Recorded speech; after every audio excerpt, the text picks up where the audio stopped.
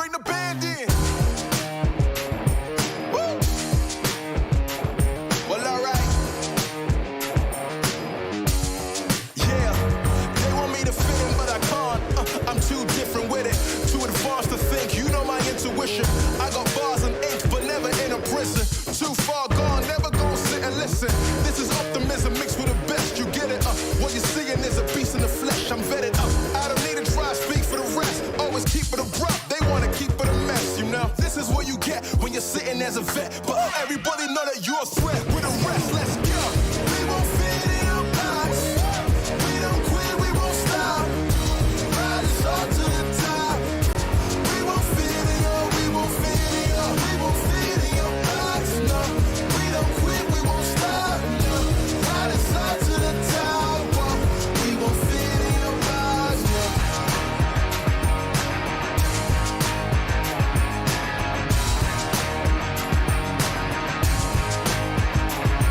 Look, I'm trying to tell you we don't fit in your box.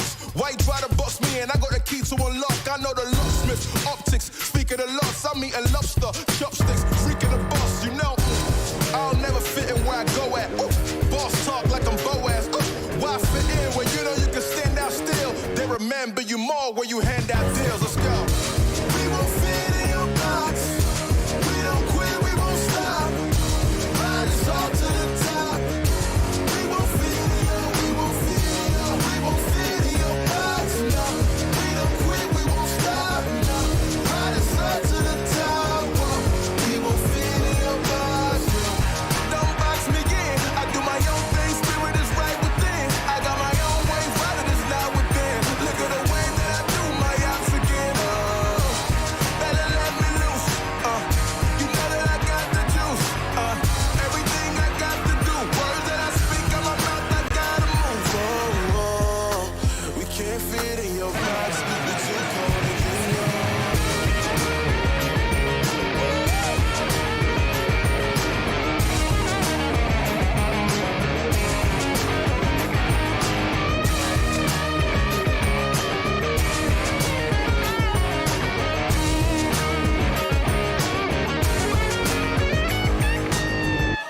We won't fit in your box. We don't quit, we won't stop. Ride us all to the top. We won't fit in your, we won't fit in your, we won't fit in your box. No, we don't quit, we won't stop. No, ride us all to the top. Whoa. We won't fit in your box. No. Thank you, Ben, for coming out tonight. My name is Son of Augustine. Let's go.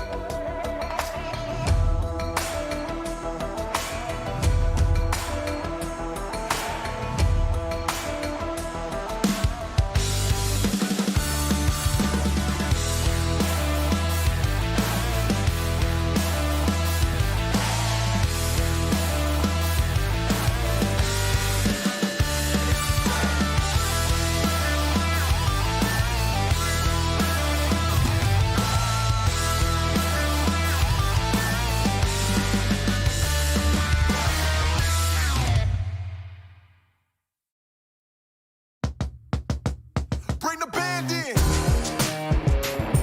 Woo! Well, alright. Yeah, they want me to fit in, but I can't. I'm too different with it. Too advanced to think, you know my intuition. I got bars and ink, but never in a prison. Too far gone, never gonna sit and listen. This is optimism mixed with the best, you get it? What you're seeing is a beast in the flesh, I'm vetted up. I don't need to try to speak for the rest. Always keep it abrupt, they wanna keep it a mess, you know? This is what you get when you're sitting as a vet. But everybody know that you're a threat with the rest, let's go. We won't fit in a box. We don't quit, we won't stop. Ride us all to the top. We won't fit in, we won't fit in, we won't fit in.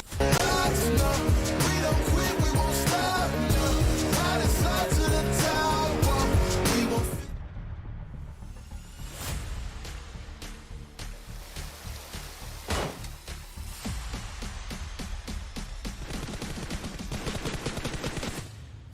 again and again يتواجدون حاليا معنا وين بالأوبن اريا يا الله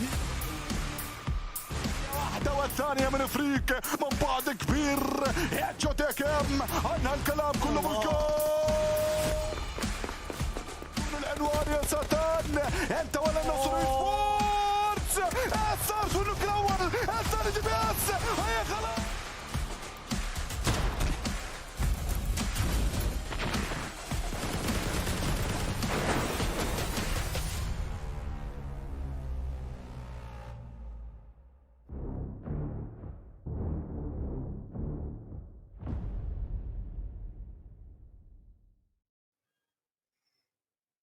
Hello, everyone, and welcome to the MEA Championship. It is day number 3. We are getting ready to hop into an absolutely insane day, jam-packed, full of action. Of course, my name is GEEKAY. Proxy is going to be joining us on the desk pretty soon.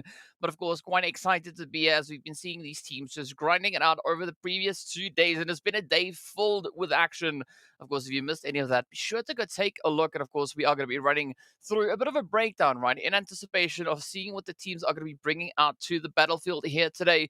But, of course, we'd love to hear what you guys are thinking as well, right? You can hit us up at any point on social media. Let us know what your thoughts are of the tournament. Tell us also who your favorite team is, right? What is your predictions? Who do you think are going to be the ones to be clutching it out, right? So there's a lot to look forward to as the teams are going to continue to step it up. I mean, we've seen that insane performance come through from Vision Gaming already within the very first day. So quite excited to see how that is then going to translate moving into today's performances. But of course, speaking about which, right, let's take a look at that format to remind all the viewers what we are in for, right? So we got all 16 teams playing their glorious 24 matches. And of course, as we should know by now, it is going to consist of 6 matches each and every single day. And all these points stack up to see who's going to be crowned the victor, the winner of the MEA Championship. And of course, as we know, we have that lovely, glorious PMWI slot up for grabs. So there is going to be a lot to play for. And aside from that, there's also that share of the prize pool that's going to be making its way on through. But now, as we know, there's only going to be one way for these teams to secure their position, right? And that is going to be through utilizing our glorious point structure. Now, if it's new to anyone, this is the point structure that we've seen come through into 2023. Of course, that elimination still being worth 1 point, but the placement points have changed. It's going to be 10 points, starting all the way up in pole position, trickling all the way down to that 9th to 16th place, which is unfortunately not worth a single point. So for the teams to perform, if they get sent out quite early on, they can still, of course, make up for that with those lovely elimination points, right? So there is going to be a lot of utility coming through from these points. And, of course, aggression is going to be the name of the game, aside from PUBG. So there's going to be a lot for them now to step up and bring in that extra little bit of sauce, right? So we are going to be looking for a lot of that sauce to come through. And, of course, aside from the BMWI slot, they're also playing for their share of the amazing prize pool that we have here for the participating teams. Of course, $26,000 going to that pole position. Then it trickles all the way down to $3,000 for 16th place, of course, forming part of that $150,000 prize pool 2,000, of course, is going to go straight over towards our MVP. Now, we've seen different MVPs come through from the respective PMPLs. We've seen a few different MVPs rather come through in these finals so far. So curious to see who's going to be crowned the overall MVP rather at the end. Because looking at what these players are bringing, I mean, it is just absolute pure aggression across the board. So let's see how they're going to fare, right? How they're going to step through this one. And of course, we are going to be taking a look at our participating teams as well to see exactly what that lineup is. In case any of you forgot, we have the players there from Arab Golden Galaxy. We've got VISTA, NIGMA, Triple, RUKH, RUKH, The World of Battle, Crash, R8, Brute Force, GEEKAY, Quest, as well as Team GQ, Vision, Road to Glory. And then, of course, the players coming through from NASR Esports. Now, we've been seeing several strong attempts being brought across the previous few days. I mean, if you look back at the performances that we had coming through from just yesterday, there is going to be a great chance, right, for that major big upset to come through. I believe we are going to be taking a look at a bit of an interview as well. So I'm curious to see how these teams, right, are going to be playing it out and how they're going to be moving through. I mean, there's one team in particular that I want to see what their approach is going to be moving into day number 3, right? And that, of course, is going to be the players from the World of Battle, right? They've been having a pretty tough run looking at the performances coming through from yesterday, in which they secured themselves only 6 points. All 6 of those points coming through from the eliminations. So definitely, I hope today is going to be that opportunity for them to try and bring in a lot more of a fortified play, right? A more strategic, more strengthened angle to take out on the battlefield, because this is not the kind of play that we were expecting to see come through from them. So hopefully today could be the day where we have that great opportunity come through. But of course, on the other end, we had a few other insane performances. But speaking about the World of Battle, we are going to be hopping into that interview with them. So let's take a look and enjoy, and we'll be right back.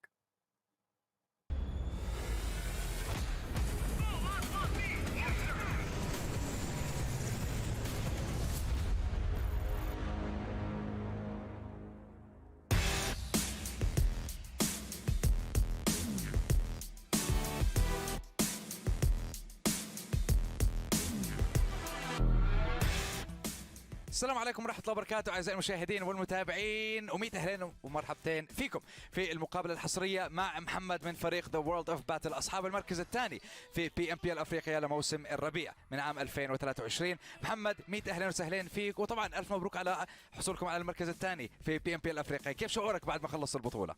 الحمد لله، ومبسوط احنا خدنا مركز ثاني ومتحمس للبطولة الجاية. هلا محمد، احنا حابين نعرف صراحة كيف جهزتوا حالكم للبطولة الإقليمية الجاية، وإيش توقعاتك للبطولة؟ بنجهز نفسنا للبطولة. احنا بنلعب كل يوم ايفنتين، وبعد الايفنتين بنلعب رومان بالليل. وتوقعي البطولة ان شاء الله احنا نكون في التوب 3 وهدفنا التوب 1 ونقدر نمثل مصر. طب هلا احنا لما بنطلع على فريق ذا وورلد اوف باتل بنشوف انه اتغير ستايل لعبكم، وبرضه اتغيرت نتائج الفريق اذا بنقارنها بين موسم الخريف ل 2022 مع موسم الربيع من 2023. بنشوف انه تحسنتوا بدرجات مش طبيعيه خلال هاي الفتره البسيطه. فايش اللي خلينا نقول ادى لهاي التغيرات بالنتائج لفريق ذا وورلد اوف باتل؟ احنا تيم بنلعب مع بعض بقالنا سنه ونص، داخلين على سنتين، واحنا كل يوم بنلعب ايفنتات، وكل يوم بنتدرب، وكل يوم بنغلط وبنصلح غلطاتنا وهكذا، مما ادي الى ان احنا خدنا مركز ثاني PMPL افريقيا، وان شاء الله بنسعى ان احنا ناخد اول ليمي.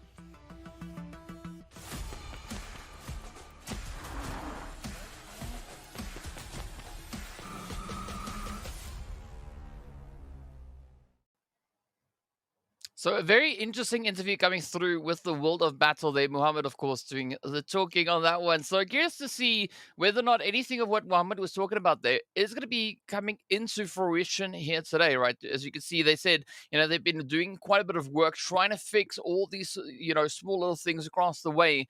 But we want to see that come in click for them today, right? I mean, definitely a team that has taken second place in PMPL Africa. I mean, we want to see them show that performance, show that level of gameplay that they showed back in Africa. And of course, what better way to do it other than right here in the championship? So there is going to be a lot to look forward to. And of course, I'm curious to see whether or not we are going to be seeing that insane performance coming in, right? So this is going to be the players, the comparison between the World of Battle here, day 1 and day 2's play. So you can see day 1, an exceptional start to them, 4,000 damage, 18 eliminations, and of course, then accompanying that with those 10 eliminations. But if we look to the performance that we had coming from them just yesterday, you can see there is a bit of a change, right? I mean, that is a third of the day 1 performance that they brought through just yesterday. So I'm a little bit worried, right? We want to see that same kind of World of Battle from PMPL Africa come through this time around, show us what they've got, and keep true to that level of gameplay that they've shown us. So hopefully, as I've said before, hopefully today could be that day where we can see that bounce back, that comeback coming through from the side of World of Battle. But who knows, right? Only time will tell, because that is the only thing that we can rely on at this stage, right? We are going to be waiting diligently to see how the performance is going to come through. And of course, well, let's see how it is going to go. We're going to take a look at that schedule for the day as well. Of course, that is going to be our map rotation as we move into that. It is going to be starting us off with the lovely Erangel, followed up with, of course, a little bit of Miramar, and then we head back to Erangel to close up the first half. Second half, we play through each of our matches, right? Sanhok, Erangel, Miramar yet again. So there'll be ample opportunity for the teams to really bring in anything that they can find to see how they're going to be pushing through this day. And of course, curious to see who's going to be the team to take that winner chicken dinner on the lovely Sanhok. As we know, is Proxy being a big fan of the lovely Sanhok itself. Now, so far, we've seen a little bit of back and forth when it comes to these maps, right? We've had 2 different teams taking the victory on that. But first up, we are going to be taking a look at the Erangel map performance, right? So now let's head on through and see exactly what that is, to give us a bit of an idea as to what we could be expecting to come through here for today. So as you can see, obviously, the side there from Vision having an exceptional run, sitting on nearly 1,700 damage. And there's a reason behind that, right? They've been able to secure themselves a grand total of 46 eliminations and, of course, 69 points in total, all of which has just come off of their Erangel performances. So far, Vision, they've been proving to be quite a team to be reckoned with at this point. Of course, Brute Force, GEEKAY, RUKH, as well as Crash Gaming bring in some very contentious numbers there as well. But you can see that slight bit of a gap. But looking between Brute Force and Crash, right, all the way across, it looks very, very similar, right? So there's not a lot really separating these teams, at least with regards to that Erangel performance. But based on what we can see, I think it could be a just call to make that we could maybe have another exceptional run come through from Vision, right? They've set the bar exceptionally high, not only just in that performance that we had yesterday, but also the general performance that we have on the map of Erangel itself, right? So the pressure is there, the heat is there. It's all going to come down to whether or not the mental fortitude will allow for that continuation to come in. And based on that, that is why we say today is going to be a very, very exciting day, because it also marks the start of our second half, the final half of this MEA Championships, right? Out of the 4 days, we've already concluded the first 2. Now it is day 3, day 4. And this is where things get a little bit more challenging for teams to change up, right? They have to maintain whatever consistency they've been able to build. And especially if you're a team that are still in need of those points, it is still that opportunity to try and secure as much as you can. But it makes it quite challenging, right? Because looking at the caliber of teams that we have here, it is not going to be an easy task to accomplish. So I mean, quite excited to see what they are going to be bringing out. And of course, we know that we are just cooking up a little bit of that Erangel action, right? So we should be not too far away from getting that. And also, we have Isproxy on the way as well. So she's been fighting a few gremlins, but that happens, right? It happens to all of us. And that is all part of the lovely world of the internet that we live in. But yeah, so excited to see what these teams are going to be bringing out. But I'm curious to hear also what you guys' predictions are, right? So if you want to drop them in whichever chat you're watching us in, let us know. Who do you think is going to be taking the very first one? Also, be sure to let us know on social media. Include that MEA Champ hashtag, right? So hashtag PMPL MEA Champ. That way, it just makes it that much easier for us to find you, right? And see those messages come through. Now, already, I see a few comments coming through for the side there of NIGMA Galaxy. I see a few coming through for the side of GEEKAY as well. So excited to see how that is going to be. But yes, as I mentioned before, Isproxy will be joining us pretty soon, as she's just wrestling a few demons along the way. A few of those pesky gremlins, right? I mean, Why? Why now, of all days to choose, the Gremlins comes through and they just bring all these upsets? Now, as we've been talking about a few things across the board, right? Talking about the expectations that we have for the teams coming through into today. We also did take a look at a bit of that Erangel breakdown. But now, you being my analyst, right? Ah, And yes. my right Uh, hand person, right? I Because try my that's where you are best. situated, right?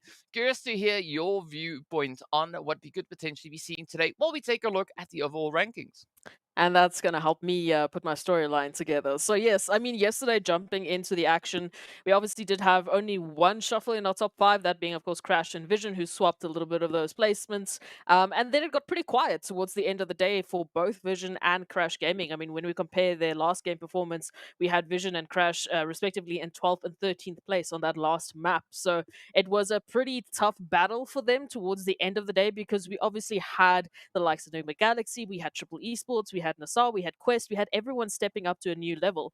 So I would hope that we continue that sort of pattern going into today, that we bring those teams back into the conversation, because then we could be seeing a resurgence of those placements. So I don't expect necessarily that we're going to see immediately someone try and take the top slots, unless the likes of Brute Force, Road to Glory rather, R8 Esports and RUKH Esports also step up dramatically. Then we could have some trouble for our top four teams.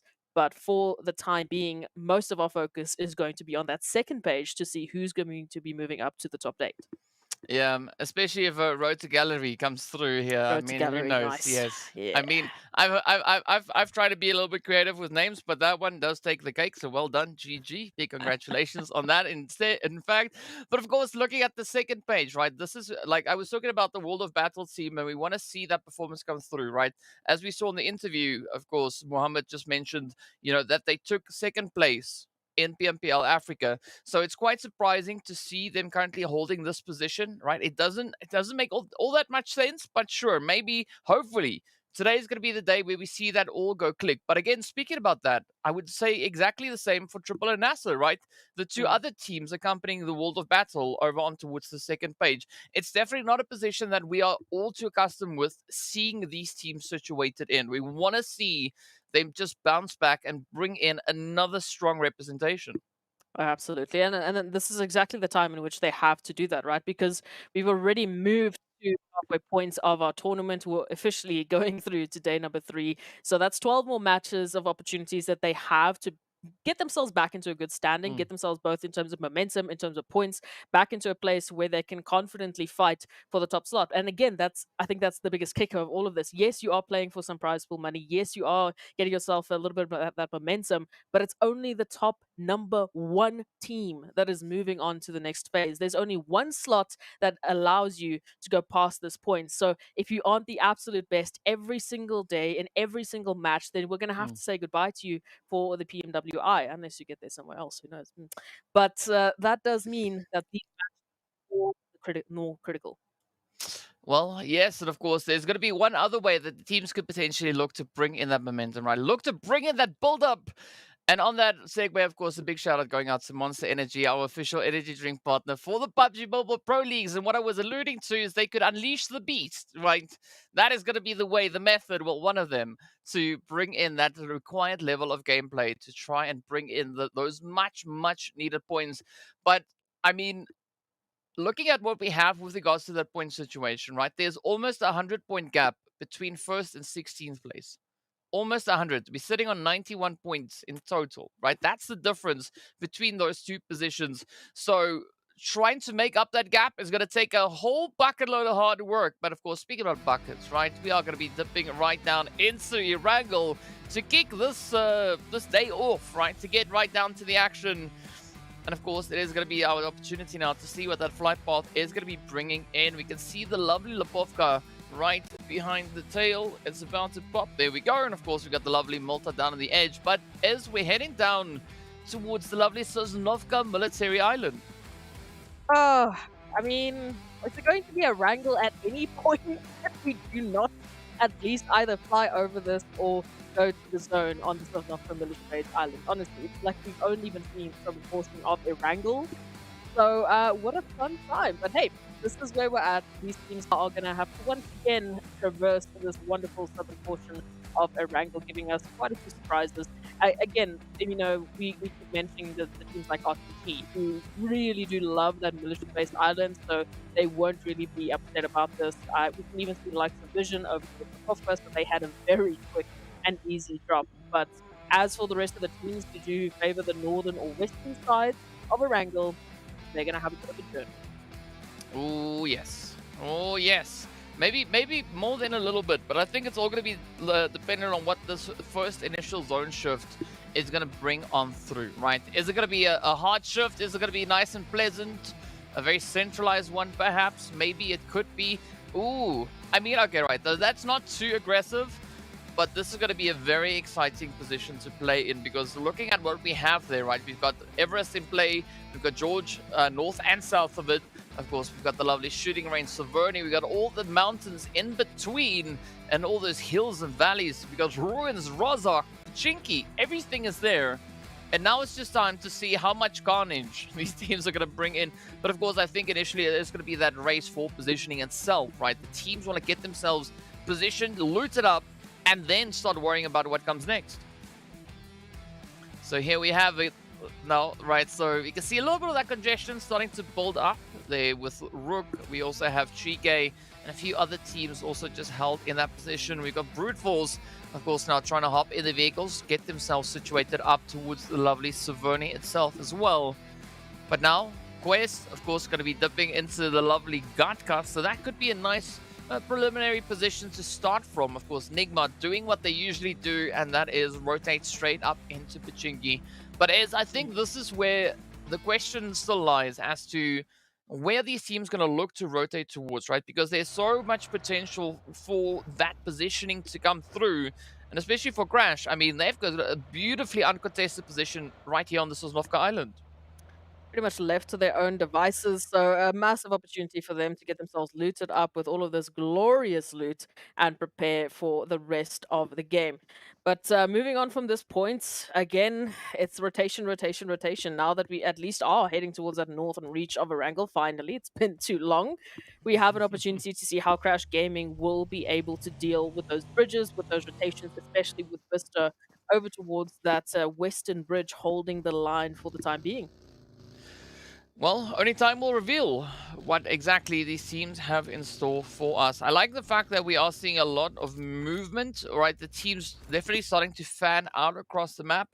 But Brute Force definitely taking the plunge as far up north as they could possibly get themselves, of course, getting that position secured all the way up into Severny. I mean, looking at Arab Golden here, this is also nothing out of the ordinary, right? This is kind of the usual position sometimes, playing in towards this farm Malta area. So I'm curious to see how they're going to look to play through this one, because fortunately for them, there's not that major rotation that needs to come through. I mean, Zone just up ahead of them. But speaking about major rotations, R8, they are actually covering quite a bit of ground, still to get themselves up into that looting phase. Well, we have to see what it's going to be bringing to the table, at least for today.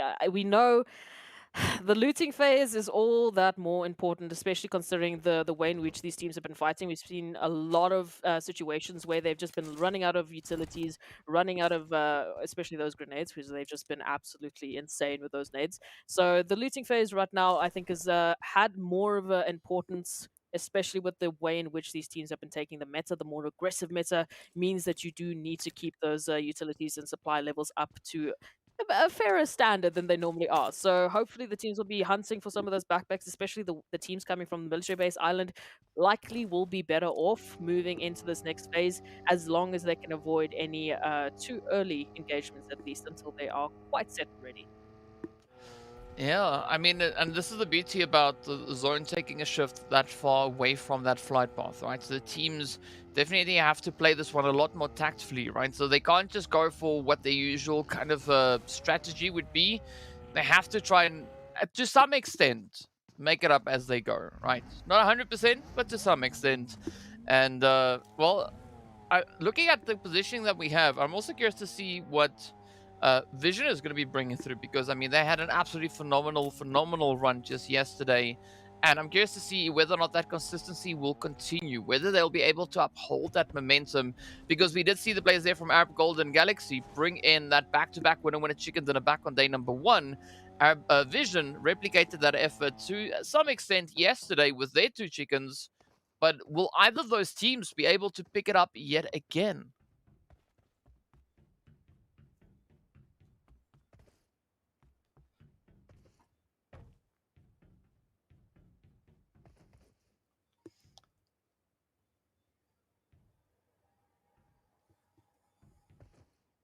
Oof, it's All gonna right. be an interesting one.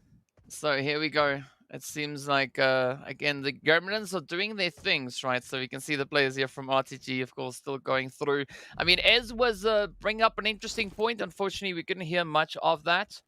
But let's see where it is going to go this time around. Of course, we'll get Ez back on topic once she returns and blesses us with her presence yet once more. In the meanwhile, it's going to be Ra'ad rather now, just coming through with a bit of rotation. Arab Golden, of course, just holding slightly towards that southern position as they are getting ready to push on forward.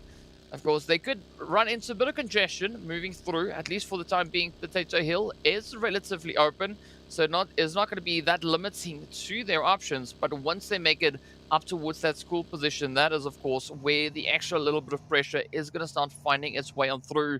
So you can see RUKH Esports, we got NASR already situated there. GEEKAY, of course, still holding their position up in towards that lovely RUKH. But the World of Battle, right, one of the teams that are yet to step it up here, sitting with a bit of a northern rotation. They have the Brute Force team to potentially contest with. So there's going to be a little bit of that pressure coming through, at least on that end. But meanwhile, if we look towards more of that center zone, it is going to be NIGMA and Quest. Both teams are just having a little bit of a dip here towards that ruin side. Trying to see how the play is going to come through from this point. Al-Hajj, of course, now pushing straight back up onto those roofs. Looking to get a bit of an Overwatch angle. Coops Lord in the distance. I mean, I think this is a very respectable play coming through from either side, right? They don't want to get caught out way too early on, seeing that we are already down by 1 player, which came at the expense there of Vision. But where's this now going to go? Of course, Brute Force, they're going to be moving up into that lovely Q position, and that's actually quite a decent position to hold for the time being. Let's see, how is this one going to play through, right? Vista also trying to make that approach coming through from the southern edge. Look, it's going to be a fun one. Either fighting the Gremlins or fighting the Blue Zone. These teams have 2 choices. Honestly, I'd rather be fighting the Blue Zone right now. But it's fine. We continue either way. Triple Esports now moving in from that western side. Potential that they might dip in just to the top of Gatka. As they move in closer and closer, they might be finding Quest Esports. So they do need to be careful there. We already saw the resurgence of Quest yesterday. So if they are the ones to be the first shining stars of Quest and their prowess, then I don't think it would be a very good start for them. Loving the rotation Vision are taking towards that northern side, gives them a lot of open space and really provides, once again, the prime opportunity for Vision. We keep talking about it. They love these northern approaches. You know, we've had a few teams where we'd always say, if they come from the north, it's pretty much over. So we'll have to wait to see if this is going to be that start for Vision, or if we might be seeing someone else reigning to the top. Well, let's see. It does seem like there's going to be a lot of potential for some pretty crazy chaos and aggression to come through here. But what is going to come in this one? Of course, now the team's still looking for a bit of a push here, looking to see where they can move towards. I like the setup coming through into the lovely bit here of not Potato Hills, the Headshot Hills. And I mean, this is going to be such a difficult position to play from, right? Because there's so many ridge lines, so many angles to be considerate of. So you can't really just boldly rotate forward to see if anything is going to be coming through on that end. But up in Ruins, it's going to be GK and GQ getting into a little bit of an altercation here. I like it already. Once again, it's the 2 G teams finding one another. I swear they start just following each other's rotations. They're doing this on purpose because they've done this more times in the last 3 matches than I can count, in all honesty, because I probably can't count 3. But as we take a look at it, already a little bit of damage dealt. 1 knock found. Confirmation on the rest, however, will be limited as those smokes are deployed because the Walker already holding a bit of that flanking angle, trying to keep an eye out for any rotations that might be moving in. As we know, there's quite a few more teams that need to come join the party. Quest, once again, they love these 2-2 splits. They do need to be careful, though. We can see Hope already keeping an eye out on Fahidan. So information is in the way of GK Esports, but what I do like about Quest is that they're staying active, trying to take this fight. And meanwhile, that was an interesting. Did you also see that squiggle of the? Yes. Yes, it's a wibble wobbler, right? That's what we call it from henceforth. I just made it up. But either which way, R8 triple playing for a little bit of contention up onto Everest as the zone blue is going to be closing up yet to reveal itself, getting ready to show us where exactly these teams will have to move towards next. As the heat is on, the pressure is there. But where will it take them, right? As you can see, there is still that a bit of a migration coming through. RTG still trying to catch up with that zone itself. But at least they've been able to get themselves out of that blue. Now going to be looking to push up towards the southern edge. Unfortunately for them, the southern side is quite vacant, right? There's not a lot of contention there. The only team that they're going to have to worry about at this point is potentially Arab Golden and, of course, the side there of NASR. But as we can see up on Everest, triple icy. Oh, it's not looking too good. 2 members down already.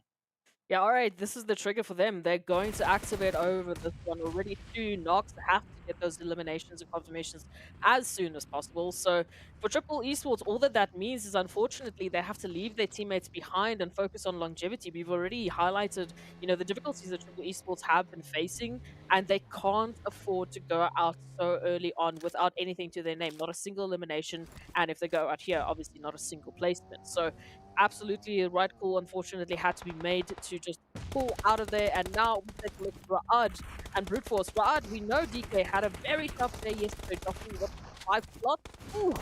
Now they need to be careful of dropping any further.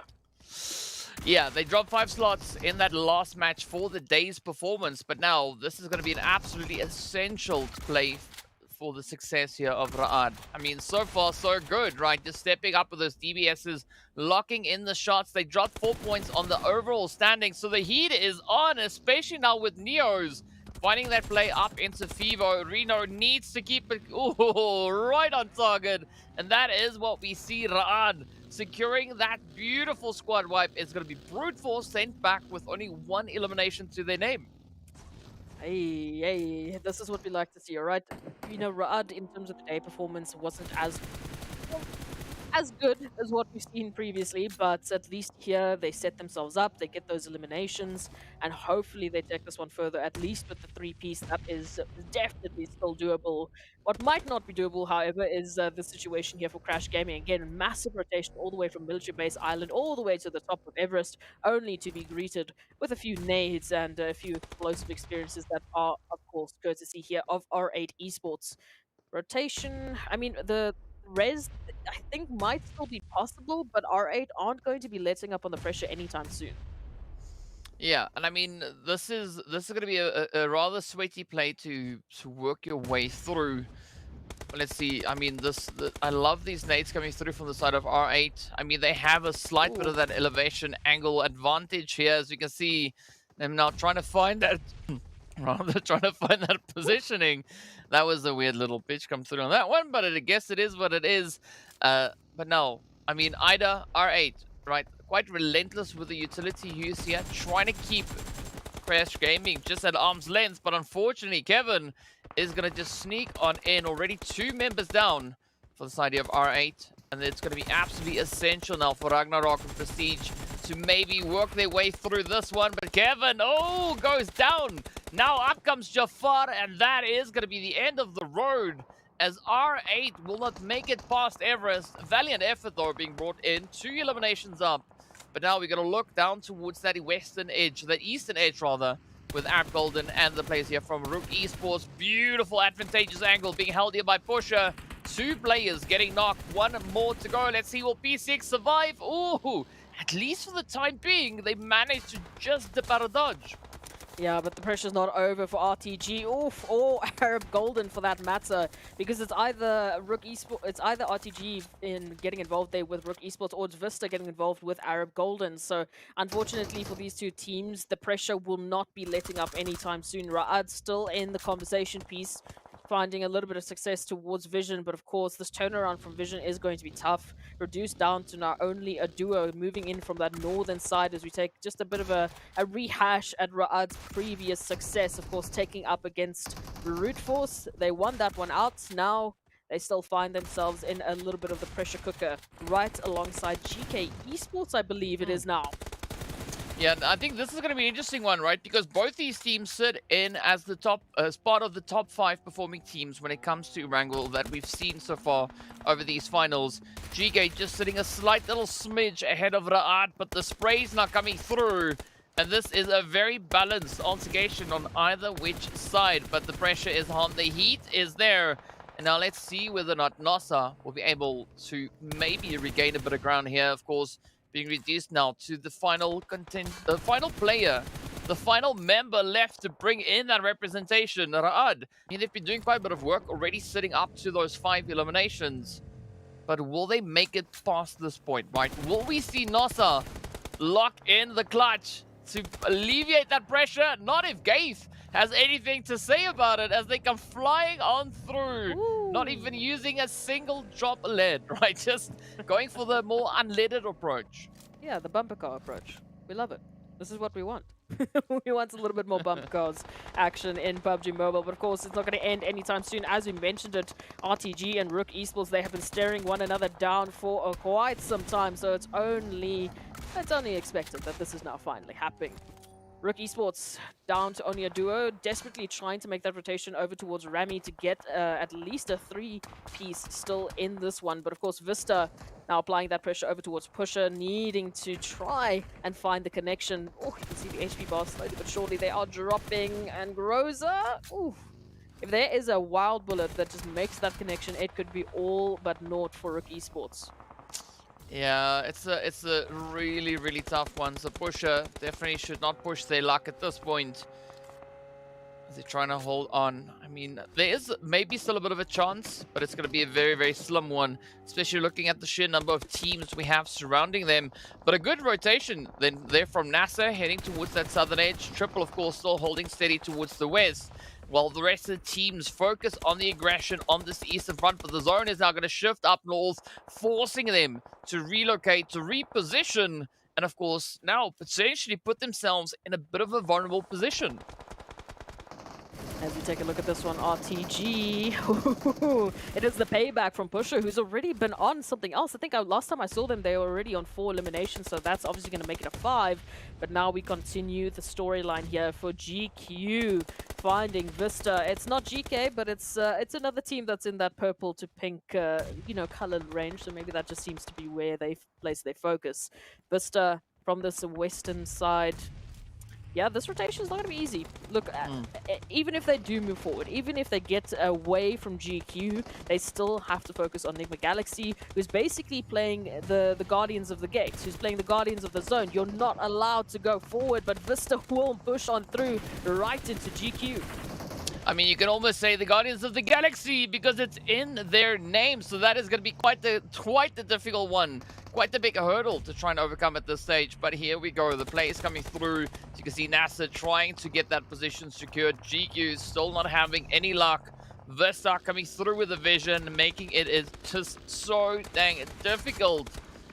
But you got to try it as best you can, right? Trophies, giving it their all, but unfortunately, that all is going to lead them right back to the lobby. With that, of course, we are down to our final 9 teams, and it is not going to get any easier from this point. I mean, we got 3 teams still confirmed on a full 4-piece, right? NASR potentially trying to get that race through. We got NIGMA as well, so actually that is way more than 3. Probably helps if I count properly. There's 6, right? 6 potential teams sitting with 4 players up. I mean, that is not the kind of wall that you want to run into coming into this next phase. Not at all, but we can already see NIGMA Galaxy just utilizing that building to their advantage. We saw Coops at least finding 1 or 2 there with the Mini 14, but now the pressure is on VISTA Gaming, making that move into the compound, trying to lock it down, but Raouf is the doorman, and they say, no, thank you. You are not allowed into this one. VISTA, they are just losing players. Damage dealt by NASR as they made that wild push to the zone, but the turnaround is just too much for VISTA. So it's going to be down to NASR and NIGMA Galaxy here for this side of the zone. Well, let's see if NASR is going to be able to pick this one up. I mean, a little bit of pressure coming through, but not too much. Of course, NASR, as we can see at the top of the screen, also being one of those teams that need themselves a few more points. Currently sitting on 45.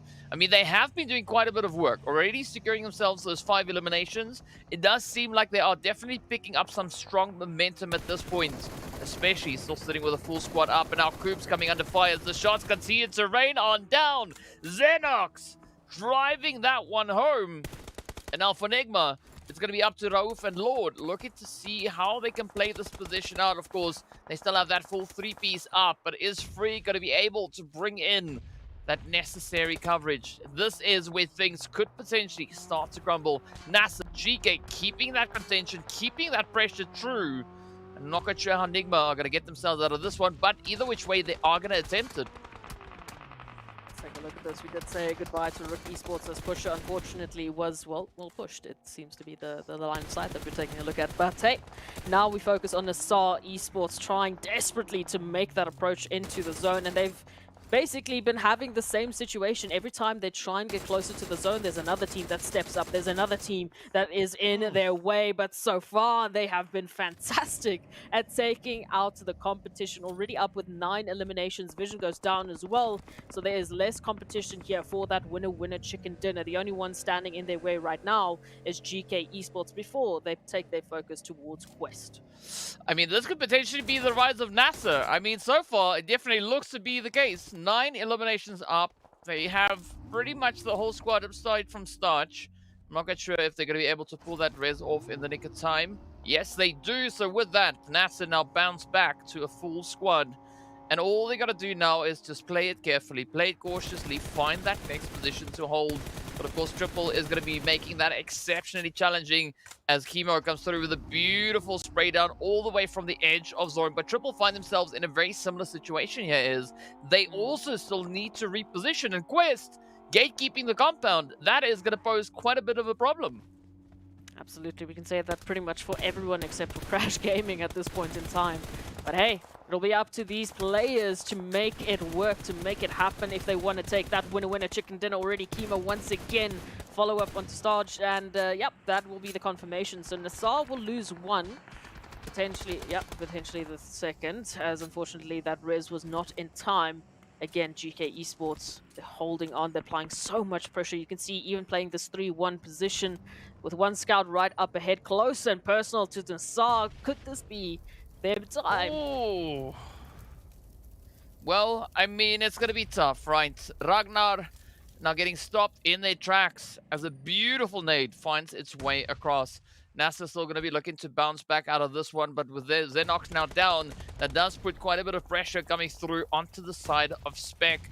I mean, again, this whole barrage of utility is going to end it right then and there as Gaith reaches in and rips it from under the feet of NASR. Down to the final 4 squads we go, 3 of which still have 4 players in this match. As you want to talk about contention, here it is. This is exactly what we want to see from these teams. So much more consistency than what we've been able to really focus on in the last few matches. Normally, this first match of the day is just sheer chaos. There's no one who makes it to the end without being scathed in one way or another. But here we are, at least 3 teams with all 4 members still up and at 'em. Triple Esports still in contention with a duo. However, they've got, of course, GEEKAY Esports and Quest right up ahead of them, blocking their line of sight, moving into a better position. So it will be tough. They're going to have to snake the grasses for the time being. And very, very carefully, they need to pick their timing. Just taking some stock of the utilities here. Crash Gaming definitely looking like the more healthy team, but it's generally because they have not been involved in any sort of contention. It's only now that they can really reach in and hopefully start to pick up those damage numbers. I mean, if you want to talk about an opportunity, that is exactly what Crash Gaming have available to them.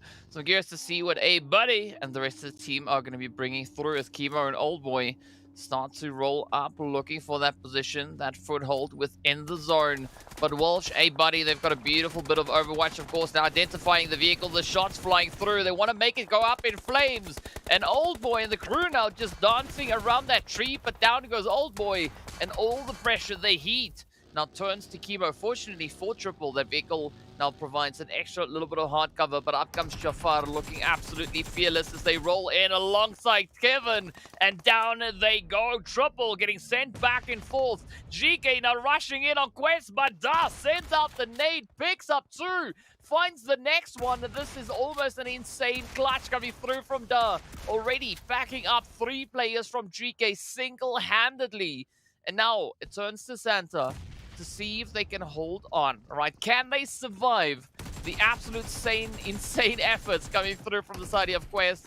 It does seem like they are here to prove a point as they rush on forward and swiftly deal with that threat coming through from GEEKAY.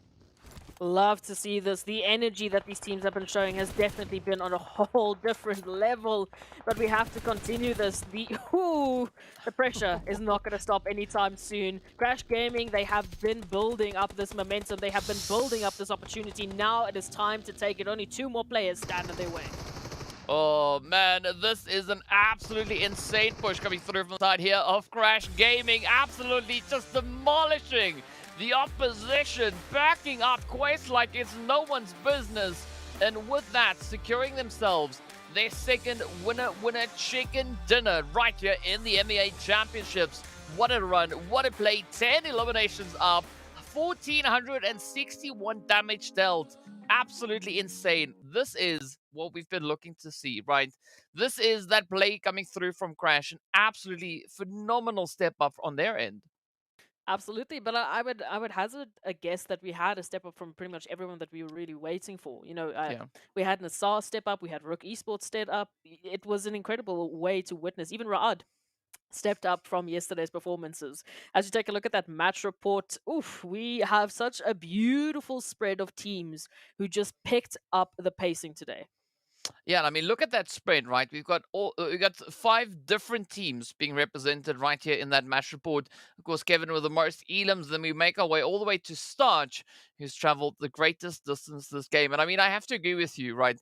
We can't identify just one single team as being the team that stepped up, because it was like a group effort, right? All the teams out of the gate just coming through with an absolutely insane push. I mean, triple increased their performance. We saw, as you've mentioned, NASR also doing a phenomenal job out on towards that battlefield. So that makes me so excited to see what could the rest of the day hold for these teams, as this is the way they kick off the proceedings. Look, I mentioned it as soon as we would see these teams towards the second page of yesterday stepping up. You know, suddenly we had NIGMA Galaxy all of a sudden taking winner chicken dinner. We had Quest doing very crazy things, very, you know, reminiscent of what we would expect of them. NASR now stepping up as well. Triple Esports is the only team I feel like needs to get another winner chicken dinner, and then I can say they've all relatively stepped up. But that does mean trouble for the first side of things, because now all of a sudden these massive points that teams have been, you know, adding to the tally, 20 plus points, 24 plus points as we saw yesterday, they're starting to dwindle because everyone else has turned up the heat a little bit. Yeah, and I mean, that's what we want to see, right? We want to see heat. And of course, speaking about heat, let's take a look at that match ranking to see where our teams find themselves after such an exciting start to the day. Because here we go, right? Crash locking in a lovely, glorious 20-pointer. NASR, Quest, as well as GEEKAY hard on their heels. But of course, then Triple, who took that 4th place finish, find themselves all the way on 5 points, right? Sitting in that 6th position. But this is what we were talking about, right? It has been such an exciting start. Everyone stepping it up, bringing in that contention. And of course, VISTA securing themselves those 5 eliminations. And that is going to bode quite well for them. Very impressed with NASR Esports there. I was just watching them on the, the map feed as they were trying so desperately to get into the zone. And every single time they tried, there was another team that just stepped in their way. Another team that tried to take them out. We had GEEKAY, we had NIGMA Galaxy. I mean, almost every single team towards that eastern front of the zone was just waiting for an opportunity. So, it is brilliant. But also, RUKH Esports, Quest, I mean, just the amount of eliminations is so much more conducive to a healthy competitive level that what we should be able to see, at least on the overall standings, hopefully, if they continue this pattern. Of course, Triple Esports need to be a bit more aggressive. We hope that that will continue. But we can take a look at the second page, see if there's any donut shop clients And DK, it looks like your shop will be getting some profits today. Well, speaking about profits, right? Let's profit off some highlights as well to see and just, of course, remind our viewers of the few amazing plays that we had coming through in these last few minutes. I mean, some absolutely phenomenal utility plays, especially looking at this play from Gaith. I mean, finding the first, then going for the second. Slam dunk is going to be the play of the day. I mean, that was absolutely phenomenal to see. Ooh. But big ups, though, to, I mean, you got to give it to Da, right? That was an insane play. Firstly, that nade to get a double knock onto the side of GEEKAY, then pushing it out with that lovely bit of DBS sprays. Ah, so phenomenal. But I think this is where it all turned, right? I love the approach coming through from Crash Gaming, just rushing in, capitalizing on a very vulnerable opportunity there on the side of Quest.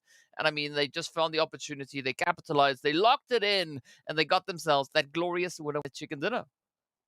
Loving to see that, but we can take a look at the top damage as well. There was a lot of peeking and prodding. I would say Crash Gaming, I thought, were the most quiet, but I would be incorrect, especially in those final moments. They picked up the pacing. And GEEKAY Esports, they were one of those teams in contention with NASR towards that side of the zone, constantly fighting and desperately trying to get eliminations, but there was a little bit of a elim stealing that was happening towards that side of things. Yeah, a little bit. Like, I mean, not too much, but you got to look at that conversion rate as well, right?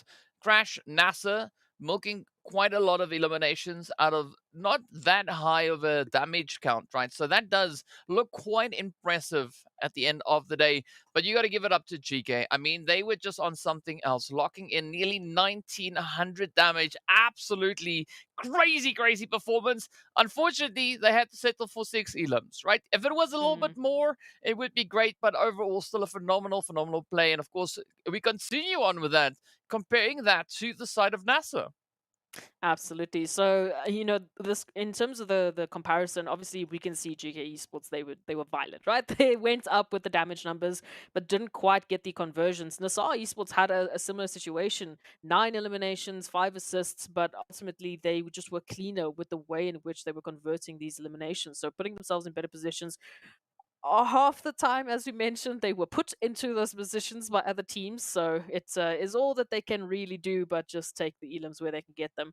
But I'm just so excited to see NASR specifically stepping up to that sort of a level based on, you know, the previous days worth of performances. Again, it can't stop here. Please, I beg these teams. Yes, this one good game is a great sign of momentum. It's a great sign of hope, but it has to continue for the rest of the day and, of course, tomorrow. You have to be the number 1 team if you want that slot. And that's the way it is, right? That's the way the cookie crumbles. But of course, the heat is going to remain. As we've only played the first match, we still have 5 more to go. As you can see in the top right corner, we are going to be moving on to Miramar next to see what these teams will have for us. But of course, we did also see a few exciting things happening throughout the standings, just based off of this first match, right? There was a bit of a change coming through as to who's the team holding onto the reins here.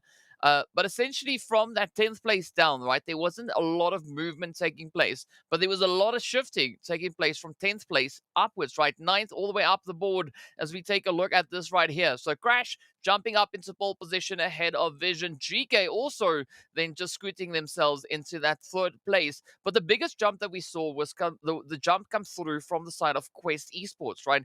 In one single match, they jumped up 4 slots. And this is what we were alluding to. I mean, obviously, because of that tie that we started with at the beginning of the day, we had 4 teams on the same set of points. So I alluded to the fact that if we have anyone from basically 4 or 5 down, having a good game, having that game where everything is just finally going their way, then we will see a massive shift in this position. Not quite a shift to necessarily take anything away from Crash or Vision just yet, but there at least is a glimmer of hope. If they can close the gap, especially, I mean, take a look at GEEKAY Esports. They're only a measly 28 points away from taking that first slot, so it is very doable, especially in a day of play. You still have 5 more matches, and I think they can make it happen. Moving on to that second page, things start to drop off quite significantly. Again, considering that our top number 1 team has 121 points, it starts to get a little bit worrisome. Yeah, I mean, it's only a 94-point difference between the top of the page and the position in which we see the players there from the World of Battle. But, I mean, the World of Battle, that's a 25-point gap. that they've got right there between 15th and 16th position. So they definitely don't need much with regards to eliminations, right? Because I mean they are looking pretty good on that front. But looking at what we can see there, 3 placement points. We need to see more, right? We need to see more. We need to see them survive beyond that 8th place, right? Because anywhere between 9th and 16th, as we know, is worth a big fat bubble, right? So you can't walk away with bubbles, even though bubbles are fun to play with.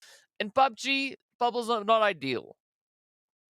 No, no, the bubbles, the donuts, whatever you want to call them, those zeros don't really make any sort of difference. So moving over to Miramar next, if we want to talk about Erangel as once again the chaotic map, then at least for these teams going over towards Miramar, they have that opportunity to take a bit of a breather, to really dissect what is happening, and hopefully they will be bringing it back. But over towards the Dusty Dunes we go.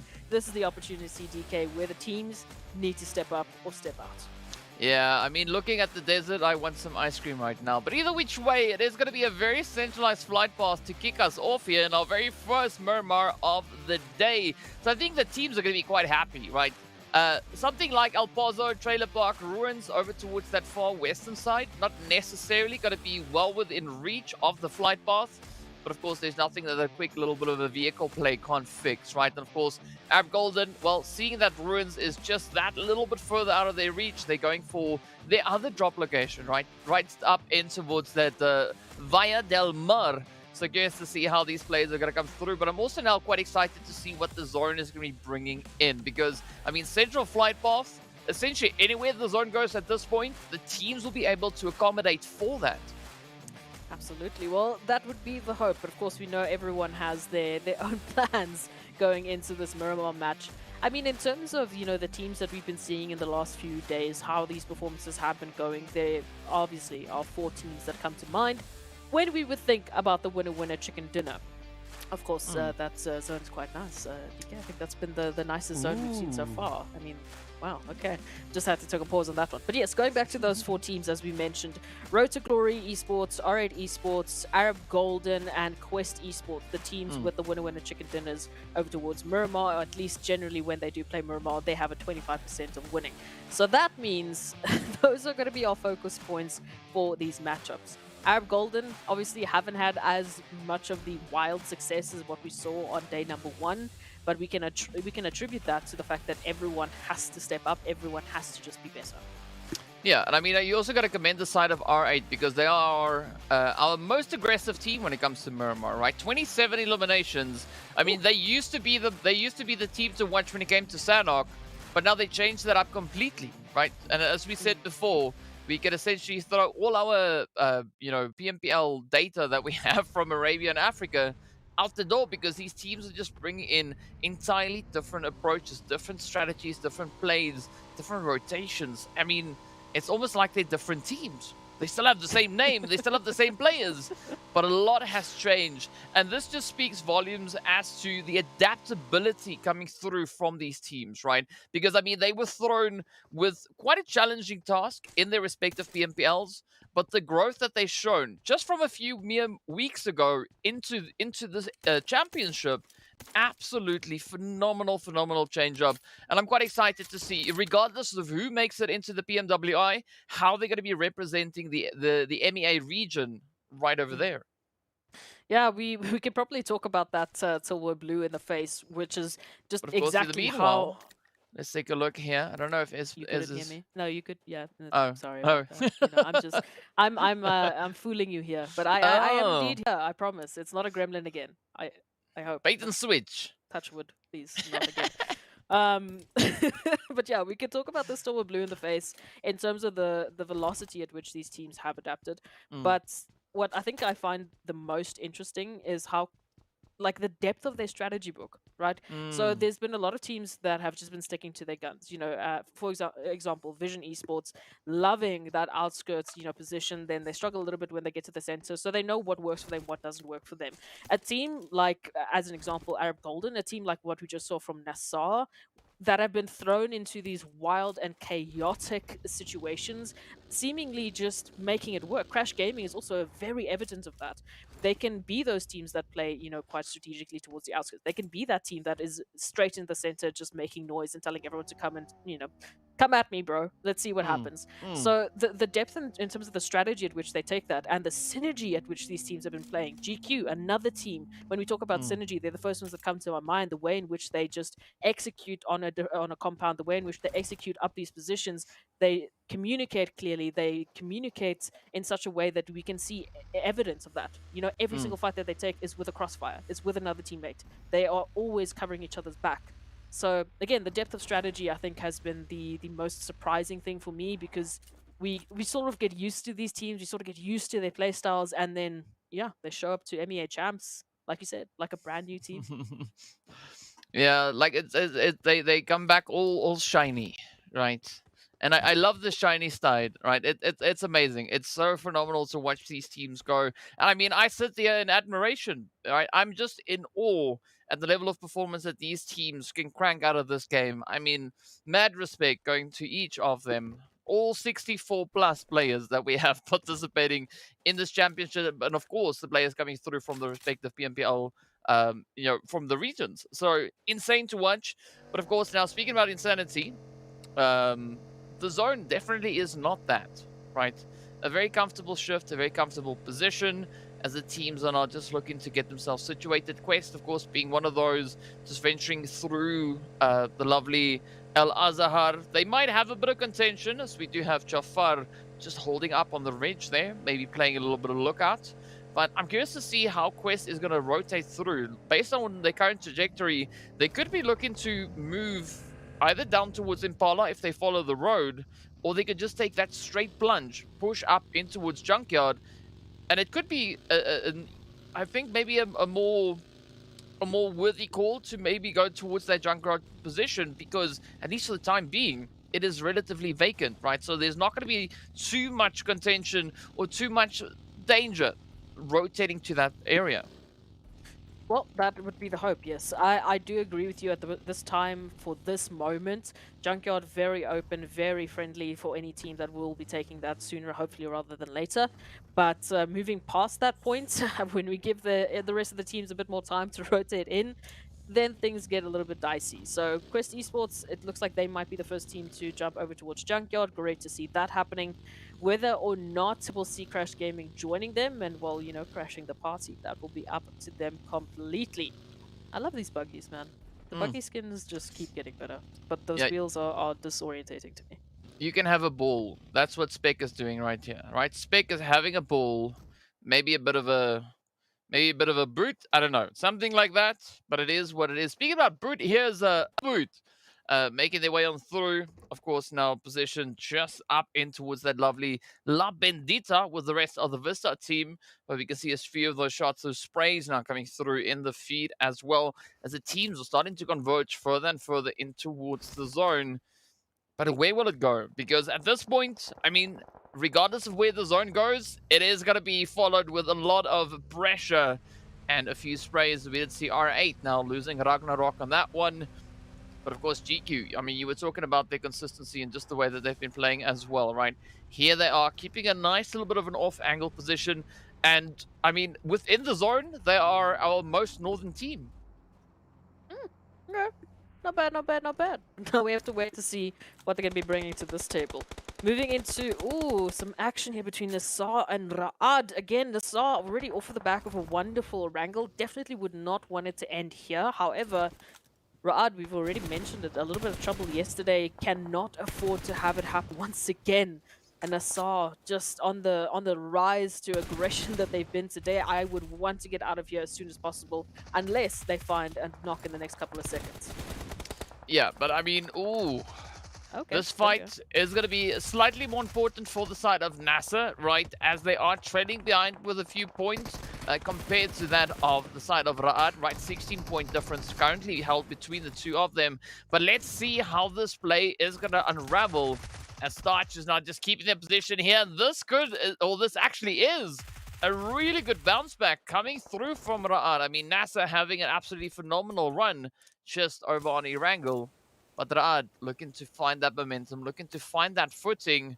As you can see, Fever now trying to bring Zuxi back into the fight. But they have to be rather quick about it because, you know, the Broody Fruities, Brute Force, moving in behind them. And right as I say that, Prepod just lays waste to Fever and Zuxi.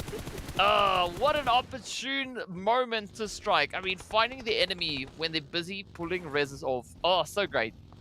Oh, it's the best possible timing they could have found. But yep, Rudy Fruity gonna be very happy with that situation. Oh, just continuing on, Raad is just feeling the pressure today, man. I hope they can get themselves out of this one. They at least still have some members alive that can continue the banner, that can continue the name of Raad into Miramar. And hopefully they will make it happen. RTG, in the meanwhile, also feeling the brunt of the action thanks to NIGMA Galaxy, who, again, have been a little bit more active for me today, which is good to see. We haven't quite seen them convert any of that activity or any of that damage into a well-needed win, but it is at least a start. You can see that very widespread that NIGMA Galaxy are taking towards Los Leones. Of course, Los Leones is absolutely packed with teams towards that area. However, there is an opportunity if NIGMA Galaxy can take their time, get that information, they can systematically start to pick these teams up and systematically start to isolate those 1v1s, hopefully picking up a few more eliminations and adding points to the tally. I mean, that could be the play, right? That could be the play, but it's going to take a little time until we find out if that is going to be the name of the game, though. In the meanwhile, RUKH still trying to secure themselves up into the zone. Beautiful spray coming through here from RUKH. Phenomenal angle. Dealing quite a bit of damage. And this is where RUKH now find themselves in a bit of a pickle, right? Are they going to try and push straight forward from this point up in towards the zone? Or are they going to disengage and maybe look for a bit of an alternative rotation to get themselves secured? Because, I mean, going a little bit more west, as we can see, or going a little bit more east, that opens up a lot of opportunity for them. But if they are committed to, you know, just going into the zone right here, it might be quite a costly decision to make. Yeah, the concern I guess I would have is just in again, where do they go from that point, right? If they do move up, if they do try and hold on to RUKH Esports, then they might be wasting time here. We can see already RUKH spreading out almost immediately, trying to take a very scattered approach into the zone. Hopefully avoiding GQ at all costs because they do not want to lose members now. But out of the vehicles they go, potentially spotting out GQ, going for a bit of a fight. We'll see how that one's going to end. Meanwhile, looking towards the southern portion, of course, Triple Vision moving into the zone. Right up ahead of them, they've got NIGMA, RTG, and VISTA. So plenty of teams they'll need to deal with, but at least they still have quite a bit of spacing considering the way in which NIGMA Galaxy are currently holding up. So you can see Triple, they can move a little bit more towards that southern position. If they go straight up, the Freak is going to have a bit of a freaky accident because then they have an entire team to suddenly deal with. Yeah, that could be a little bit scary, but fortunately for Freak, they've got Coops, right? Now Coops now they're gonna be just looking to strengthen up that position, but of course first up they're gonna deal with Old Boy. He's gonna be sending out a few utilities, just trying to open up a bit of an opportunity here, but as we can see already the shots connecting through. Freak taking a little bit of damage. Yeah, there we go. I mean, this is a good call, I think, just falling back up into that bit of coverage that they have. Of course, the terrain now working beautifully in their favor. But up comes Triple. I mean, they're not even holding back. They're like, you know what? Here's an opportunity. Let's rush in. Let's see if we can maybe overpower them. So Coops and Freak are going to be on a heavy defensive position now. Gonna make this one happen. Would love to see the energy change up here for NIGMA Galaxy. So they have that opportunity against Triple Esports. But of course, Triple just one step up ahead of them. So instead, NIGMA Galaxy will rather be opting for disengage, regrouping the team, and rather fighting together, which I prefer. Otherwise, Triple would have had way too many angles on that duo, of course, of Coops and Freaks. But now, hey, the rotation is going to come through. Again, southern portion of the zone looking pretty scattered. It's only really Vision that might be able to join them for the time being. So they have a little bit more time to maybe deal with the situation. Quest, in the meanwhile, finding GQ, just hoping that some of those nades will be making a connection. Yeah, but I think that that position that we see between Triple and NIGMA, I mean, it's going to be a very important play, especially for the side of Triple. I mean, aside from their overall positioning within that leaderboard, they're also the team that has had the toughest run when it comes to Miramar. So curious to see if they can pick it up. But speaking about picking it up, look at VISTA as they come rushing straight on towards RTG. Now just trying to bring them to their knees, but it's going to be down to Rio as they play a bit of hide and seek, rushing into the flames. Starting to do a few push-ups. Will they get themselves rest up? They might, but up comes Quest now, looking to crash the party. As Rio gets confirmed, that is going to be Bisk securing that Elam. But now Bisk trying to take aim at Quest. As you can see, Dart just on the outside. You got to watch out for Al-Hajj and Dal. But at least Utility does put a bit of a stop to that full-on aggression as Al-Hajj gets brought to their knees. And we take a look at this one. Oh, damage dealt Bisk once again. I don't know what Bisk has been doing, but they have just been the absolute rock here for Vista Gaming. Time and time again, picking up the eliminations where they matter the most. But Crash Gaming will shut them down there. The star player goes down, and now the rest have to step up. It's their turn to be the shining stars if Vista Gaming want to have an opportunity to continue. I mean, that was a phenomenal nade being placed in by Crash, but let's see whether or not Quest can hold strong. Still sitting with a 3-piece up. Ra'at, in the meanwhile, will get eliminated as they get sent out with 2 eliminations up. Vista not going to let this one go just yet as the utilities continue to fly. And now, Mazzaro and Cacao are going to have to try and pick up the reins here. But of course, in the meanwhile, as we venture down to that southeastern side, is going to be Vision and Crash Gaming. Now getting ready for a bit of a duking here. As you can see the ships flying, but it does seem like Vista just narrowly escaping, flying over the ridge line. And are we going to see Crash now moving in behind them, looking to pick up that momentum, maybe finding a few more eliminations? Well, of course, with Mon on the front line, you got to watch out. But fortunately, we can see NIGMA Galaxy also reaching in with a bit of that third-party play. This is the opportunity now for them to step up and activate Triple Esports, giving Vision a bit of a warning sign as they make that rotation in. Safe will be down, but there is an opportunity for recovery here. However, Crash Gaming, slowly but surely, closing that gap between themselves and Vision. Again, massive opportunity for them to stutter Vision, and if they can do that, then they give themselves that alleviated pressure, right?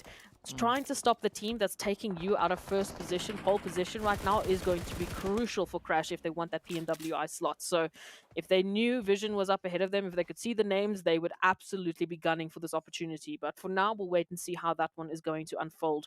Quest and Vista, meanwhile, just up north of that position, they're also in a little bit of a stalemate here. Vista not really keen to step up anytime soon. Well, let's see now a quick little bit of a look back at that insane play coming through from Bisk. I mean, just clutching out 1, 2. How do you do? Getting a third, and then, of course, the nade ended the run right there for them. But this is the beauty of PUBG. The surprises don't stop coming. And speaking about surprises, right? Vision still holding on alongside the players here from Crash. But, of course, we can see a lot of teams still strewn all throughout this map. And I believe this next shift is going to be potentially the deciding shift coming through as to who could be the team to secure themselves the victory and that winner chicken dinner. But of course, a quick look at the points there as well. As you can see, still very close, very, very contentious. But I like the fact here that World of Battle are still alive as they're holding steady, they're holding strong, trying to play a lot more of a strategic position here. But let's see if that is going to bode well for them moving into this next phase. Well, any time will tell, and we have to wait for that zone to pop and let us know where we'll be heading and who will be favored and who might not be as blessed. But of course, there we go. A good opportunity for Triple Esports, Arab Golden, Brute Force, RUKH, GEEKAY, and of course, our beautiful 2 teams in the middle of R8 in the World of Battle to have this opportunity to pick up at least a little bit more points than they were planning to. The World of Battle in particular, big point of focus for them, of course, as they're the team currently at the bottom. So we want to see them show a little bit of their prowess in this Miramar matchup. Meanwhile, all of these other teams towards the outskirts, you can see Vision, Crash, Quest, Vista, NIGMA Galaxy, GQ, take your pick. They have to find an entryway here. They have to find that realm of safety. Triple Esports, massive opportunity now for them to take out Vision. Yeah, it is going to be a great opportunity to do exactly that. But it's all going to come down to whether or not those line of sight does allow them to get that reach. Meanwhile, Volt and the rest of the Vision here not just going to be inching their way, setting up a bit of a foothold. But look at Lathe, though. Ooh, they taking the plunge, moving straight towards the world of battle. That is a very, very bold play to make at this point. And of course, now World of Battle are going to be quite, eager to welcome them in as they come through with that approach. Perhaps Golden Triple also still going to be holding on for that southern contention. Ooh, but look at this. Oh, I mean, knock, knock. Vision, they've been taking so much damage coming through with that long rotation. And Nathan Mon, that is such an unfortunate play, but of course, they still have Saif and the rest of the team holding towards that southern edge. And this is now going to be the essential position because that's all that's left. Not sure how they made that one happen, in all honesty. I would have thought it would have gone another way, but hey, Vision Esports still in a spot of trouble, as we can see. And hey, the World of Battle, they do what I asked them to do. They show a little bit of that prowess, picking up Vision and saying goodbye. Thank you for the eliminations. Now we take a look at NIGMA Galaxy moving on in, already taking damage. Right, oof, down to half. And of course, Lord there to back them up. This is crucial for NIGMA as they need to hold down. Coops going down, though, is going to throw a bit of a spanner in the works. And meanwhile, it's Triple Esports and Crash Gaming, so we've got fights on all fronts. Oh, it's going to be absolute carnage all over the place. But up comes A-Buddy with a bit of utility in hand. Got that Molly at the ready. Kevin now knocking on the door, trying to find Kibo. But I love the fact here that Crash have started to encircle this position. And that could be exactly what they need as the shots can see it to fly. And down they go. Triple now facing quite a bit of difficulty here as the heat is on. And I mean, wow. That was a pretty tough play. But I mean, a good showing of aggression coming through from the side here of Crash Gaming. Now they have another team to still worry about, right? Ab Golden holding on the opposite end of that road. That could be quite a task. Again, Quest at any point in time can jump into this one, but specifically if Crash Gaming have to move forward, depending on how that zone's going to shift, is going to give Quest an opportunity to just start picking out some, shots across the road. So again, you can throw your chicken crossing the road jokes here, but it's going to be a tough time for Crash depending on how that zone is going to shift. And I mean, similarly, we could even take a little bit of a look at anyone else having to cross that gap. So for now, yeah, this is the worst possible situation for Crash Gaming. They have to relegate their compounds. They have to get over to either Arab or maybe even take a bit of a longer rotation, potentially just using the ridgeline to give them some spacing, to give them a little bit of cover while they make that rotation. But that will be up to them how they choose to deal with this situation. And it's going to be a tough one, right? And that's essentially what it is, right? That's what they have to work with. But unfortunately, Crash, not the only team finding themselves in a bit of a predicament. I mean, GEEKAY definitely not in a predicament. They've got a very comfortable position to play from all the way up in the northern edge. But we guess to see what Brute Force are going to be doing as they have a potential angle to hold here. But of course, now Crash trying to make the play on towards Ab Golden as the shots come through. That is punch it down. B6 and the rest of the crew holding steady. Crash reduced down to a potential 2-piece. You can see Kevin and Walsh rather getting traded. Jafar now coming through with that DBS. Looking for the upset. A-Buddy also still just locking it in. But a one nade could be that one nade to rule them all. But will it be the one? Of course, a very sweaty play. And of course, Brute Force, no surprise, gonna come in to find their own slice of the pie. Meanwhile, Quest will be looking to alleviate a little bit of that pressure. It's now 4 teams fighting for the southern edge of zone possession. But where will it go? Which way will it go? You see Puncher just locking it in and almost making Brute Force regret that rotation. You know, how dare I assume Crash Gaming is going to take a long rotation or play the safe route? No, they're just literally going to crash into Arab Golden and take their compounds from them. So Quest, in the meanwhile, joining the battle, trying to get a little bit more cover, but we can see Brute Force, they had the same idea. Unfortunately, execution not quite working out for them. And again, it's an interesting rotation because they would essentially be going out of their position. They're going further out to the outskirts of the zone. So not sure how this one's going to work out for them. 3-way battle here ensues as Quest finally breach the compound. Oh, this could be it. This could be it. I mean, Quest already proving that they are here, right? They mean business But how much business exactly do they mean? We don't know just yet. We'll find out soon enough. But Arab Golden definitely one of the stronger teams when it comes to the performances on Miramar itself. Curious to see whether or not they are going to be able to uphold that play, that performance. As Buncher now looks to make a little bit of something happen. Up comes Jafar. Got that DBS in hand. You got to watch out for it. But again, still 3 teams. Actually, still 4 teams holding here. I mean, Brute Force trying to see, are they going to try and flank up? Are they going to focus on a more of a central zone positioning? Either which way, the pressure will remain. Quest, trying to send out the utilities. Trying to halter any of those potential pushes coming through towards them. But I like the setup going through here from Axel, right? Nice and steady, just peeking out, just reminding Brute Force that it's, you know, the coast is not clear. They can't just start moving up as they will. Oh, but here we go, though. Jafar with a beautiful DBS trade. That is going to be down for Quest. And now Arab Golden have an opportunity maybe to sneak in a bit of an overpowering play. Crash Gaming just quickly went to go look downstairs. They were expecting Arab Golden, instead they got Quest. So still plenty more to go around. A buddy finding one puncher though for the follow-up. And now it comes down to this 1v1. Jafar having to keep the flag riding high here for Crash Gaming. Oh, come on. It's going to be that standoff. Up comes the rotation. Jafar, you got to watch out. You got to watch out. Puncher is not going to hold back, but both teams now opting for the res crash rather might be the first one to get the job done, but they have to act super quickly. Jafar now looking to capitalize. Oh, better watch out. Buncher gonna be right there and ready. Oh, I mean, that was so close, but unfortunately for Arab Golden, they had to cancel that res, but DBS Ding, ding, ding. coming in as Arab Golden Galaxy get backed up in 8th place, 4 elims up, and that pushes the side of Crash now up to 10 elims in total is.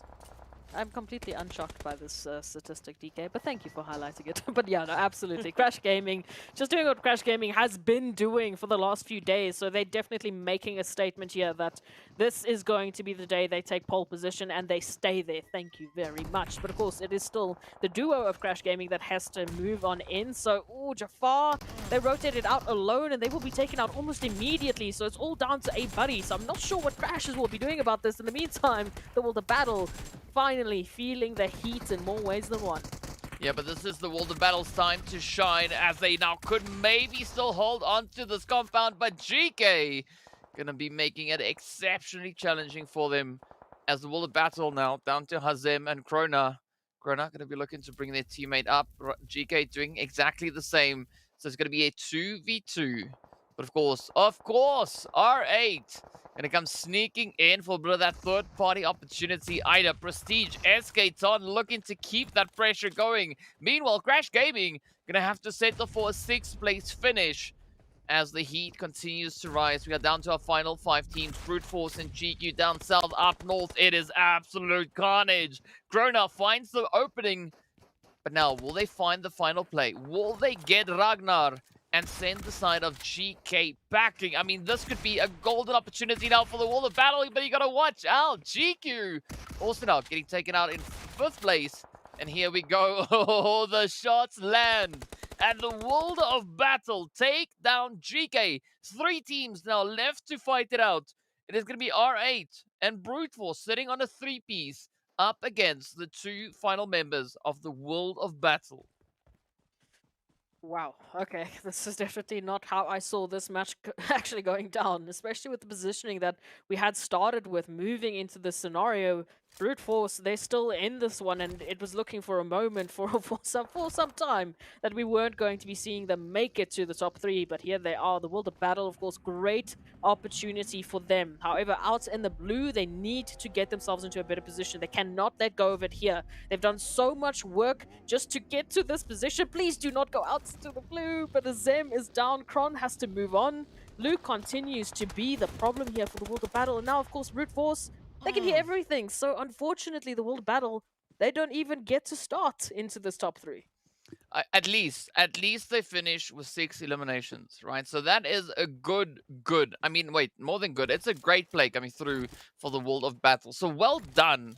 I mean, that is what it's about. So here we go. The final 2 teams left to face off a 3v3. Brute Force on that southern edge. R8 all the way up north, and nothing but open terrain between the two of them. I mean, both teams also looking very similar. Well, I was about to say with the eliminations, then I looked at the eliminations, and I was like, no, scratch that. Brute Force sitting on 12, right? This is a great Brute Force dominance coming in. And I mean, this is the Brute Force that I was waiting for when it comes to Miramar. They were showing the same kind of performance when it came in towards the PMPL Arabia. Now they are stepping into the position once again. And all they got to do now is just do what they know they can. They can try and secure themselves this winner chicken dinner. They absolutely can. If anyone can do it, it will be Brute Force. It will be the Broody Fruities that DK love to say so much.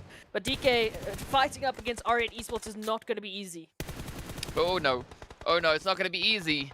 But the Broody Fruities, they know how to handle the situation as we got SKTon and Prestige. The final two contenders left. The utility has been sent out. It finds SKTon, but not sufficient damage to make any major dents to them. Zakaria now going to come sneaking up, becoming one with the tree, as Peapon takes the opposite angle, and Ado now trying to flank in alongside them. Oh, beautiful spray though. SKTon finds the first. Will the molly confirm it up? It gets close. Oh, we don't see anything making necessary connections. But of course, if at first you don't succeed, send 3 more across. As the utilities keep on raining in, not exactly finding the point, but that nade instead does. Prestige, SKTon are having to get themselves patched up, and this is the opening opportunity for Brute Force to show a little bit of that Brute Force. Move on in. Trying to clutch it out. Oh, there we go. Prestige falls. Now it's going to be SKTon, and an absolutely obliterating performance as Ado secures it in. Down they go. Winner with a chicken dinner. Awarded to the lovely Broody Fruities. Brute Force getting the job done. 15 eliminations. Oh my word. I mean, that's pretty good. That's not too bad. Absolutely brilliant work coming through from the Broody Fruities. And they will be the 4th team now with 2 winner chicken dinners. So, I mean, they're joining the likes of Crash Gaming, Vision Gaming, and of course Arab Golden, who just did it in the first 2 maps of this whole entire tournament. So, yeah, no one can really beat that. But hey, Brute Force, again, I can't believe how they turned that one into such a good situation. I mean, it's Brute Force, right? That's all you need sometimes. And of course, looking at our match reports, it's Brute Force again. Ado stealing the show. I think we know who our MVP is for this match, right? I mean, Ado just doing the most. I mean, look at that. Yes, look at that. Highest damage, 2 of which... 2 of those eliminations, of course, coming through from nades. Absolutely fantastic. But it's great to see the World of Battle on here. You know, Muhammad coming through with that longer head. Absolutely amazing to have that happen. But I definitely want to commend the side there of World of Battle, right? The step up that they brought in this last match, that is what we want to see more of, right? We want to see them continue on with this trend. I mean, World of Battle, they've, of course, secured themselves 6 eliminations. So we want to see more of that, right? They've now started to show a little bit of a glimmer. Right, there was a little bit of a shining, a little twinkle in the eye. Right, now make that twinkle turn into much more than just a twinkle, of course. Speaking of which, let's take a look at the match rankings to see exactly how these teams twinkled their way into these points. Brute Force walking away with a glorious 25 points. Of course, that is the total of R8 and Crash Gaming combined. And absolutely our highest winner chicken dinner. So thank you, Brute Force, for once again breaking another record. These teams are just stepping up in a whole different way. So as we take a look at it, you've already done the quick math there for R8 Esports and Crash Gaming. However, still, what we should really look at in terms of Crash Gaming is the constant comparison to Vision, right? As we know, Vision did not have a great game whatsoever. So all that this means for Crash right now is that they secure themselves the 1st place on the overall rankings that much more. However, the consideration now needs to be made, well, who's going to be the next team to catch up to them? I think with that, Brute Force should definitely be much closer to the top 2, top 3 placement, which means Crash Gaming, your time in the 1st slot might be numbered. It might be. I mean, Brute Force definitely in contention, but of course, speaking about contention, let's take a look at a few of these amazing plays that we had happening right over on Miramar. Of course, they are going to make their way on screen very, very soon. So let's build up the anticipation. Are you ready for it? It'll come through momentarily. But of course, yeah, Brute Force, amazing, amazing play. you know, just as I let go of the suspense, then it happens. That's just the way I roll, right? It's a surprise climax, right? Something like that. I don't even know if that's a thing, but whatever. We'll make it a thing regardless. But as I said before, I mean, the World of Battle, great job. Love it. We want to see more. As you've already pointed out, Vision, they had a bit of a tough run, and I guess that is what it is. But also then R8, right? They showed us yesterday that they are going to be a team to watch when it comes to the side of Miramar, and they brought that consistency back yet again. I mean, sure, not winner with a chicken dinner, but pretty dang close to that, though. No, absolutely. What surprises me is, again, when we got to this the situation, especially when we were looking at these compounds, you can see Brute Force just up ahead of them. They were pincered for the longest of times, but then with all of this commotion that Crash Gaming brought into the compounds, it gave Brute Force the perfect opportunity. There's the situation as what we saw with Jafar. So it was, of course, Brute Force that had to take down Crash Gaming in the end. And then it was just the trigger for them to activate, and bringing through this kind of performance, it's stunning. It's absolutely stunning. As we've already mentioned, the highest winner chicken dinner account so far, with 25 points going to Broody Fruity. So the Broody Fruities. Making this an absolutely phenomenal Miramar means, I am still going to say it, Crash Gaming, Vision, you need to step up or you'll be saying goodbye to your slot. Well, speaking about saying goodbye to slots, right, we are going to be hopping into quick breaks. So be sure to stay tuned, and we'll see you guys right back afterwards.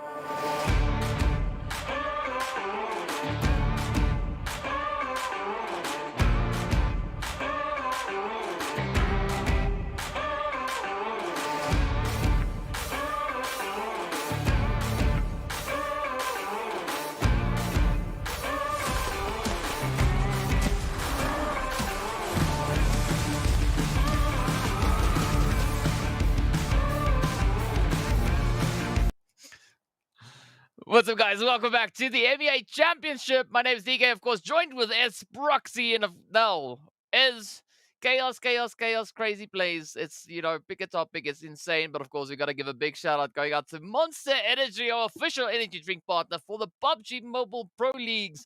And based on my tone, you would say that I've been having a lot of Monster, but I have not yet, right?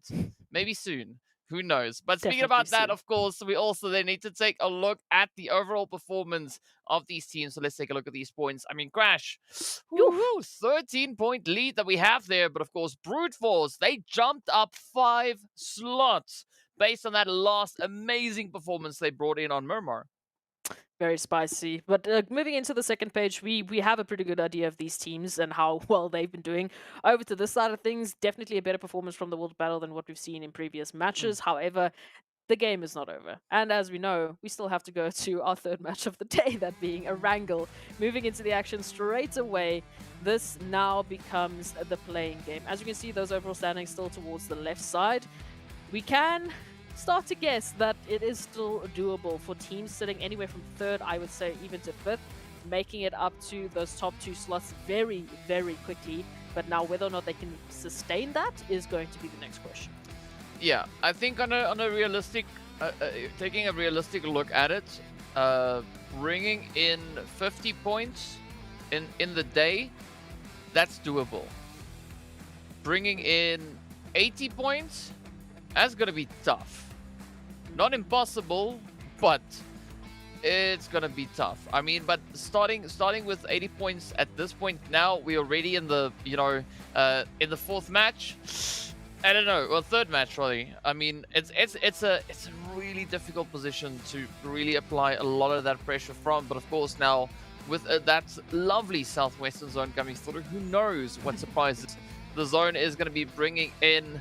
I mean, this could either go main island, it could go down to the Sosnovka island, it could play either which one of those. But I think usually when we see the zone moving down towards the southern edge, right, focusing onto the bridge, the zone itself is positioned a little bit further down south. So I think we're looking at a main island finish.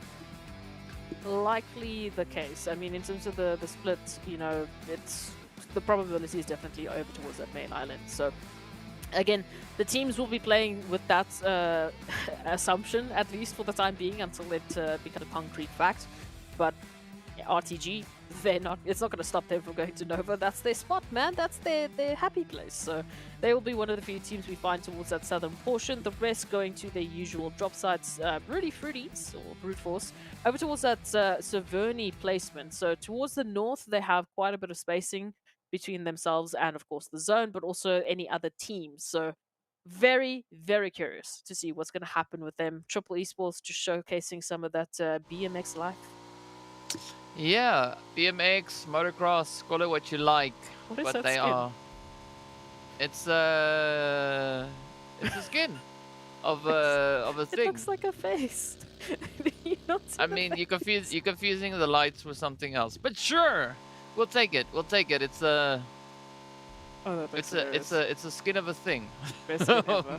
Best skin ever. Whichever skin that is, it is what it is. But either which way, apparently we are going to be looking at a triple winner chicken dinner with 14 eliminations. Apparently, right? Oh, is that so? That is, okay. yeah. Okay. That is. I'd like to see it. Why Me not go too. for 16 eliminations? Then we break another record, though, right? Oh yes, let's get it. Yeah. 16 eliminations, at least.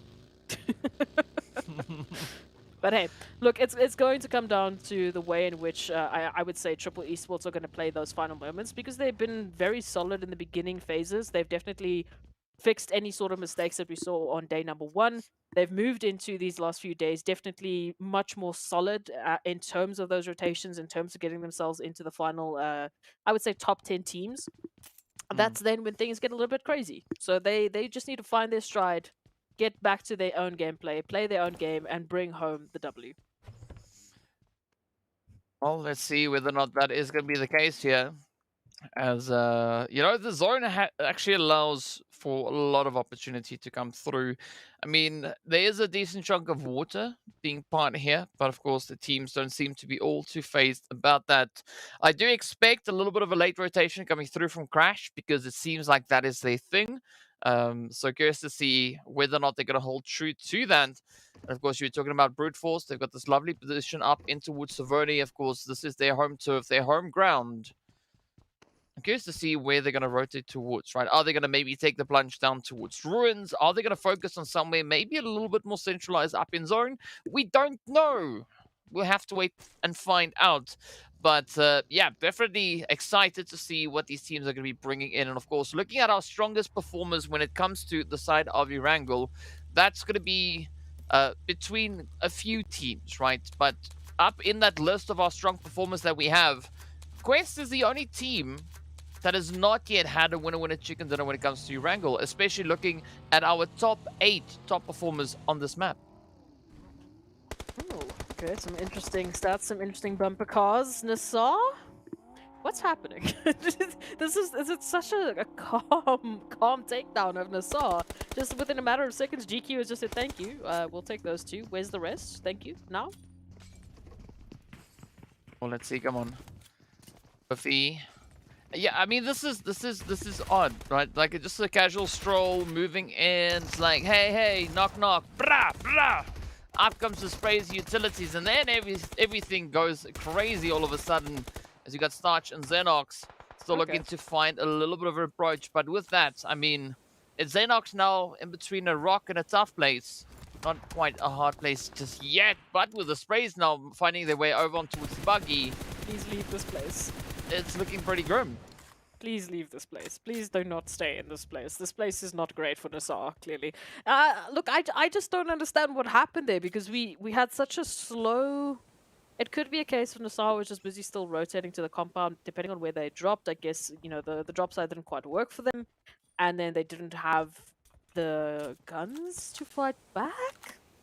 Yeah, I'm not too sure. Yeah, this is... I don't like this, but I'm going to stop talking about it now because I'm just bewildered. Anyway, moving on to the rest of the map. Thank you, Rad, for taking my attention away. Rotations now towards the center. GQ right up ahead of them. Shouldn't be finding them just for the time being. Definitely will have a nice little bit of a high rise. Of course, Potato Hill, yay, just around the corner. And RUKH Esports will be taking that away from them. So GQ might have their hands full. Not sure if Rad is going to be heading towards GQ, if they will be going up a little bit more towards the north. Looks like south will be the point. So GQ might have a few neighbors sooner rather than later. Well, let's see whether or not that is going to be the play. Either which way, Ra'ad keeping a bit of an angle on them here. Just doing their due diligence. They've isolated and identified someone in the window.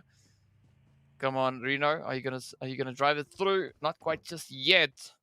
But this could be an interesting start, especially looking at Ra'ad. But they gotta watch out, right? Because we got the Wall of Battle and RUKH also holding in the vicinity. So there could be a little bit of excitement coming through here. And of course, AZ now gonna get the whole rotation potentially started here as they're heading elsewhere. Meanwhile, Arab Golden and Vision finding each other over on towards this eastern side. Here we go. Oh, Volt getting absolutely drained. And now it's up to Saif, who drives it in, finds P6. I mean, I was about to say Saif now needs to play it safe, but it doesn't look like that is what they want to do. They want to keep up these surprises. Well, at least there's a little bit more of a back and forth, right? It's not just Arab Golden rolling over Vision Esports, but this is definitely almost a one-and-done situation for Saif at this point in time. Lath out in the open. They'll be able to get that confirmation fairly easily, so just back into the vehicle, get out of the situation. Ra'ad, though, hello, third-party opportunity. Teak with a nice flanking opportunity will be able to give that cover, but they're still out in the cars. They're still out trying to get a good position and angle, while Puncher just has a nade waiting and hoping it's going to connect. Wow! I mean, mad respect going out to Ra'ad. I did not see that one coming, but of course, it is going to be Teak now making a squeaky clean rotation. Just disengaging, making a run for it. But they could potentially be running straight into the side there of RTG. Of course, he's still got to watch out for the rest of Vision, right? Saif now getting themselves secured within that zone. And with that, we have been reduced to a few solos. Brute Force also now laying it on pretty thick towards the side of R8 with that Escaton. Now needs to try and make the most out of the situation. They're going to try and escape. But again, a very similar fate befalls the side of R8. I don't like this Erangel. Please stop. This is just weird. Teams are just being rolled over in such quick succession that we're not really seeing any sort of back and forth. We're not seeing any sort of strategic play. It almost seems like every single time the team that is going down is the team that's just absolutely scattered across the map, like they weren't expecting rotations. What is this wrangle? I'm gonna have to just sit and watch the map feed for like 5 minutes to figure out what in heaven's name is going on. But Triple Esports, one of the later rotations we'll be seeing made into this next zone, Arab Golden, or Teak rather, all the way over towards the southern portion of Farm. Hopefully not going to be finding anyone anytime soon. RTG as well. Interesting position. Coming through from that southern side, just behind GQ. Depending on how the zone, if the zone does shift towards them, I think they're going to have quite a bit of a fun time dealing with any and everyone coming in, especially with the lack of compounds where they're currently at. But over towards center, DK, again, it's just teams trying to find spacing, hopefully not finding each other just yet with these random bumper cars. And we'll be seeing a little bit more of a strategic play for the win. Well, that could be the thing, but I mean, especially looking at where the zone is centered up, that is right in NIGMA territory. So, yeah, it's going to be tough. But either which way, I like VISTA, having that set up on the hills. That could allow for great opportunity, especially on the teams that might be a little bit hesitant to push straight up into Pachinki. So curious to see how that one is going to unravel. But speaking about unraveling, I mean, RUKH, right? They've just been on an absolute rampage thus far. So you got to love it. But also a little bit of a spread coming through. And the team's taking a very different approach here. I mean, Triple also just going to be hanging back, waiting for the majority of the carnage to kind of get dealt. And then we could see a potential strike coming through from their end. But center zone, it is Pachinki, so that is going to be a little bit of a city finish. But of course, now with it moving slightly towards that more eastern edge, RUKH also looked to be quite nicely set up here. I mean, holding on to Potato Hill, and that does allow them a great line of sight, especially towards that western front. Oh, absolutely. So, over to that western front indeed we go. We do see RTG over towards the south, finally moving out from that coastal line. A little bit of a recap. Oh, yes, this one. I still don't understand.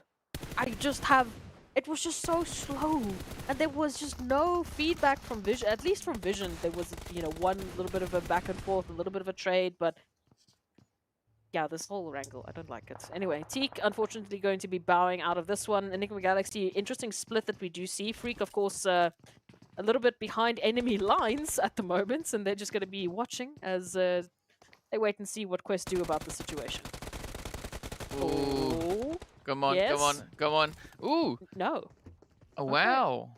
I thought that Haji maybe you could get that, but I mean that was a pretty close call coming through for Freak. Now doing a little bit of parkour here, which is the thing up in Pachinki. I mean, you got the roofs, you might as well utilize them, and a quick cheeky reposition.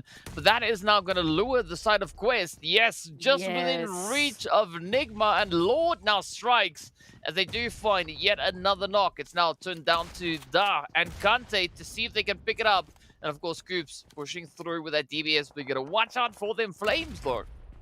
Loving this. Enigma Galaxy immediately activated. Freak made the call, said, listen, one down, another one tagged. Let's finish this one up before anyone else moves in. And that's exactly what they need to do, because on the other side of things, Triple Esports and Brute Force going head-to-head as they try and break this one down. Once again, Triple Esports in a spot of trouble. 2 players currently down. This is not what we need. We need Triple Esports to get 16 eliminations out of winner chicken dinner. This is not the way that you do it.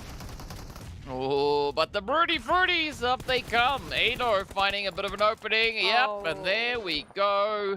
I mean, there was a 16 in there. There was a 14 in there as well, right? Triple getting 14th place instead of 14 eliminations. It is what it is at the end of the day. But here we go. Brute Force looking quite comfortable with 7 eliminations to their name. This is a great build-up of momentum coming through from their end, but we want to see how that is going to carry through, right? Will it translate into the remaining matches of the day? Crash also yet to consolidate themselves up in towards the zone. As you can see, hey, buddy, just riding that blue wave. Of course, Santa doing the same up north. RTG, very similar position down towards the southern edge. But Jafar, I like that little bit of scouting coming through on the end there. But let's see where this next phase is going to take us. And of course, it is going to center up just over there, right? So this is where all the excitement comes through. But I like that proactiveness coming through from the side of RUKH. They saw the zone shift and like, you know what? This is our cue. Let's move up. Let's go take a few compounds, seeing that there could potentially not be anyone currently situated there.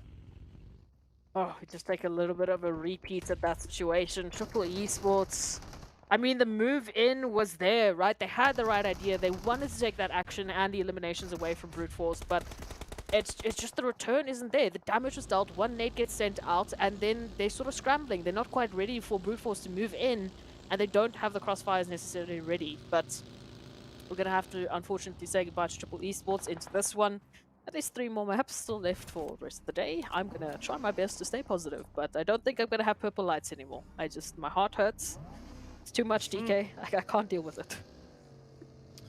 Well, I mean, speaking about hurt, the blue zone is going to be hurting as well. Fortunately, the player closest to that is going to be Groza, at least for the time being. The rest of RTG now trying to find a bit of an opportunity to play at, but Crash going to be looking to capitalize. Oh, but here we go. The spray is in. The carnage is there. Hey, buddy. Going to come rolling on through as well, but that is going to be Kevin and Co now in a bit of trouble. You can see RTG holding steady. Kevin, ooh, getting taken down by their own teammate. Hey, buddy, now trying to do the most with what they've got, but it doesn't look all too great. RUKH also going to come venturing into this whole hornet's nest here. So let's see who will survive. Maybe a buddy can still get saved. Oh. Ooh, that could be the case as NASR finds the knock up into Rima. Crash Gaming also going out, so our, like I said, our lobby leaders, our overall leaders have now been taken out in 13th. A massive opportunity for everyone in the lobby to start catching up. And I mean, especially towards Brute Force, as the team currently in 3rd, we've got Vision only with 1 up. So basically 1st and 2nd might as well be out of Erangel completely. Brute Force, GEEKAY, anyone in that, 4th to 5th to 6th position, this is the game they can close that gap. Oh yes, definitely is. But let's see how this one is going to go though. I mean, we've got a little bit of contention coming through, as we can see close towards center zone. It's going to be Brute Force and NASR holding steady on that front. But where will it go from there? Of course, now NIGMA just lurking on the southern edge, looking to see if they can maybe find a little bit of spice onto RTG. But the world of battle again, dealing the hits into the side there of GEEKAY, but unfortunately, Hazem, does get taken on down. This is not the kind of play that you want to see for the world of battle, but a quick follow-up coming through as Muhammad goes on down. Santa drives the shot in. GEEKAY still holding up the position, and this is the second match in which we've seen the world of battle and GEEKAY going toe-to-toe. But will we have another replication of that come through, at least for the side of Wall of Battle? Santa so low, but gets the hit. Down goes Arthur. And this is where the whole situation could now turn on its head, as Krona yet again has to bring in that saving play. Fortunately, Muhammad is there to provide that backup. But the blue zone is not going to be guided. It's just going to be absolutely whistling away at these health bars. And Hope trying to find that next angle, that next play, but up comes RUKH bringing in the upset, and this could be the ticket. Yep, down goes Muhammad, as the world of battle need to settle for 12th place, at least securing themselves 3 eliminations.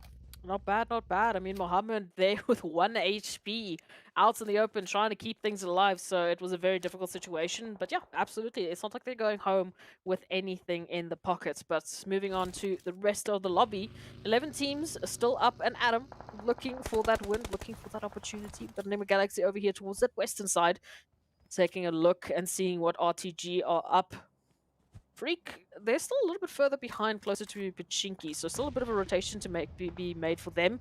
Meanwhile, they still have to find position in zone, right? So while they are focusing on RTG and very well aware of that angle they have on them, they need to make some decisions getting themselves further into the zone. GQ also will be staring up at either RUKH Esports or RUKH. Take your pick, they are sandwiched.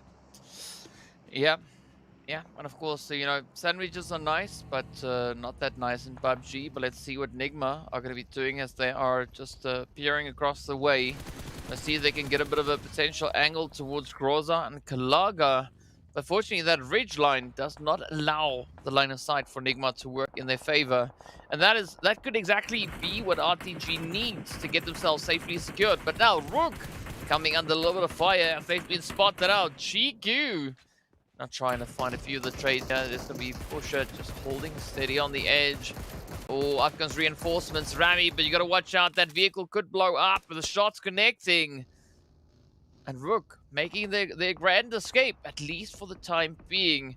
But it might be short-lived because we still have so many teams held up within this vicinity. NIGMA also now going to be rotating up, maybe moving to the position there of Freak, as we can see Raouf, Coops, and Lord keeping it nice and steady, trying to play in a bit of a ditch. But still up ahead of them. We can see the players here from VISTA, Vision, NASR, Brute Force, all within this western edge. It's definitely going to be very difficult for them moving into this one. But of course, NIGMA Galaxy closing that gap. Lord should be in a good position to get that res on up. VISTA, however, positioning. A 2-2 split coming through from NIGMA Galaxy as they try and find a crack in the defense of VISTA. It is going to be a tough battle, however, and meanwhile, we still have to see what GQ are going to do about the situation. They do not want to have both RUKH and RUKH trying to take a piece of them. Thankfully, see RUKH a massive spread towards that southern position. So GQ can just focus on applying the pressure to RUKH Esports zone in a matter of seconds, and yeah, this rotation is going to be an interesting one. Well, let's see if it's going to work out in their favor. But now, the zone is about to be decided. Who's going to be the team finding themselves a little bit more sparingly blessed with regards to their overall positioning? Quest trying to, rather GQ, trying to make a little bit of a play now, coming through on towards that eastern side. As you can see, the zone taking the move down south. VISTA, Vision, NIGMA, NASR, Brute Force, all having to relocate, reposition, and look for the next stronghold to play from. But this opens up the opportunity for RTG, RUKH, as well as GQ to try and capitalize, right? To get themselves set up preemptively, even potentially the side of RUKH. I mean, they are so close, they have a bit of that vantage point to play from, but VISTA now going to be looking to capitalize as they do find a bit of an opportunity towards NIGMA, but not enough to get those knocks secured. But as I say that, Raouf instead gets traded by RTG.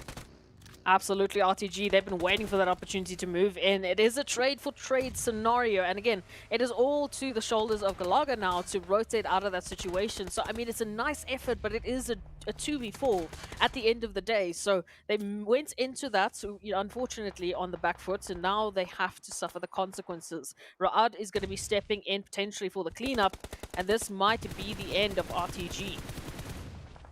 Oh, NASR. Yep. NASR. So close. So close. Getting a beautiful spray. Nominal job. Brute Force, though, they are going to be losing Ado. So with that, they are down to a 2-piece. NASR relying solely on the performance coming through from Xenox. Let's see if they can keep that name alive as Vision will get sent on back, having to settle for a 9th place finish. Meanwhile, Brute Force are taking the plunge, not looking to be all too phased, as they've got 2 members up, Zakaria, Prepot. Oh, but up they come, finding Esketon instead. Esketon finds them, and off they go as NIGMA sneaks in the third-party play. Love to see that happening. Brute Force moving into the situation, right? My eyes were all on them, and they were. But unfortunately, now in the center, Prepot, yeah, I'm not sure what they'll be able to do from the situation. GQ is still finally moving out of that eastern situation, and RUKH now here to greet them. Finally, they get opportunity to pounce. Well, let's see. Did Prepot get a prepaid spot within that center zone? We don't know just yet, but they are going to be moving up. Meanwhile, GQ still trying to make a little bit of magic happen here on the edge. With that, we say goodbye to Rami as RUKH now run into quite a few problems. Xenox, though, being an absolute menace at this stage. But let's see what is going to come through here for NIGMA Galaxy as Freak is down. Coops not finding a single elimination. At least they've done a bucket load of damage. Let's see, will they maybe be granted a bit of an opportunity onto the side there of VISTA. Mozaro, Bisk just up ahead. Everyone now having the exact same plan in mind here. Just trying to keep it nice and low and steady. Xenox not going to be settling for anything of the sort as they instead look to push on through. It's Pusher rather, waiting for them in the wing. But that smoke does cover their position, and that allows Xenox to get the finish. But with that, Evo Station secures the third-party play, and we've been reduced down to only 5 remaining teams. Oh, mad oppositions now here for these teams moving into the situation. We've got a bit of a close eye on towards what RUKH and VISTA are planning in the situation. GQ, of course, unfortunately, caught in the middle. That is going to be sent out. Will be landing on Korka. It will be making a little bit of an approach, but thankfully, they do still have their teammates to try and help them out of the situation. However, it's going to be a hefty investment. If GQ gives away their position, they're not only opening themselves up to fire from potentially Prepod, but of course, VISTA Gaming, who can just easily move on up and take the situation away from them. Well, let's see if that is going to be the situation here. In the meanwhile, Zuxi keeping it nice and quiet. Blue zone is going to force them to push. Korka. I'm quite sure if Korka is committed to some kind of angle here. But you can see the back and forth relay of the information getting shared by the side of RUKH. I mean, we got Reno on that front line, and that does secure the play as Korka goes down. Evo Station holding on to a steady position, locked onto that box, but VISTA now in a bit of trouble as NIGMA come rolling on through. It's down to Bisk, and as we know, Abood. Oh, they've already been found out on the edge. The shots continuing to rain in. Down goes Coops, and Bisk and Abood can still clutch this one out. But it's all going to come down to what Lord will be doing here. Phenomenal spray from Bisk as they just come in with an absolute beautiful clutch, alleviating all that pressure. Bisk again for VISTA Gaming. I mean, time and time again, they are just the saving grace. They immediately got that opener on towards Freak, and then NIGMA Galaxy just didn't have the opportunity to answer. But VISTA still not out of the woods just yet. And meanwhile, we focus on GQ and RUKH.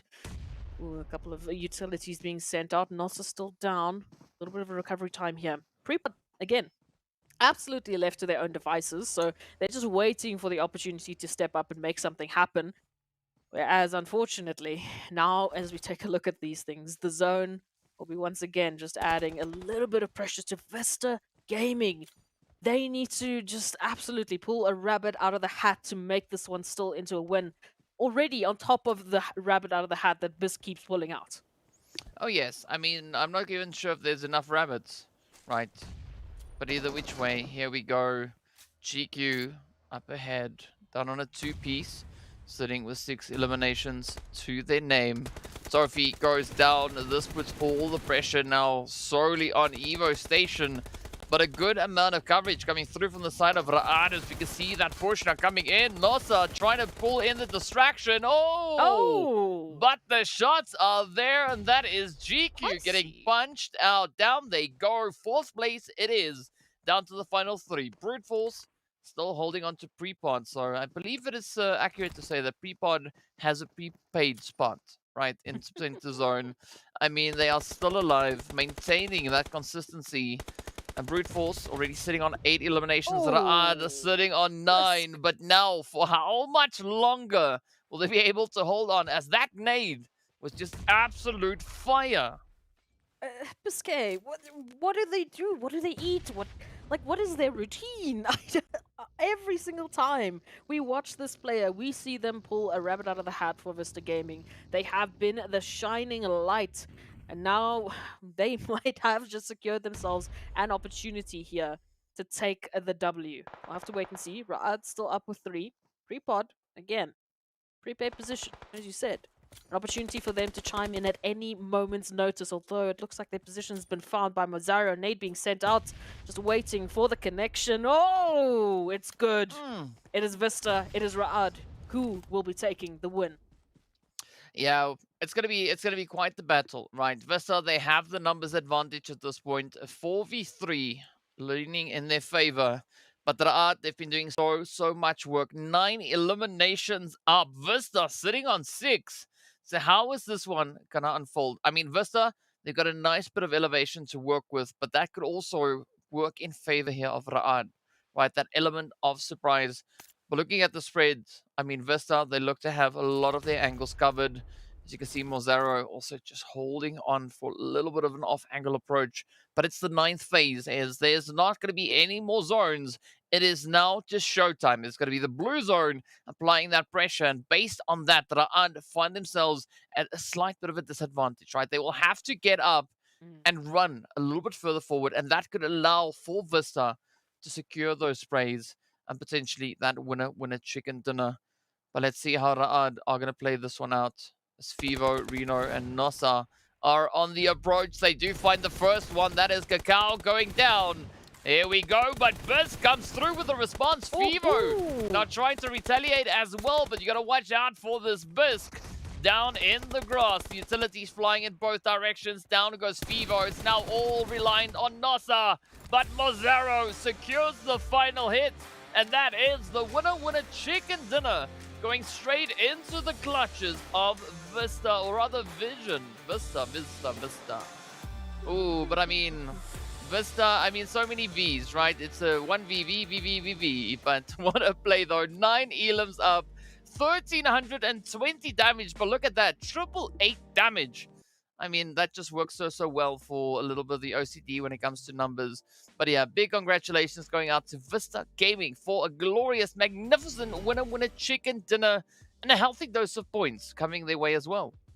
All those Vs make a W, and that's exactly what Vista went and grabbed. Again, have to know what Bisk is doing, have to know what their routine is, because it was just ridiculous.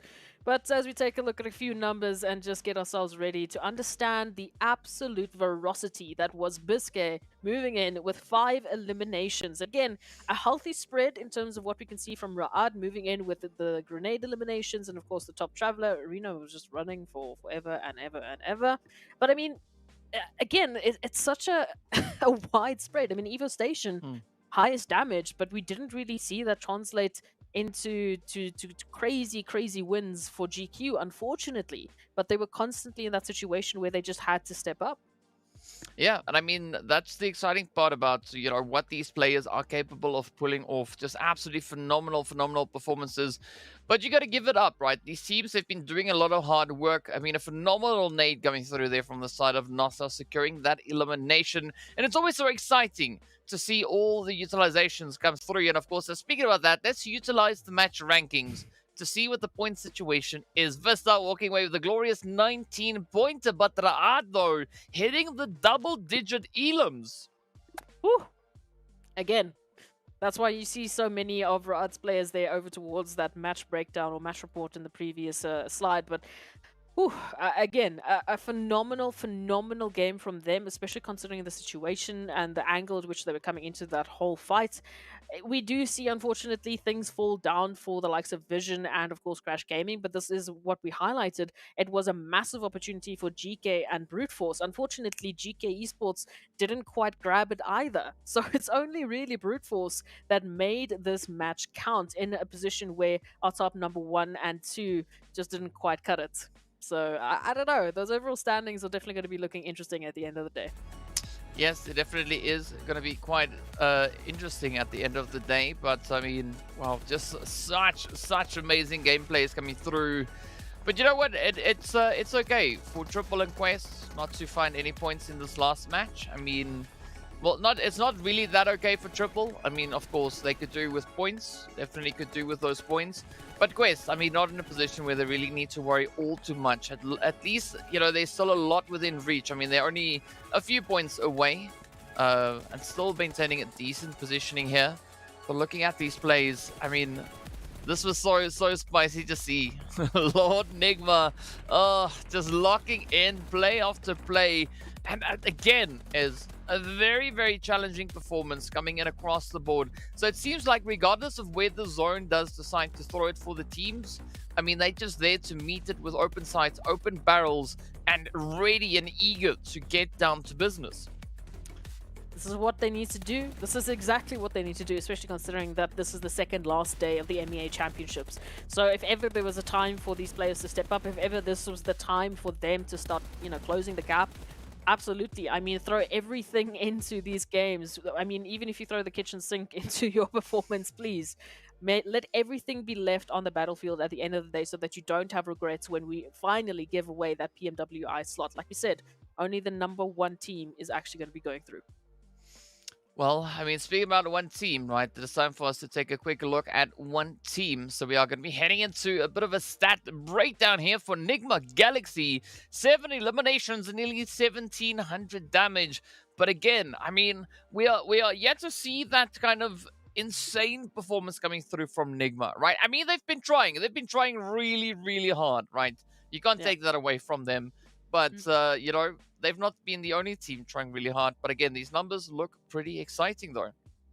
They do look exciting. I wish it would be a little bit more at this point in time, because we know with NIGMA Galaxy going into this previous matchup, they were sitting in 11th place. I mean, with this fantastic performance that they just threw down, guess what? They're still in 11th place, because while they might be, you know, picking up 10 points here and there, the rest of the teams are doing the exact same thing. I mean, when we went into this, VISTA Gaming was ahead of them, and we had that little bit of a, you know, VISTA v NIGMA Galaxy situation. Once again, VISTA Gaming beat them out, so nothing changes on the overall standings, because it's 10th versus 11th, and guess what? 10th won again.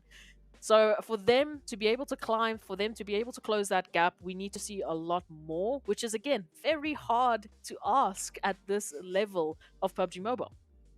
It is. I mean, but of course, you know, speaking about things being hard, right, we are seeing a few teams on a daily basis rise to the occasion, right?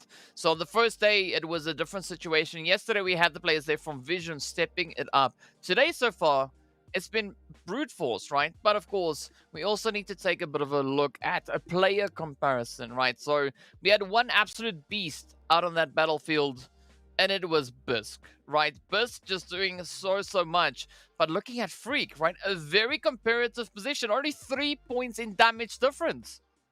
Only 3 points in damage difference, and pretty much that is it. These are the MVPs for these two teams. This is your MVP for the 10th and 11th team, respectively, as we went into the overall standings. But look at the difference in terms of the game results. NIGMA Galaxy, they ended up in 5th place. VISTA Gaming, they took the W, obviously. So there's a massive step up. And yes, it's fantastic when these individuals really start to just play their heart's content out on the battlefield. But there needs to be the follow-up from the rest of the team. So NIGMA, I'm being pretty hard on you, but it's because I know that you can do better, and I am waiting for that performance. I am waiting for that game that they just go absolutely crazy.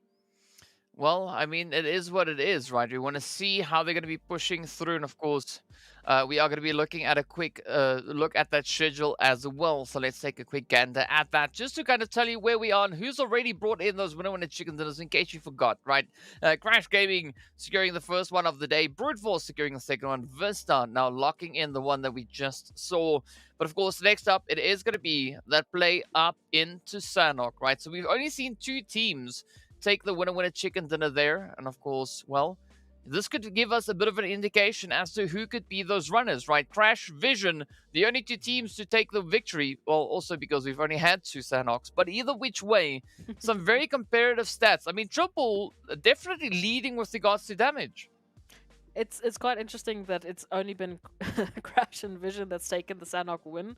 Because if that is the case, then clearly there is a bit of a pattern. If you win Sanhok, you are at 1 point going to have to be in the #1 slot just to continue the pattern. So if that is the case, Brute Force, looking at you, you are one of the closest teams to Vision and Crash Gaming respectively. So if they win Sanhok and take the first pole position, Sanhok is the W map. I'm just telling you.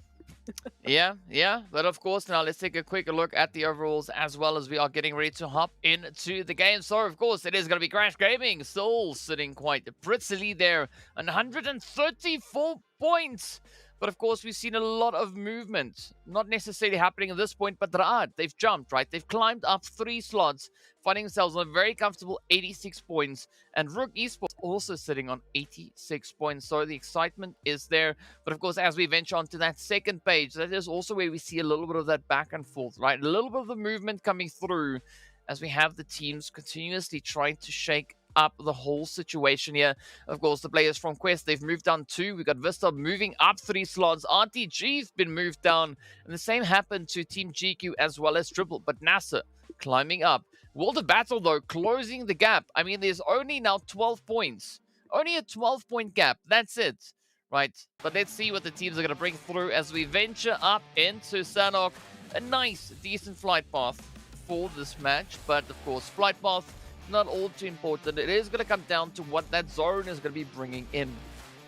Absolutely. Heading into the halfway point here of the second last day of the MEA Championships. And again, if ever there was a point for you to just lay it all down on the floor and just bring in the best possible performance, please let it be on Sanhok. But hey, let's make this one happen. So moving in with this one, like you said, very, very easy flight path. I mean, again, it's Sanhok. It's not like there's massive spacing to be worried about.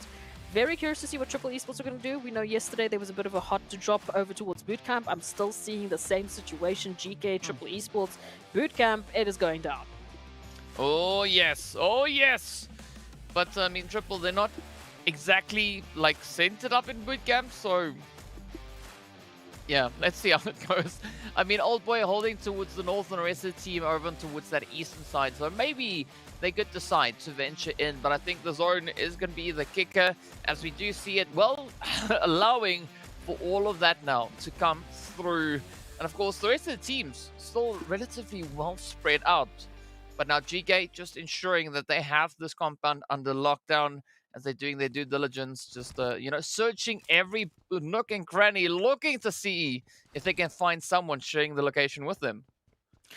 I feel conflicted about this whole situation because it means Triple Esports is obviously learning from their mistakes in some manner. However, based on where they drop, which is just above Bootcamp, it was a last-minute decision. So that means, yes, there is that indication that they don't want the same results as what happened yesterday. They don't want to make the same mistakes, but it also kind of cuts into their confidence, you know? It doesn't necessarily bode well for how confident they can be going into these sort of engagements, because you do need to be confident. You do need to have that confidence while still keeping that strategic play in check. So now running out between the tiny compounds, hopefully getting themselves looted up and ready for the situation. I don't know. I'm conflicted. On the one hand, it shows that they're very much trying not to repeat their mistakes, but it also shows that their confidence is a little bit shaken. Yeah, but I mean, this is going to be an important match for Triple, but not only Triple, also for NASR and the World of Battle, right? Because they're all within a position to make a play for at least that 13th place, right? So there could be a major jump coming through in this match. But it's all going to come down to how these teams look to play and what their strategy is coming into the Sanhok. Because, I mean, NASR, we've got them all the way down towards Kampong, now heading in towards Cave, which you'll be very happy about, seeing that we've got a team situated up in that region. Triple, we have already seen their position, but then looking at the players coming through from the World of Battle, I mean, they've got that occupation of Hatin, and fortunately for them, there's no one really looking to contest it. I mean, also taking into account that Hatin is not exactly in zone, right? So that positional play could be quite favorable for them, but it is going to require a lot of utilization of their map knowledge to really find a good pathing to get themselves into a strong position moving into these coming few phases. So the pressure is there, right? And it's all going to come down to, I believe, this match, because if they cannot get the job done here, it's going to become increasingly more challenging to pull it off in game 5 and 6. I really didn't realize going into this the Triple Esports was in 15th. Like, I genuinely, I didn't think it was the... Oof, okay. Yeah, numbers don't lie is all that I will say. So let's just hope that they do lie in the situation, because I don't want to be that person that says goodbye to the team that gave us such a beautiful surprise in PMPL Africa. I want to see them reign supreme with that performance once again. So let's all believe, let's all put the good vibes out there and hope that these teams are going to be bringing through the most insane performance that we have seen yesterday. But Sanhok, as we know, loves to just throw a wrench in the works, a little bit of chaos that we could see. GQ, I mean, average eliminations of 4 per Sanhok. No, maybe this could be their matchup. They have been showing a little bit of that resilience, constantly getting themselves into top 5 placements as we've been going through the maps today. Yeah, I mean, let's see if that resilience is going to pay off at the end of the day. But I mean, even though we have a team like Triple situated in 15th place, right? They are our 5th highest performing team when it comes to the map of Sanhok. So this is a phenomenal opportunity for Triple to capitalize, right? So the pressure's going to be on to see whether or not they can actually get the job done. I mean, in the meanwhile, they've also now disengaged. They've rotated to center zone, looking for a little bit of a preemptive play to come through. So I want to see this work out. But of course, then one of our other strong contenders is, of course, the side there of Crash Gaming. They've been having an absolutely glorious run when it comes to the map of Sanhok itself. The World of Battle, I mean, they've been having a pretty tough time with making Sanhok go click for them. I mean, they've only secured themselves 3 points in total on this map. So maybe they can find something that just works for them, right? So, I mean, I'll be the optimist here, right? And yes. Usually I am the optimist, but still, I want to see them just click it into place, right? Because, I mean, they've shown their competency. They've shown their capability. They've shown that they are a team capable of bringing in a strong performance, right? PMPL, that is the evidence. But we are yet to see it come through here. I mean, they had a few glimpses today, but we want to see more. I just want to say, it's not that I'm being pessimistic, it's just that I'm reading the numbers, okay? I know, just analyzing what's in front of me. I'm not being pessimistic, okay? I want to be optimistic too. But these are the numbers that we have to deal with. So I'm going to stop looking at the numbers so that I am not that person. And we just take a look at what's happening in this matchup. Now, coming through for Quest Esports, rotation through, nice little bit of a care package close to them as well if they do want to find something early on. Very, very much segregated from the rest of the teams right now. They have so much space to work with that it's going to be a while before they find a team, and who that team exactly is going to be will depend on that zone rotation, I think, very heavily. Because if we head towards the north, I don't think they really have any reason to rotate just yet. But we'll wait and see. Crash Gaming, of course, nice and late with the rotation, but that's fine. This is how they've gotten their winner chicken dinners on Sanhok, so we'll see if they can make it a double up. The World of Battle, also a bit of a later rotation, and ultimately the rest, just a bit interesting. DK, there is something that we haven't actually spoken about today. It is the fact that R8 got their invite. Ooh. Yes. So I mean, this is then more than reason enough for R8 to just step up that play, right? Yeah. Because this is not going to be now they got to show why they've gotten the invite, right? They got to show it. They got to make it pretty dang evident as to why they get invited. So I think it's going to be quite exciting. I mean, well done to R8 though. Much respect going out to them. GG, well done. I don't say that often, so well, look, only say it when it's needed. It's not a confirmation to the PMWI, it's the invitation obviously to the All-Stars event, so that's where they'll be fighting for a slot to PMWI. So look, if they can... I guess if they win it here, then they win it here. But if they don't, they still have that second opportunity. Whereas for the other teams, they don't have that luxury. They don't have that confirmation. But it's something interesting to highlight because they have that sort of, they don't need to have that desperation to win, is what I'm trying to highlight, basically. They don't need to. It definitely would make it potentially easier for them because I think the All-Stars is going to be wild. But this is definitely potentially the easier way to get into PMWI. I say that with a pinch of salt because it's hard everywhere. I mean, whether you go to All-Stars or you fight it out here, it's not going to be an easy one. And we can already see that GEEKAY Esports, as we know, fighting for the top 2 slots or to get themselves there. This could be the start. A nice little bit of a spread out. But this 3-1 split can either make or break it here for the situation. If Gaith can get the timing right, they can make it happen.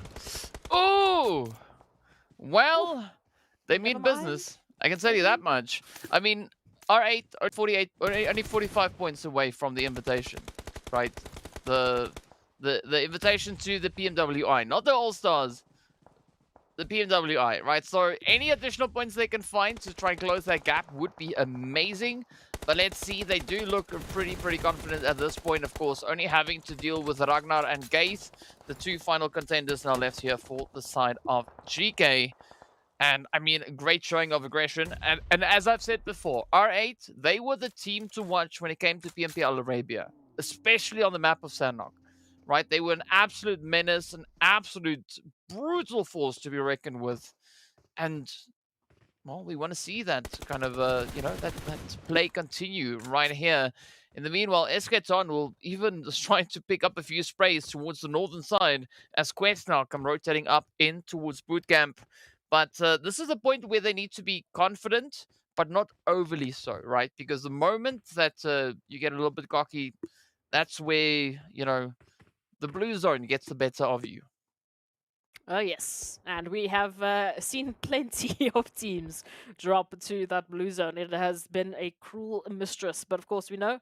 Well, what did you call it? You called it Chuck Norris, eh? Yeah, don't mess with Chuck Norris. Yes. We don't Yeah, mess with Chuck Norris. Oh well, it's for let's say for copyright reasons, we'll just call it Naki Choras, because then it means the same thing, not really, Choras. but it's Naki Choras, right? It's Mhm. Nak Yeah, Choras. I'm We just going swap it to around. mess that up, so I will leave it to you because I am Sure. afraid of saying such words.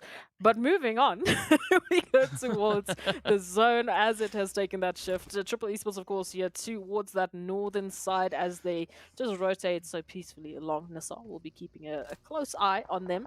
They're so close in color that this might make it difficult. If they do take an altercation, I will not be able to tell what's happening, and I don't think either will triple. Yeah, I mean, I'm pretty sure they're just so happy that real world physics don't necessarily apply to PUBG itself.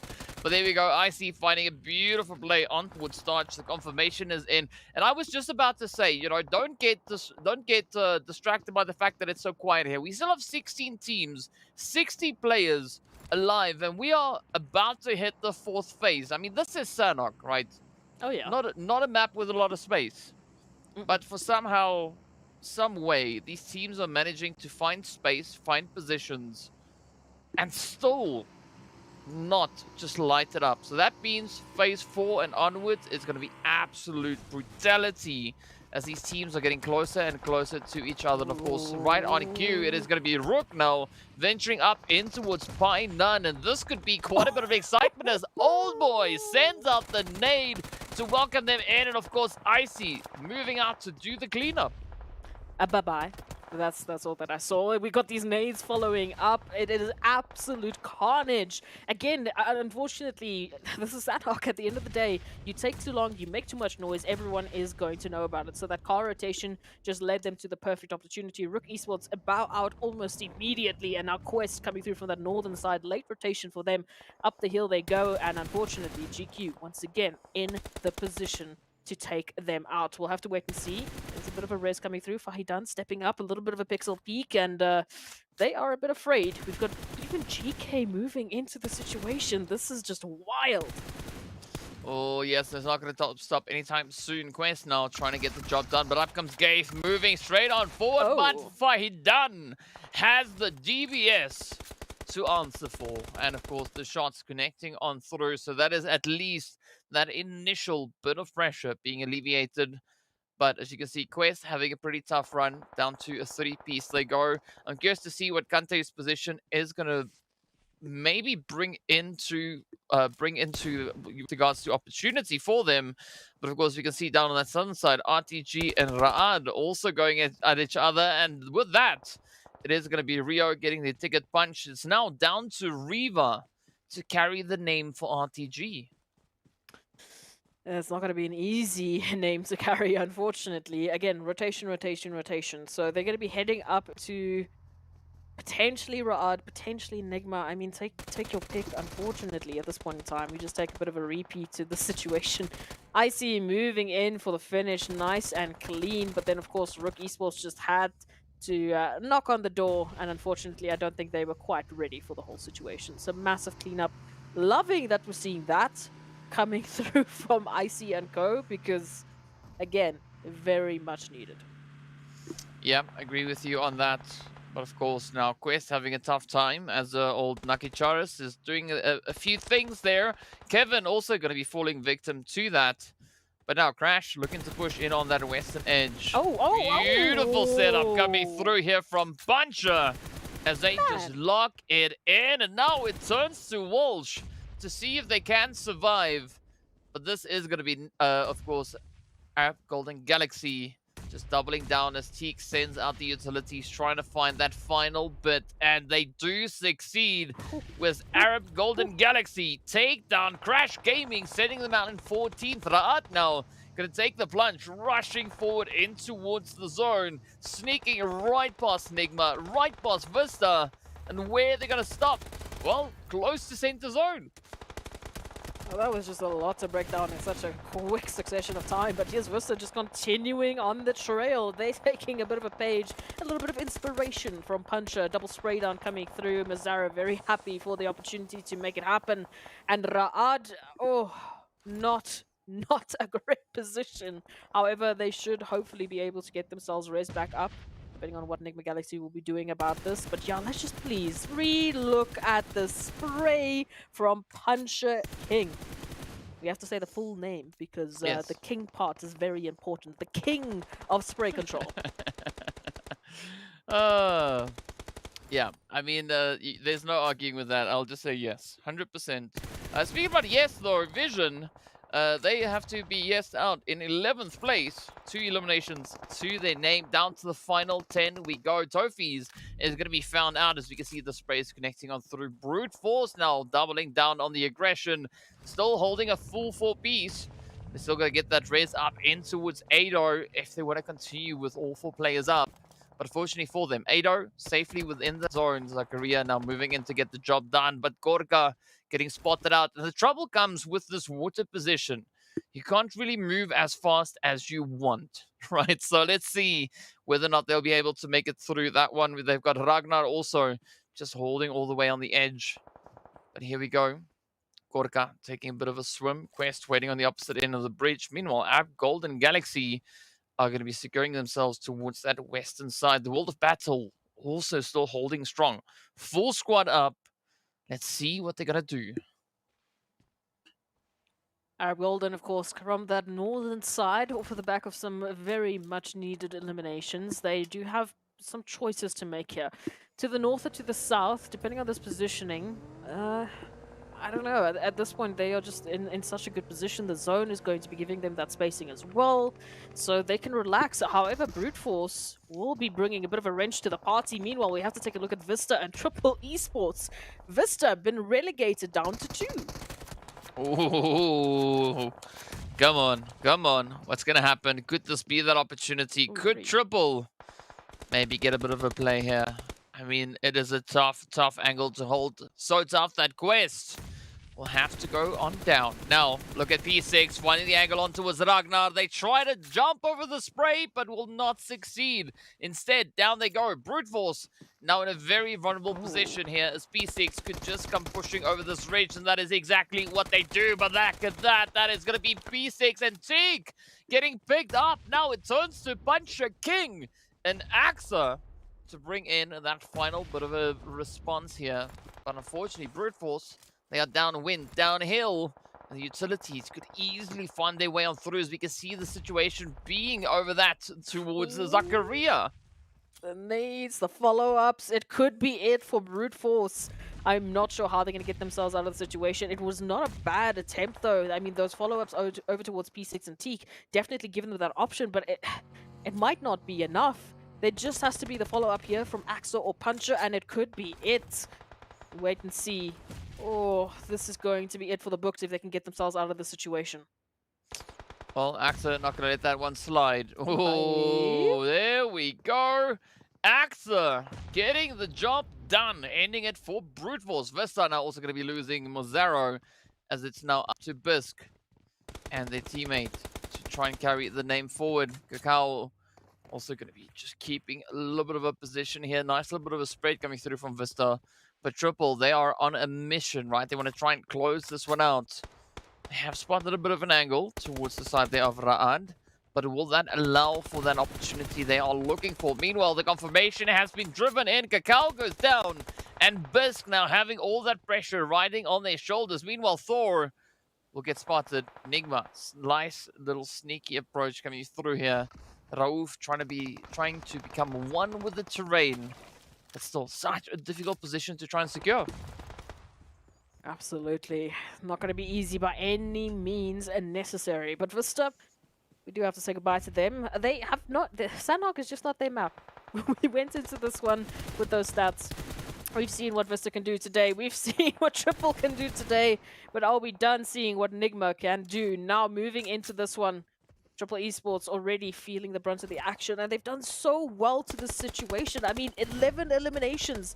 That has been Triple, and it looks like Old Boy just wants to get a little bit of something extra before the blue zone ultimately comes to potentially take them out.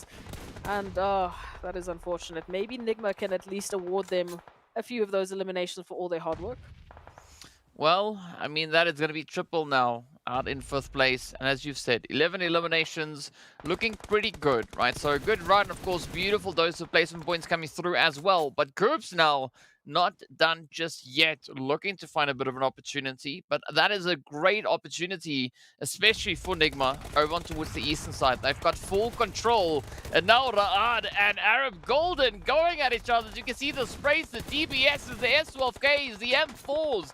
Everything now just coming in clutch, and with that, Ra'ad running themselves into a bit of a troubling play, but Arab Golden even more of a problematic position, and Ra'ad down to NASR. So 3 teams left to duke it out, but look at this as the world of battle.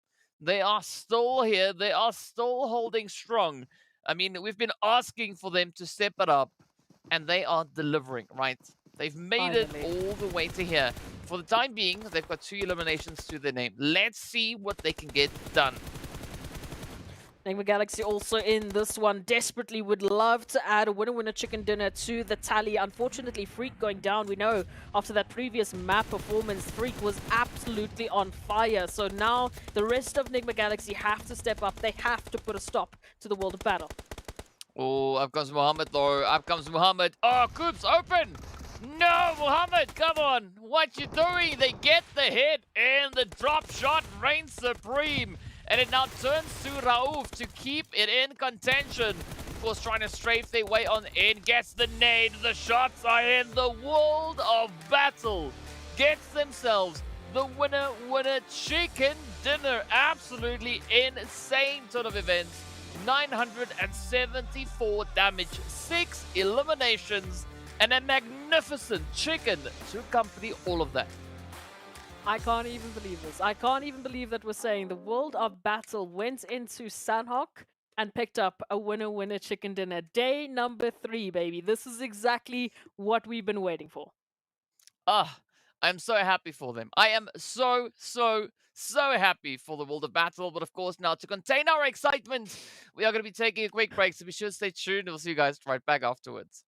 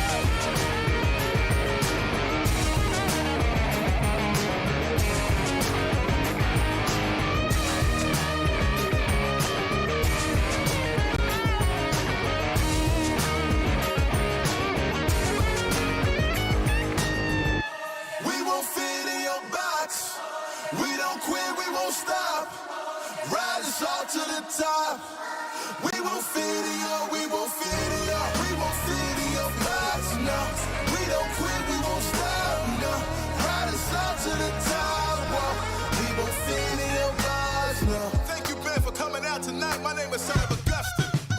Let's go.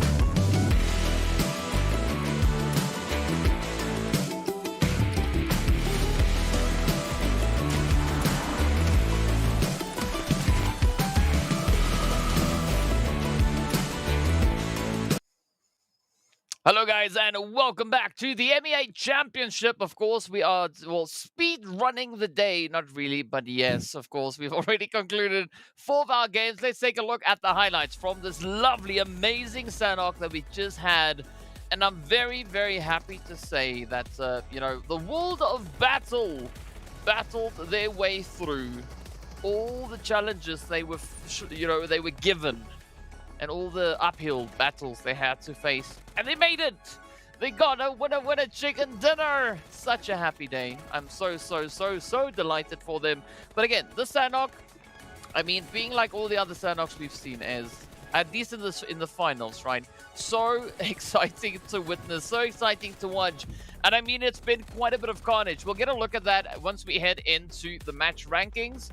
But there were some heavy hitting blows delivered. That is an understatement.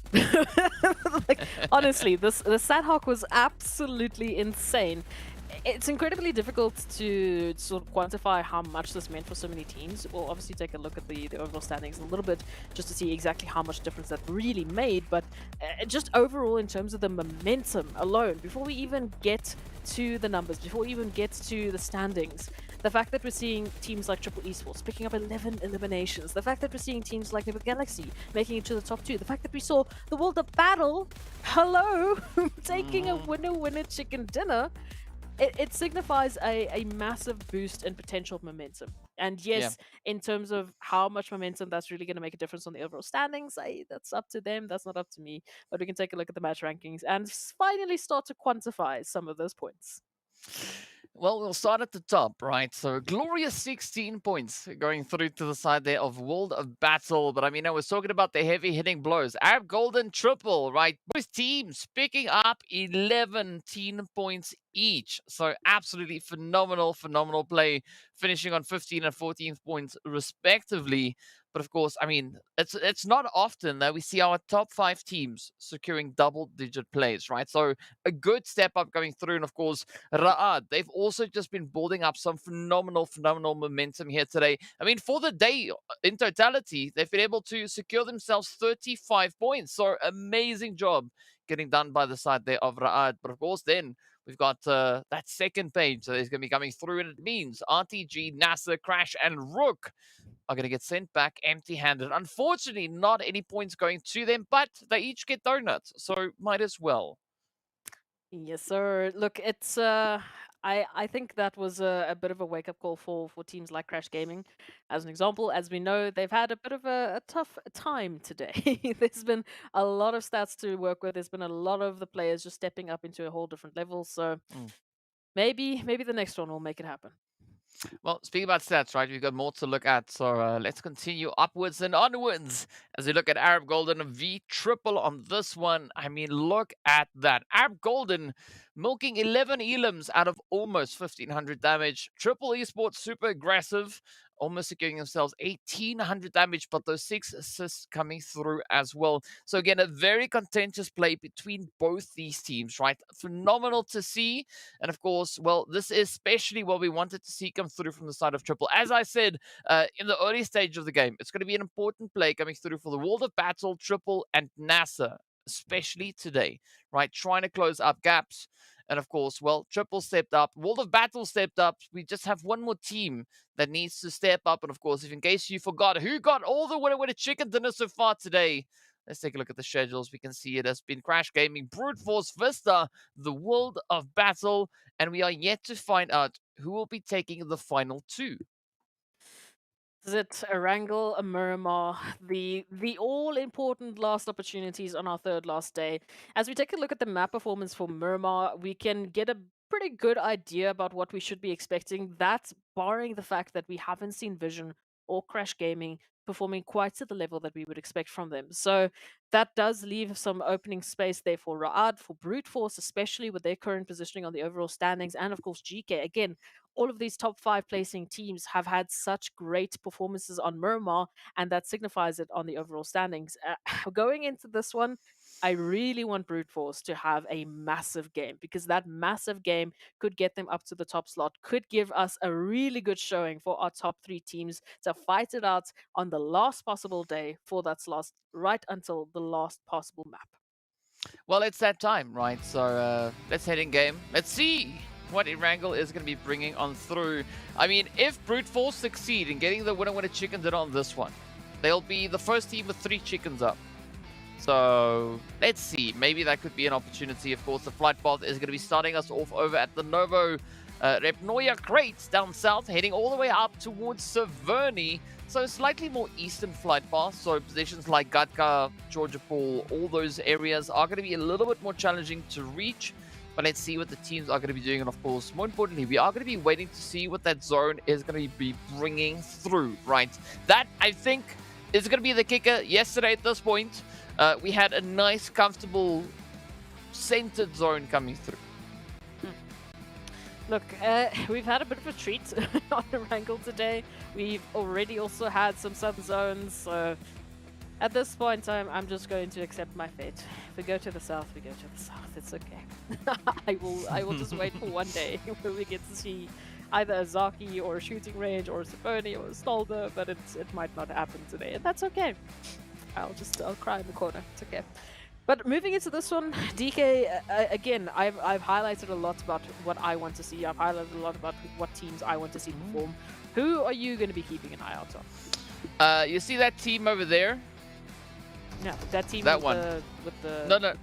The one over there. That one. Oh, that's the team I'm going to watch. Are you sure it's that one and not the one over by the thingamabob next to the No. The other one with the with the Oh, with the face. Yeah.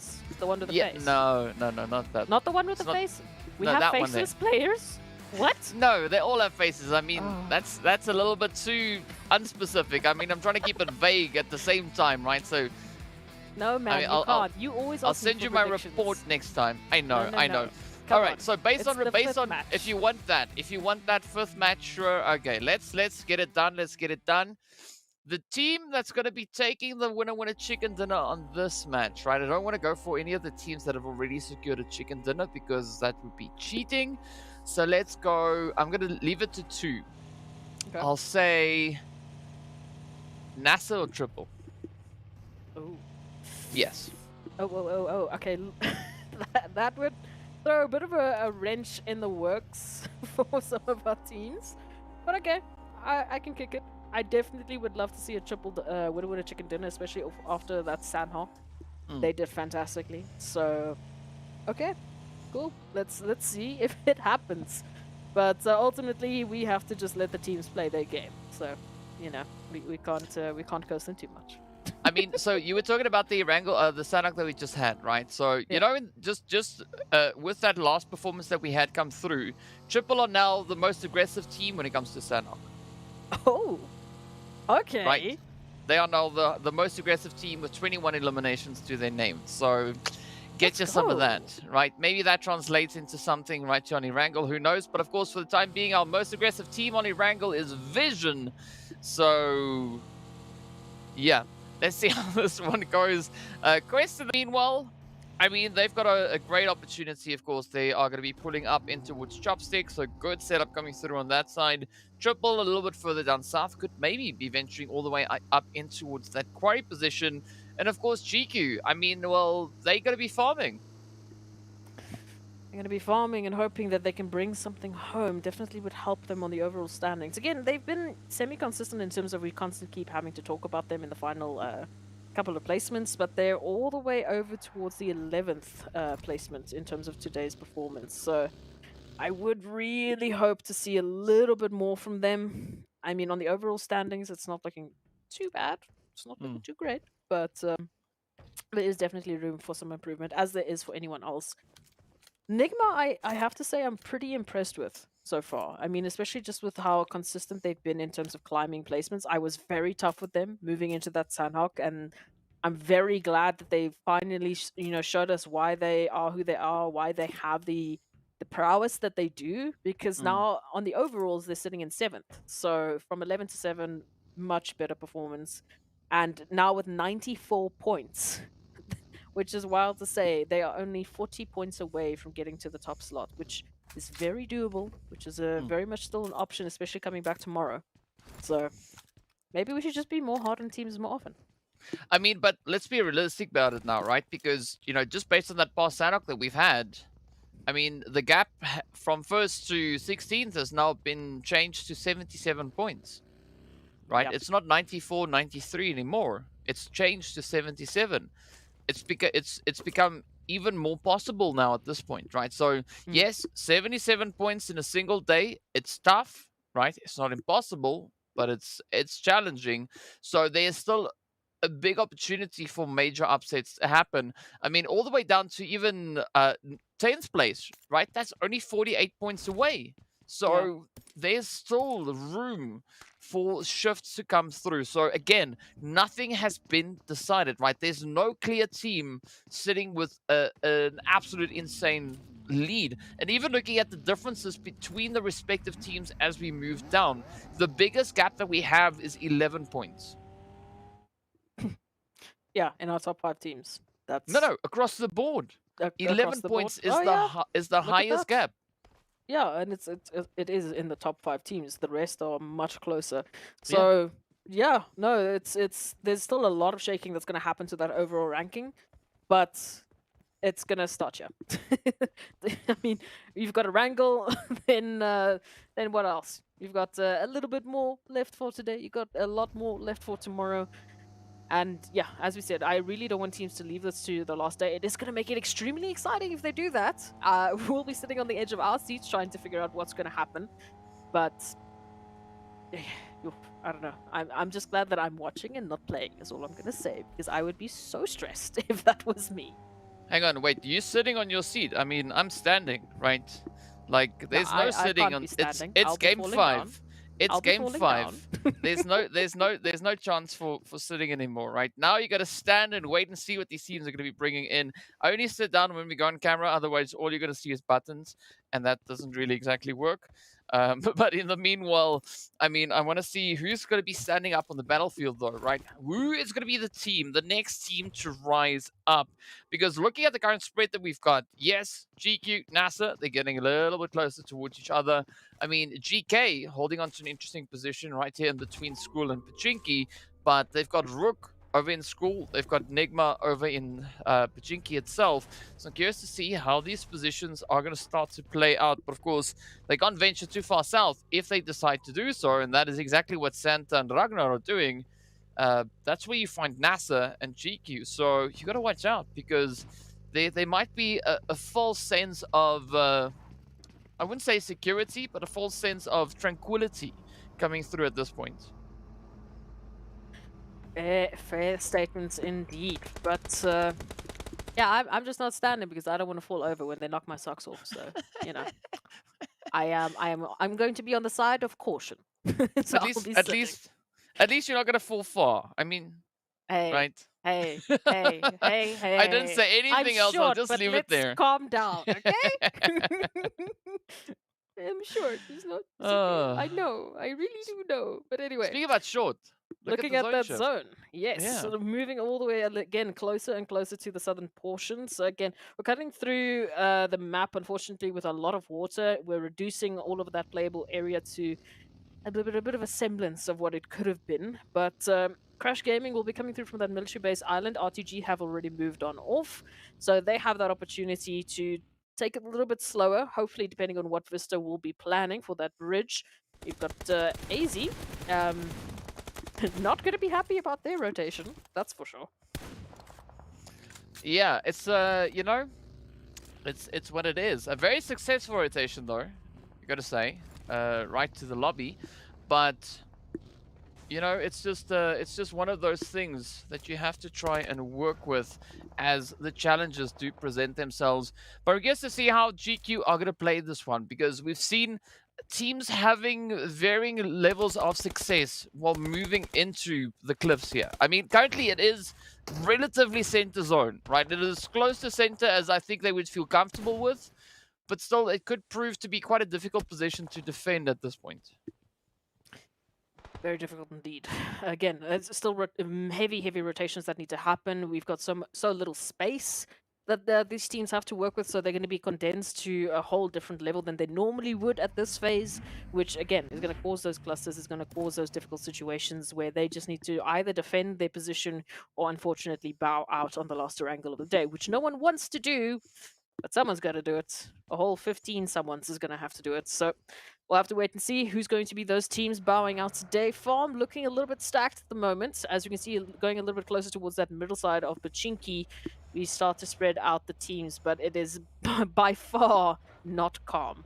As we take a look at this, Arab Golden, RTG, getting a bit close. I'm not sure if they're going to full send it all the way to RTG, but they're definitely in a position where they could.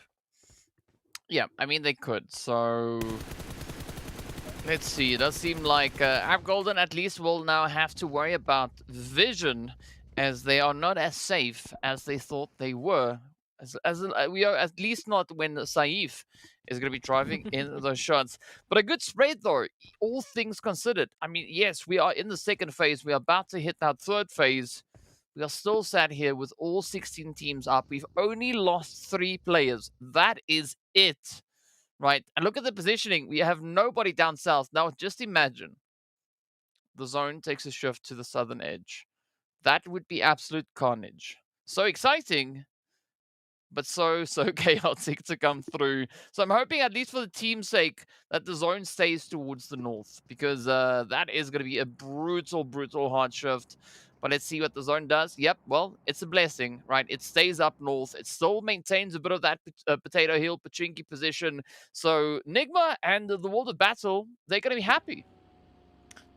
Hey, a happy team always means a happy performance, hopefully.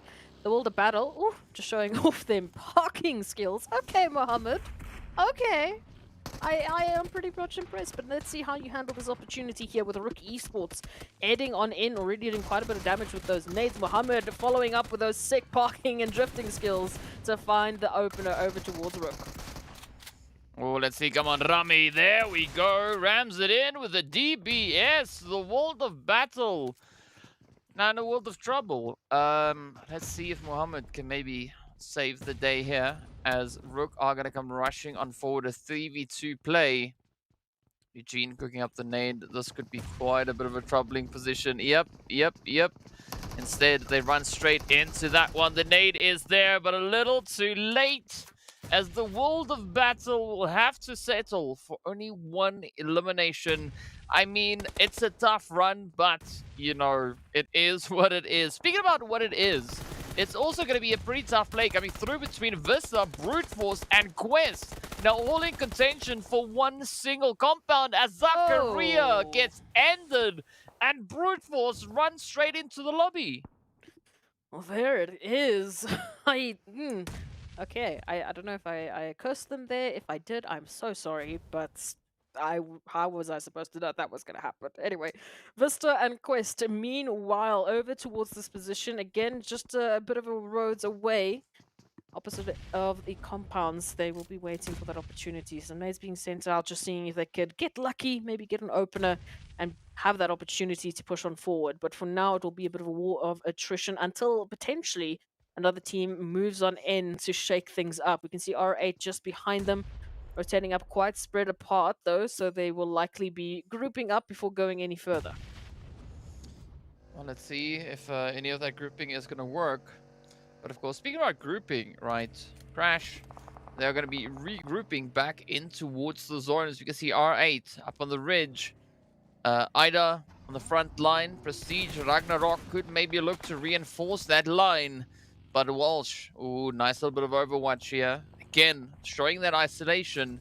But you want to see the rest of the team now from either side come through and bring in those reinforcements. Ida trying to get the job done. Kevin getting a little bit cheeky here. Finds a few shots, a few trades. But Prestige not going to settle down just yet. But that is going to spell trouble for Idas. They've been spotted, isolated, and down they go. There's going to be an opener now. So again, a little bit of a calm before the storm. Crash, unfortunately, feeling the brunt of the action. Prestige going to be following up. Ooh, it's a cheeky opportunity. Jumps out. A buddy needs to activate. And they do so pretty well. However, Prestige still up into this one. There it is. Kevin with the follow-up. And that does mean Crash Gaming hold on to this. Well, at least it's Kevin and not Kenny, so we don't have to complain about that one. But let's see how this one is going to go. Now, NIGMA pulling into the whole situation. And this is going to bring in the upsets as Kevin gets taken down while flying through the air. Now, buddy Jafar having to try and pick up the final few pieces here. Of course, this would be the opportune moment to disengage, to rotate towards that zone. But NIGMA is not going to make it easy for them whatsoever. So let's see how this one goes. Come on, Crash, you can get it done. Come on, buddy, push it. And here we go, right? They make the break, they make the run for it. But of course, if you can see, there's also a fight breaking out for the side there of, I believe, Quest? If I'm not mistaken, yes, Quest and Vista fighting all the way on the edge of zone. Yeah, so that's been something that's been brewing for a while. As you said, they've been across those compounds for the longest of times, just staring at each other. But there's the final opener, RUKH finding one, and that just leaves Mazzaro now as the final hopeful here for Vista Gaming. Shotgun in hand, DBS can make it happen. Damage dealt, one down. The second to follow up will be the question. RUKH, though, is a tough opponent to take down. Oh, you can say the same about Mazzaro, but let's see. RUKH v Mazzaro to try and settle the position here. One utility, one nade could end it right here, but it doesn't seem like RUKH has got any. I mean, we might be wrong. Oh, yes, we are. Of course, well, I am. Let's see if RUKH is going to find the positioning. Tries to get the bounce. Ooh, finds a bit of damage. Mazzaro now flying down, but up they come. The shots are in. Oh, having to reload the jump shot, and down goes RUKH as Vista gets the angle in, backing up Quest and shipping them out. At least 6 eliminations to their name. Not bad, not bad. I don't know how long that will leave Mazzaro to stay into this matchup in general, because there's been a lot of noise. Crash obviously would have heard that. Triple even heard that. So they know what's up. It looks like Triple Esports and Crash are going to accidentally go against one another, hoping for a third party and finding a little bit more for their troubles. I mean, this is our day 3 disco coming through on this one right here. Disco.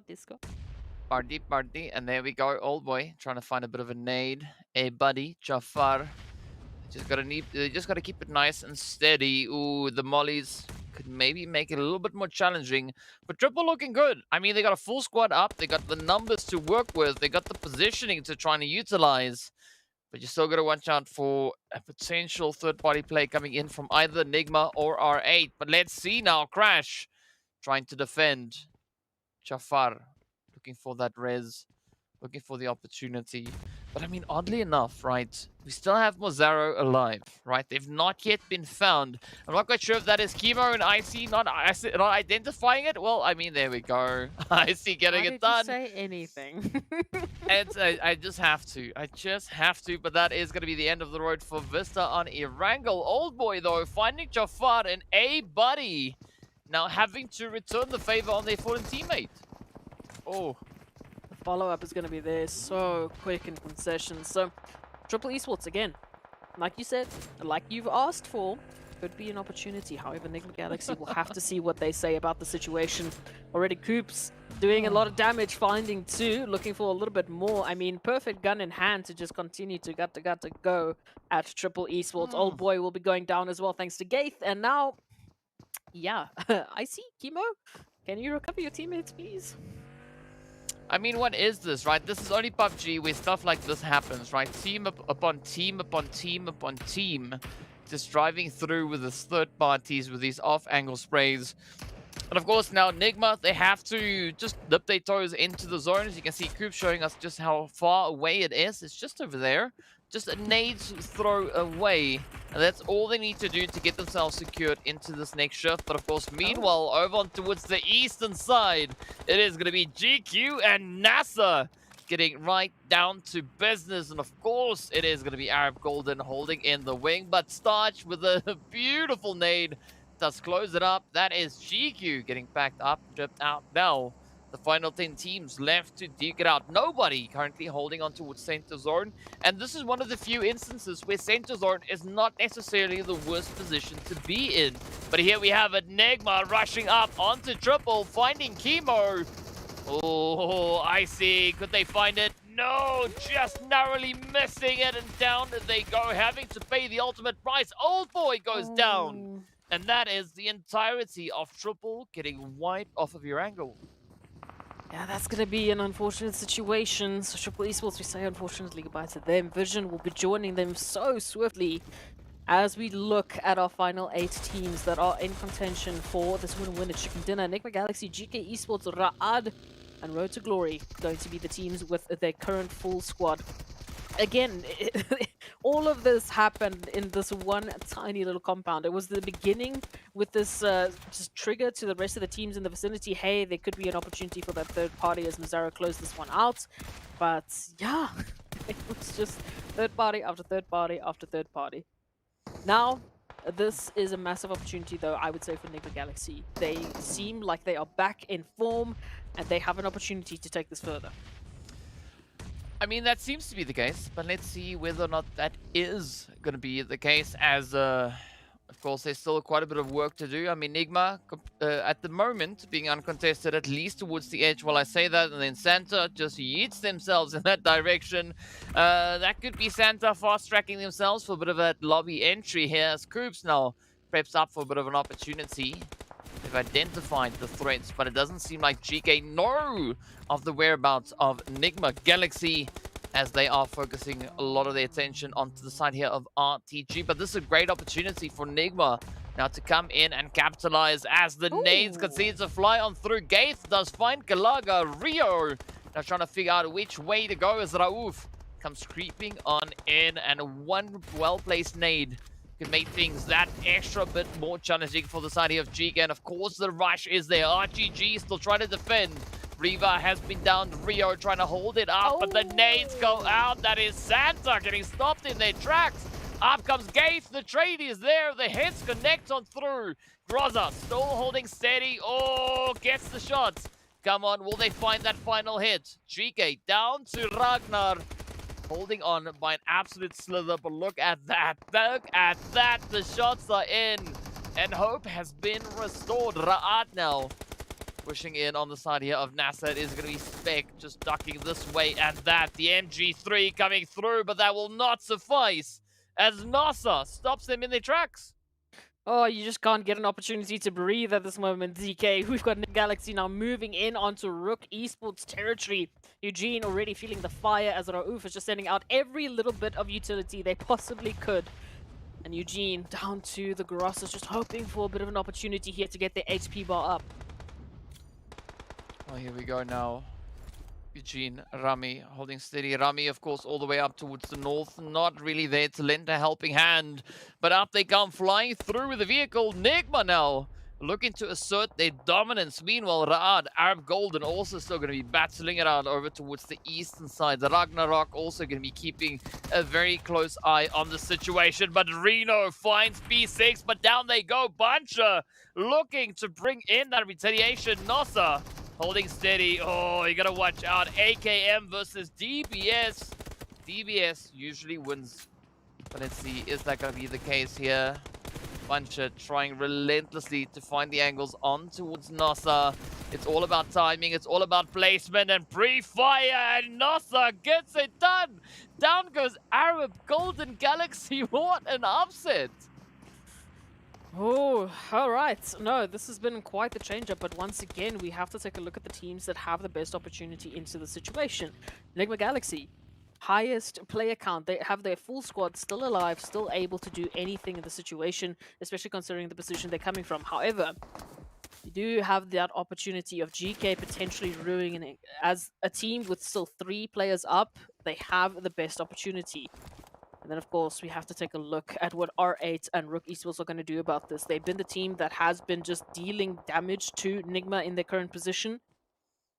But we'll have to wait and see. That zone could make all the difference in this situation. It definitely could, but it's all down to finding those pixels, finding those positions, those angles. The final 5 teams still facing quite a few challenges at this point. I mean, of course, the side there of RUKH down to 1. As you can see, NASR holding steady. R8 holding on to a 2-piece. But then, surprisingly, RUKH, I mean, also with a 2-piece, but a very spread position. I mean, Rami, Eugene, so much distance between them. And now, especially with that zone shifting down towards the southwestern side, that split will need to be condensed, right? Because Rami, Eugene, they cannot defend with so much standing between them. But let's see, NIGMA now not really having to move an inch at this point, as they have that western position. GEEKAY They've essentially got control of the south, but the terrain still does pose a few challenges because not all is all too clear for them. Oh, a sneaky trade though. TP28 finding its connection up in towards NIGMA. Yeah, there is that connection, there is that opportunity to continue, but again, it's so difficult to make any move in this situation. From GEEKAY Esports' perspective, they have to move up into NIGMA Galaxy. That obviously gives NIGMA so much more time to react to that push, to react specifically to GEEKAY Esports, so they need a bit of a distraction. They need some opportunity, something, anything at this point in time to distract NIGMA Galaxy from their position. Potentially RUKH Esports can move in. R8 definitely is doing a good job of taking their position away from them as they take away RUKH Esports from the lobby. So now it is up to Raad and R8 to give GEEKAY that opportunity. Else, I don't see how they can easily move to NIGMA. Yeah, it's not going to be an easy transition to get that situated, but let's see now, as we do have R8 making a play for zone. NASR still just trying to get ahead of that blue, but you're going to have to get up, because it is going to devour you in one fell swoop. GEEKAY also nice and steady down south, but here we go. Ragnar, they've been found, they've been spotted. Oh, that was RUKH, right? So let's see how this one goes. I mean, I was halfway there. I got most of the name right. Speaking about name rights, that is NASR, who's not going to be making it beyond that point. Now, Lord, looking to pressure the side here of R8. I mean, they are confined to that vehicle, and that is all they have to work with. If GEEKAY Esports move up to the two of Freak and Lord right now, while they are busy with R8, this could be the opportunity for GEEKAY Esports to completely wipe the floor with NIGMA. They don't have that opportunity to fight all these fights on all these fronts at the same time. They will have to slip on one end, and that means GEEKAY could take this away from NIGMA Galaxy, even though they have the better positioning, but it's timing. They need to make a move now before NIGMA Galaxy finish off with R8. Oh, and they are going to be doing that very, very quickly, as we can see Lord just driving through with a glorious mini 14 head SK Ton now. Just trying to keep themselves close to invisible here, as we have Koops on the approach. The nades are flying all over the place. Ragnar also going to be waiting for a bit of an opportunity there, as GEEKAY just start to rotate their way around the edge of zone. SK Ton going to try and bring Ragnarok back on their feet. It does provide them a bit of an opportunity here, as Rauf and Koops will remain just out of sight. But Ragnar getting a little bit impatient here, looking for a bit of an opportunity, ensuring that at least this eastern side of zone is clear, right? The rest of the teams all positioned towards that northern edge. But here we go, NIGMA now rolling on up. Rauf down in the grass, getting ready. And this plateau could be absolutely phenomenal now, especially looking at NIGMA's position. Yeah, look, GEEKAY Esports had no idea of knowing that NIGMA Galaxy were taking a 2-2 split. I mean, how could they? They can't exactly see through the see through the ground like we can. However, it's still going to come down to timing here. It is a three-way battle. Whoever gets that opportunity for the third party is likely the team that's going to be dealing the final blow, potentially taking the winner-winner chicken dinner. And Ragnar right now is just putting a target on their back, trying to get someone to stand up, make the noise, give them the cue, give them that information they need to hopefully close this out. Oh, I mean, it's we've seen this happen before, right?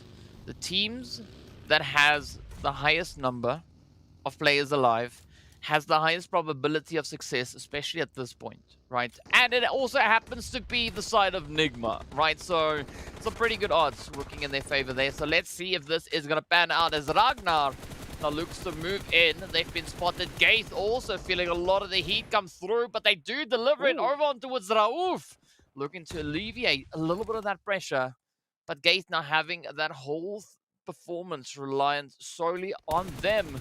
And Ragnar still holding on the edge. Here's Ragnarok. Oh, gets taken on down. Gaith, down they go. And a swoop coming in for NIGMA as they claim themselves the winner-winner chicken dinner. Doing so with 12 eliminations and 2200 damage. It's about time. I'm kidding. No, that's fantastic. 12 eliminations to add to the tally, and this is exactly what we've been waiting to see from NIGMA. There's been those semblances of hope. They've been hinting at finally making it happen, and this is what I said. We just needed the rest of the team to step up. We needed Coops to make something happen. Freak was already at a different level, and then thankfully the rest of NIGMA also, they jumped into the action. They made that one happen. I'm going to go back to Purple Lights just because NIGMA made it happen. But yes, finally, this is what we've been waiting for. And this whole day, we've had such beautiful surprises from the teams that weren't in that top 5 placement. Now NIGMA, they've climbed already from 11th to 7th. Maybe they go even further. Well, let's see. Of course, first up, we have to take a look at the match report to see who our stars are, right? It is going to be Coops and, well, RUKH coming through there for the side of NIGMA Galaxy. I almost got confused there for a second because it was just blue. Right, but it is going to be GEEKAY there. Gaith and Sans are also being represented. And then R8 claiming the greatest distance traveled there with SK Ton doing nearly 13 kilometers of traveling. I mean, that's crazy. That's quite a bit, but well done regardless. And of course, Coops now picking up a very, very strong showing of aggression on this one. I mean, this is the Coops that we've been waiting for, right? We've been waiting for play like this to come on in. So well done, well played. But you got to give it to Santa, though. I mean, 3 grenade finishes. That just, it just rings slightly differently. But well done nonetheless. Amazing, amazing plays coming through on our very last Erangel of the day. But now, let's take a look at the match rankings to see how many points the teams were able to secure. Of course, NIGMA walking away with a glorious 22 points, 12 of which came based on the aggression, 12 eliminations. GEEKAY walking away with 11. And then we got to look a little bit further down to Quest, right? Walking away with 6 eliminations. They also happen to be in 6th place for 6 points. So, interesting spot to be. But either which way, a very challenging play. And, I mean, a top-heavy performance. Yeah, no, I mean, top heavy indeed. Again, it could have gone a very different way depending on which timing GEEKAY managed to get. If they did move during that 2-2 split that NIGMA were holding, it might have been a completely different game, but I'm very satisfied with the way in which this one ended because we have such a great distribution of points to teams who really need it, especially GEEKAY, who, as we know, has been fighting for that top slot. Now we take a look at the second page. Still one more map left for these teams who might have found themselves on this side of things, so if Erangel didn't quite cut it for them, it's okay. There's still one more map. You still have one more opportunity, at least to close out the day with some great momentum for tomorrow. Yeah, and of course, only one team not walking away with points this time around, and that, of course, is going to be the side of Vision, but it is what it is, right? So, a phenomenal effort being brought through from the teams yet again. A very, very exciting Erangel to secure match number 5 for the day. Of course, we've got one more to go, as you said, but let's take a look at a few of these highlights, right? These few amazing plays that we had coming in yet again. Yeah, look, it was a wild Erangel, as per usual. I think Erangel is the new map for the most chaotic win, but NIGMA Galaxy, again, already from this point on, when we saw Triple making that move, we could see that they had that confidence back. They had that momentum. The players were definitely hitting shots that we've been waiting for. So it was just a good showing. I mean, honestly, in this situation, I thought it was over for GEEKAY Esports. I thought RTG was going to be taking them out, but again, the massive synergy between Gaith, between Hope, between the rest of GEEKAY Esports is what saved them in that situation. Yeah, I mean, but that's just the way that it works, right? That's just the way it clicks into position. So, I mean, well done on that, though. But, of course, I mean, the teams they just keep on with the surprises. I mean, GEEKAY, phenomenal play. NIGMA, phenomenal performance. But, you know, we've seen some players that we wanted to step up in previous matches. They did that this time around. You know, we see a potential return of NIGMA. Making its showing its face here, rather. And of course, that was also the second winner chicken dinner coming in for the side of NIGMA Galaxy. Well, I see a few interesting things now starting to develop, especially when we take a look at you know, the leaderboards, because it's heating up, right? It's really starting to heat up. But of course, in the meanwhile, let's take a look at the team stats coming through for the side here of GEEKAY Esports. As we know, also one of those teams that have been doing so much work here. 11 eliminations in this past match. I mean, it just looks so phenomenal. Yeah, it's a very different showing, and again, you can see the conversion rate between the damage and the eliminations they ended up getting. Also, the damage received, my goodness. But they made a very good showing over towards Erangel, and it's been something that, you know, the ebb and flow of GEEKAY Esports is something very difficult to predict. You know, we started off the day with having them in, I think, the top 3 placement. We had Brute Force obviously making a big showing of their matches, and then GEEKAY sort of fell off. They come back, and it's a whole question mark of situations. Are they going to still catch up to Vision and Crash? But we can take a look at a few more numbers that are very interesting to see. As you've mentioned already, NIGMA, they're stepping up. They're getting so close to those top slots. Well, speaking of top slots, it's overall ranking time, right? So nothing has changed in the past match between Crash and Vision. Aside from points, obviously, getting added to the tally. For GEEKAY, they've jumped up 2 slots. Brute Force, they've been moved down 1. NIGMA also jumping up 2. Now, because of the movement within that top 5, right? Arab Golden Galaxy, they've been moved down 2 places. And RUKH having to move down 1. So it's a pretty tough run. But as you can see, right? We've got 3 teams sitting with the same points, 116 to their name, and there's only 1 point separating these 3 teams from 3rd place. I just love this because from 3rd place to 2nd place, it's a measly 6 points. If we go even further, it's a measly 12 points, and then you could be getting yourself a PMWI slot. So we basically are saying right now that we've got almost 6 to 7 teams still in contention for that winner chicken dinner. We can even go as far as saying quite a few more, because as we can see, Quest Esports with 93 points total. That means they're only 42 points away from the top slot. It does get a little bit challenging as we go down naturally, but I don't know. I'm just seeing possibilities all over the show, DK. Yeah, but you also got to commend the side there of RUKH Esports, right? Sitting on exactly the same points as Quest, sitting on 93, but they've not yet had the luxury of a winner chicken dinner. So a valiant effort getting brought in by their side. And still, we are sitting with a 77-point difference between 1st and 16th position. So curious to see how that is going to shape up, though. But of course, it is still contentious all the way through, even up towards that 10th position in which we find RUKH Esports, right? Only 42 points currently between that and that ticket to the PMWI. So there's still a lot that can happen also in the coming match, but also then moving into our final day, right? Still 6 opportunities aside from the last Miramar that we have. But of course, now speaking about opportunities, we've got to give a big shout out going out to Monster Energy, our official energy drink partner for the PUBG Mobile Pro Leagues. And of course, they've been inspiring a lot of these teams to unleash their inner beast. Speaking about beasts, right, let's head into Miramar, the final match of the day. It's about that time.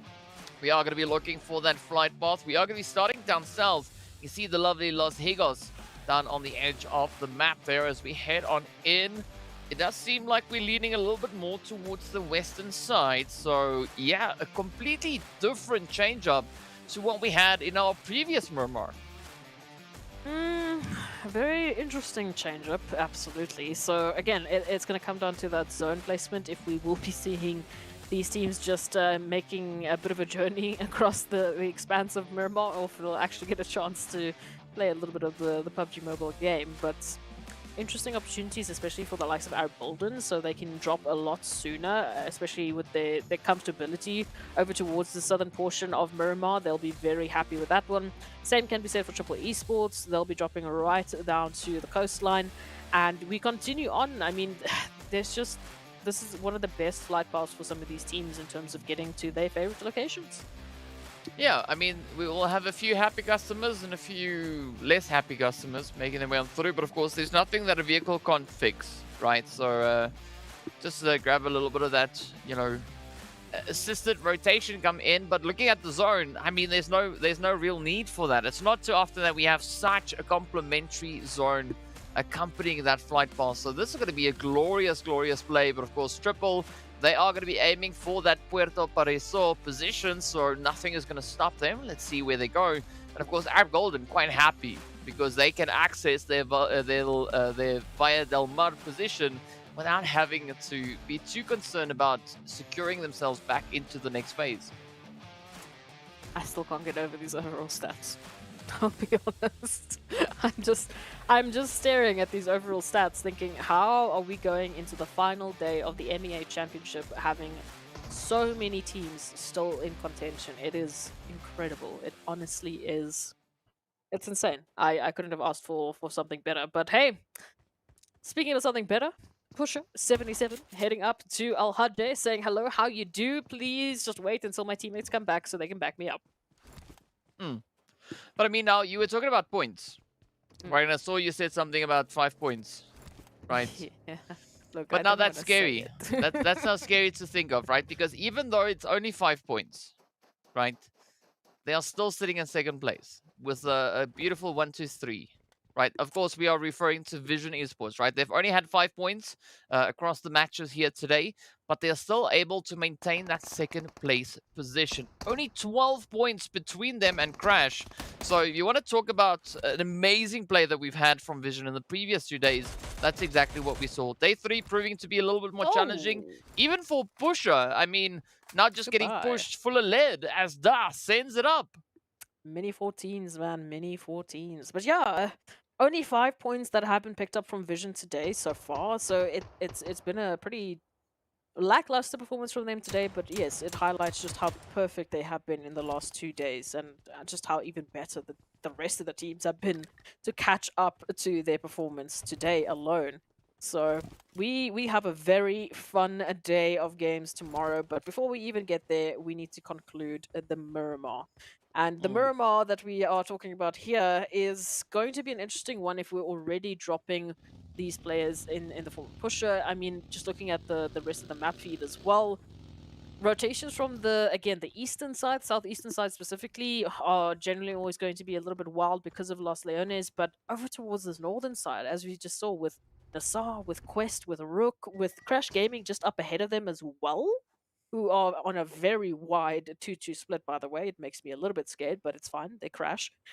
That's going to cause this northern side of Miramar to be so heavily contested. And if we continue to go to the south with these zone shifts, then we might be saying goodbye to a lot of our heavy-hitting teams very early on. I mean, that is a possibility, but I mean, if we look at it in a different light as well, right? R8, they are our strongest team on Miramar. Okay, so they've secured themselves 52 points in total thus far. Now, if they have a successful run this time around, that could be enough for R8 to not only move up from 8th position, but they could also make a potential play for top 5, right? Because there's only 36 points between them and pole position, and there's only 8 points or 9 points between them and RUKH, who are positioned just above them. So there's still room for a lot of that upset to come through. And I mean, this is what makes it so exciting. I mean, this is day 3. This is the last match, right? Game number 18. Yeah. And nothing is clear. Nothing has been decided. It's going to be great. But again, the team that I think is going to take it tomorrow is the team that ends this game with the best momentum. So whether that is an insane amount of eliminations, whether that is a wild run towards the end, or even the winner chicken dinner, setting yourself up mentally for tomorrow is going to give you the best possible chance at taking that PMWI slot. Because yes, nothing is clear. At this point, we're still including the fact that we could maybe have 8 to 9 to who knows how far teams still take that slot away from Crash Gaming, who is not far off away from Vision, who's again not far off from 3rd, from 4th, from 5th to 6th. It's just, it's so wild. I still can't get over it. But yeah, so finishing off strong here is going to be the biggest plus they can give themselves in Coops. Please stay on the map. I mean, if you turn the vehicle upside down, you might as well, you know, go somewhere. And of course, with that Rauf, that's rough, right? That's, well, yeah, I'm not going to say that. I wanted to say something, like for me, that would have been funny, but let's keep it for what it is. It's just a spectator glitch coming through on that one. But, you know, another interesting thing to look at is that the biggest gap that we have at this point on the leaderboard is 12 points. And that's the gap between 1st and 2nd. That's it, right? Then we've got a gap of 6. We got a 1. We got 9, 8, 6, 8, 4, 5, 6, 9, 3. That's it. Right? So one match for any of these teams could drastically change up their positioning on the overall standings. That's it. That's all that's needed. And of course, as you said, right, the contention, I mean, for major moves to happen, it would be within the top 6 in this match. If any of the top 6 teams step up and claim the winner chicken dinner, aside from Crash, that could be exactly what they need to bring in the upset. To start tomorrow off with a beautiful position. But of course, in the meanwhile, as we look on towards Vision, they are going to be finding a little bit of that Vista. So we got the VVV happening right here. So, yeah, I mean, this is where the confusion comes in, right? Because it's pretty much the same, at least for the first 2 letters, and then it changes up, thank goodness, after that. But both teams sat over on towards this eastern side. There is still a bit of, still a vast opportunity for positioning to be happening on either of those teams, looking to get themselves secured a little bit further towards that more centralized zone. Very interesting opportunity. The center part of that zone in particular, I think, is going to be quite the challenge. So, yeah, I mean, just look at the map. You can tell for yourself. Crash Gaming still taking that 2-2 split. You can see 2 over towards El Paso. We've got 2 over towards the gorgeous Oasis. You know, they're just taking a bit of a dip, getting a bit of rest for tomorrow. You know, that's another way to prep yourself for tomorrow. Here we go. This is what I wanted to see. That zone shift is really going to give Arab Golden quite a lot of spacing, especially from their momentum moving in from Valdemar. They don't have anyone really behind them unless NIGMA take a wide rotation into zone, which could very well benefit them, especially if they come through towards the western side of Montenuevo. As for the east, as for the north, my goodness, good luck. This is going to be very interesting, especially towards power plant, especially towards dead center zone. Yeah, I mean, that whole eastern half of the zone, this half, right? Oh, it is going to be quite problematic, especially for Ragnarok, who's driving around with a smoking vehicle. I mean, that is not where you want to be. The same can be said for Ida as it blows up in their face. Fortunately, Ida doesn't follow along with that vehicle, but of course now Zakaria is going to make it be inevitable. Down goes the hits. The rest of R8 going to be crabbing up into that Ra'ad position held in Monte Nuevo. So let's see how this one plays out. But of course, you know, still such a challenging position to be holding. Even Ladriera is going to be proving quite challenging, right? So many teams held up in that region. And of course, over on towards the northeastern side, NASR, GQ, hey, getting right down to business. J7, what was that though? I don't understand. At least the follow-up is there for the rest of the team of GQ. NASR still in a bit of spot of trouble. Thankfully with their split though, it does give GQ a little bit of opportunity to lock this one down. The spec comes in, but a little bit too late. Now, unfortunately, Xenox also not in a position just yet to jump into the action, so a little bit of running, and J7 maybe in a position to get a bit of a res. Specs just trying to find these angles before the reses pop off for GQ. Ooh, that molly, it could be it, but it doesn't seem like it was right on the spot. But of course now, GQ having a quick opportunity for a bit of a reset to come through here. I mean, Xenox though. I mean, who needs dividers when you've got Xenox? Just send out the utility. AZ also now bringing in a little bit of that repayment as they do find spec, but Xenox now has got their eyes on the prize, coming through with that mini or that M4. Oh, they want to get it, but unfortunately they get overpowered, and that is NASR out. Yeah, look, that was a bit rough. I'm seeing a bit of some questions in chat or statements in chat that said, you know, they thought maybe there was, you know, some ammo issues, maybe some sound issues. Either way, not the way NASR would have wanted to hold on to that one. So GQ will reign supreme in that situation. Now we have to take a look here. Vision, as we said, they've had a tough day at the office. They did fantastically day 1 through 2. But now here on the last Miramar, setting themselves up for glory. Hopefully they can take this opportunity away from RTG. We've got Triple Esports who are rotating just behind them as well as the World of Battle. So it's going to get pretty hot and heavy there towards the south.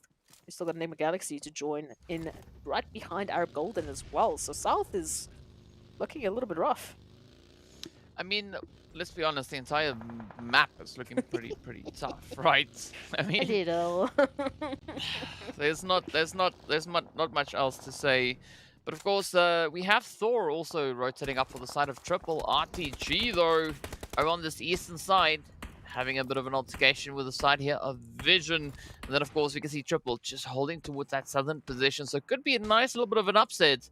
But RTG trying to take the fight on different fronts here, as they have Vision on the one side, they got GEEKAY on the other, they got VISTA up on the high ground, so they have to be quite sparing with how they take this engagement, because, I mean, move up too much and you open yourself up for third-party opportunity from any of the other teams in the vicinity. Absolutely, and that's just the joy of having 15 teams crammed into such a tight space over towards Miramar. We can see already RTG feeling a bit of some unfortunate damage, but they'll be able to res very easily. So for the time being, again, it's just a bit of peeking and prodding, teams just trying to get some information, just take stock of what's happening in the vicinity, who's situated where, and where potentially they could find that opportunity for a third party. See Arab Golden now, rotation in, we said it, from the south they come. You can see NIGMA Galaxy just lurking right behind them. So as they move forward, this could be a wild engagement. Arab and NIGMA going head to head. The two galaxies will collide, and we will have to see who's going to come out on top. Yeah, it could be quite exciting, especially with you know, these two teams held up alongside each other. All I can hear is that dun, dun, dun. But here we go now. Lord trying to find a bit of an opportunity there. That is going to be the sign of Crash Gaming. Now, getting caught in a rather interesting position, as the vehicle doesn't exactly go where they wanted it to go. But now, of course, GQ are going to be moving into this eastern front. They got a line of sight on towards Vision. They got a line on towards RTG, and potentially even the side here of Triple. As you can see, that first knock being brought up as Thor goes down, but the world of battle getting ready to jump. And let's see. So, I mean, look at Monte Nuevo, right? RUKH, Quest, R8. Woo! Just waiting to see where the next shots are going to be popping off. But of course, the zone is going to be that determining factor, as it will be taking us over towards the northeastern side, and a great opportunity now for the side of GEEKAY. Oh, absolutely. Smack bam center zone. They already are aware of RTG over towards that eastern side. Rotations now going to be leading into, well, the chaos that is going to be the center of this map. We can see the world of battle trying to recover their numbers here. Triple Esports has already reached across and said, how do you do? Would we like to take an elimination away from you? Yes, please. GQ, the split that they're taking at the moment makes me a bit nervous. However, they do have that space to just regroup very quickly. NIGMA finally making their move. They are going to be picking on Ra'ad, but that is going to signify to Arab Golden there's danger lurking. Like we said, the two galaxies potentially aligning here, and that could only spell disaster for everyone else in the server. Yeah, is that not how black holes are created? I know that's not really how it happens, but either which way, let's see, as Arab Golden and NIGMA are prepping themselves for a bit of a fight. Already Teak has been identified. Down they go. Rauf now getting ready for a quick little bit of cheeky play. Coops moving up alongside the rest of the team. And this could be that opportunity, but a very open push as P6 is just waiting and priming up. That nade finds the damage onto Coops, but does not bring them to their knees. Teak, P6 looking to hold steady, but it is going to be an absolute barrage heading in both directions. It is mollies, it is frag grenades. Just getting dispersed. Now Lord looking for the opportunity. Nade in hand. Rauf keeping a little bit of overwatch. But Puncher, getting ready to rumble as they have to make a decisive play here. Are they going to stick around or will they disengage? Well, the answer is that they have to fight, because Puncher has been brought to their knees, as is the rest of the carnage about to come through. You see Arab Golden, NIGMA holding it nice and steady. NIGMA already now about to lose Coops. The spray, doesn't find him just yet. There we go. It is Freak. It is a Lord down. Rauf now having all that pressure riding on their shoulders. We can see also then down on the bottom right-hand side, it is the players from Triple and the World of Battle fighting, but Rauf now having to defend as P6 is on the ridge. Oh, the hits are in. One down, one more to go. Will they get it though? Rauf hoping, Oh. unfortunately, AXA ends it right there. That honestly could have gone any which way. So that now we know what happens when two galaxies align. It means Ra'ad comes through for the third party. P6 still down. We just got Teak and Axa up onto their feet, but for how much longer will be the case? Ra'ad already sniffing out these compounds, already closing in. Oh, the feet are burning. We've got Teak now trying to run, trying to rush. Give the spacing. They need to survive. Oh, this is such a tough play, but of course now Teak will get stopped right there. Ab Golden having to settle for 14th place. At least, though, they got those 4 eliminations from taking down the side of NIGMA. So now all the galaxies have been shipped out. All we have left to work with is our remaining 13 teams. Triple still in it, still alive, still holding steady.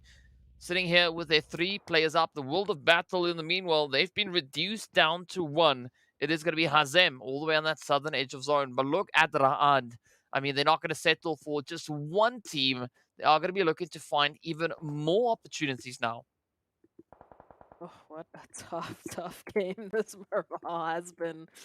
Oh, yeah, no, this is going to be interesting. Now, coming through from that southern side, Ra'ad obviously has quite a bit of spacing to work with. Crash Gaming would have heard all of the commotion going down. A little bit of a replay just to remind ourselves what happened with Triple Esports, unfortunately. Moving into this one, the World of Battle also taking on the mantle to send Triple Esports home. And I see not a bad attempt from them to keep you know, the team into the action still. You could say the same for Rauf there with NIGMA Galaxy. It was tough. I mean, very tough, unfortunately. But now we turn our attention here. Zuxi keeping a keen eye on Crash Gaming. A very good rotation that they've made. Ooh, very careful there to just be caught out in the open. Yeah, you got to be careful.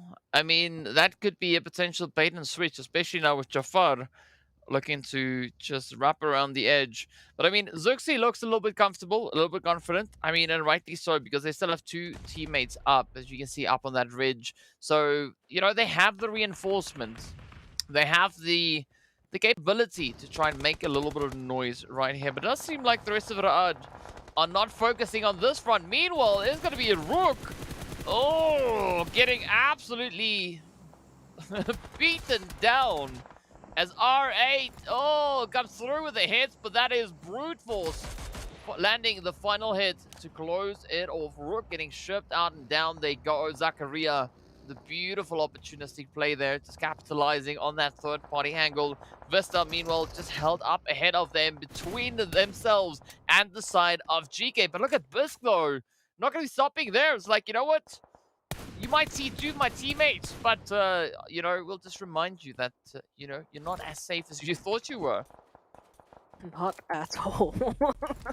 Again, just looking at the rest of the map, again, oh, Bisk, please, no. Oh, no, not Bisk. You can't do that to Vista. The last match of the day, come on. Zakaria, that's just rude, but it's okay. We understand. Looking at the rest of the map, a lot of spacing again towards that southern point, so Ra'ad, after all of the rotation that they've made, as well as Crash Gaming, now that they've given that space, they are going to be sitting pretty for quite some time until we see what that zone shift is going to allow. If it does shift over towards the south, all of these teams that we are seeing already peeking and prodding at one another, you know, giving all of these noise cues away, sound cues away, are going to be putting themselves in an interesting position. It's going to force a little bit of that chaotic rotation. And that's potentially where GEEKAY can activate and start to pick up all of those surrounding rotation eliminations and really bolster their standings. Well, let's see if that is going to be the play, though. In the meanwhile, things have now quieted down as we are waiting in anticipation to see what that zone shift is going to be bringing in. Who will be the teams that have to cover a lot of ground? Of course, well, it just centers up on itself. So everyone on edge will now need to stay on edge and get themselves beyond the edge up into towards this next zone. So the World of Battle, Crash, as well as Triple Vision and GQ, all situated along that southern half of the zone, will need to get themselves moved up and in position. Meanwhile, Brute Force going to be making a play for zone as they start to venture up from the north. They got R8 Carry Boy just waiting towards that western side, so they still need to be rather careful. Fevo now about to get pushed, and this could be Raad in a little bit of a troubling position. I mean, fortunately, they still have 3 players up. But Fevo have to try and just ride out this ridge line. NASR also there to provide a little bit of that overwatch cover. But let's see, Zuxi also just inching their way on forward. Hazem, unfortunately, will be bowing out. Saif has made that one very clear, thankfully. Over towards that eastern side, specifically with Vision and GQ. It's just about time that they might be finding each other. They're literally on either sides of the road. Triple Esports, very important matchup here for them. Taking on the likes of Raad could give them that winner-winner chicken dinner. Meanwhile, Brute Force, straight centered into this position and straight regretting it. I mean, kinda. But let's see that nade. Oh, doesn't find the point. Yeah, I mean, Carry Boy, great opportunity there. Just capitalizing and ending it. But of course, now Brute Force getting dealt with a little bit of that Brute Force. Here we go, Triple. Now getting ready to jump on towards Raad. As you can see, NASR about to go down. Oh, so low on their health bar. One hit could end it all. But somehow, miraculously, they are still able to survive, of course. Well, GEEKAY, they reach in and bring that assistance, right? As Hope does take them down. Raad now getting sent out in that 9th position. But of course, it's now down to the final few teams. Quest also getting identified on the edge. Vision getting spotted. The sprays are there. And this is now a phenomenal opportunity. Looking at GEEKAY, right? They've got that compound. And they've got a line of sight on almost any team. Oh, it's getting spicy. I thought that J-turn from NASR was enough to keep them alive, but unfortunately you can just see the sheer veracity of crossfires that we have to work with. Everyone has a line of sight. Everyone can get involved. Triple Esports are moving a little bit closer into the zone and immediately met with so much lead, with so much ammo that they can't even pick up after the fact. How rude. GEEKAY Esports, as we said, in this compound, again, massive line of sight onto surrounding areas, but it also means that they have a lot of expectations to manage, especially with teams I'm going to be making some rotations, potentially trying to take the compound away from them. They will be put to the test. Vision, hello. GEEKAY says hi. Yeah. DK also says hi. But here we go, RTG. Now trying to see if they can reach into Vision.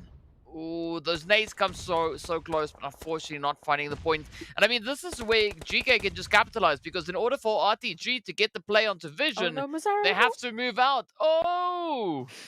No! Down to 7, they go. Down to 6 goes VISTA, and of course 5 teams now remain. That is all that we have left in day number 3. Crash, looking good, still holding on to strong numbers. As you can see them sitting in a very comfortable position. RTG also still sitting on 4. But the trouble is going to be GEEKAY, right? So Crash could save the lobby if they find a play onto GEEKAY. Absolutely. And at this point, it might be the only hope, really, for the lobby. If Crash can take their attention, even if they can take their position, then yes, they might be saving the lobby from GEEKAY, but they won't necessarily be saving the lobby in general. They're just going to be taking all the eliminations for themselves. Meanwhile, Vision, they have some time here. Oh, they did! But Reva said, hello, take my nade, why don't you? Well, that is now down to Volt. Up comes the push, the plunge as Kalaga and Co comes rushing in. A monster truck to get the job done. Right, a beautiful tiring play coming through on that one. But now RTG effortlessly puts themselves in the line of fire. As you can see, everyone are just focusing in, honing in on that position. It is going to be Triple applying a lot of pressure. GEEKAY could still maybe steal a few of those eliminations from them, but IC going to try and find Groza. The first vehicle also going up in flames. Galaga on their knees. Gates now trying to find that confirmation. Oh, no. Groza in so much danger right here. And they don't have that much of an option, right? Because the blue zone is going to close on them very, very soon. Oh, so Nakicharos could get the upper hand, but that is going to be it. Yep, Triple. No one actually gets the point because RTG fall to the blue. 6 eliminations to their name. Down to the final 3 we go. GEEKAY, Crash, as well as Triple. 4 players coming through for the side of GEEKAY and Crash Gaming. GK Esports, they've been holding on to that compound for so long, they're getting a little bit of a cabin fever. They want to, take a stroll outside and just say hello to Crash Gaming. Triple Esports still holding on from that southern side. It's so tough because look at that. They literally have one shack. They've got Old Boy trying to get a flanking position. Actually is going to be joining their teammates. Hopefully they continue to get a better position because otherwise they just put themselves in such a small position to be taken out. GK, just one nade, one little piece of utility could mean the end. But of course, Crash Gaming might come to the rescue. They activate towards GK. Well, this is going to be an opportunity now for Crash to shine. But let's see if they're going to be able to get the job done. I mean, this is a great opportunity now for Triple to maybe try and close up, but Crash will have to make a lot of noise to distract GK enough for that to happen. Gaith already being met with a bit of utility, of course, sending a few utils of their own over the way. But here goes the blue. It is going to be closing up, forcing the hand for Triple. Icy does get found and picked up. It's down to Chemo and Old Boy. Of course, GK. They've had the knock come in towards Santa. Walsh has been found. Down they go. A-Buddy, Jafar, and Kevin still holding steady.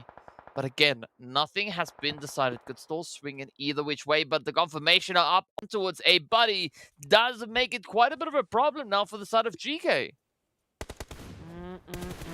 GK Esports now still holding on to this opportunity. Few utilities that can be sent out. They need to flush out Crash Gaming. And Triple Esports is looking at this as a prime opportunity to swoop in and just take the winner chicken dinner.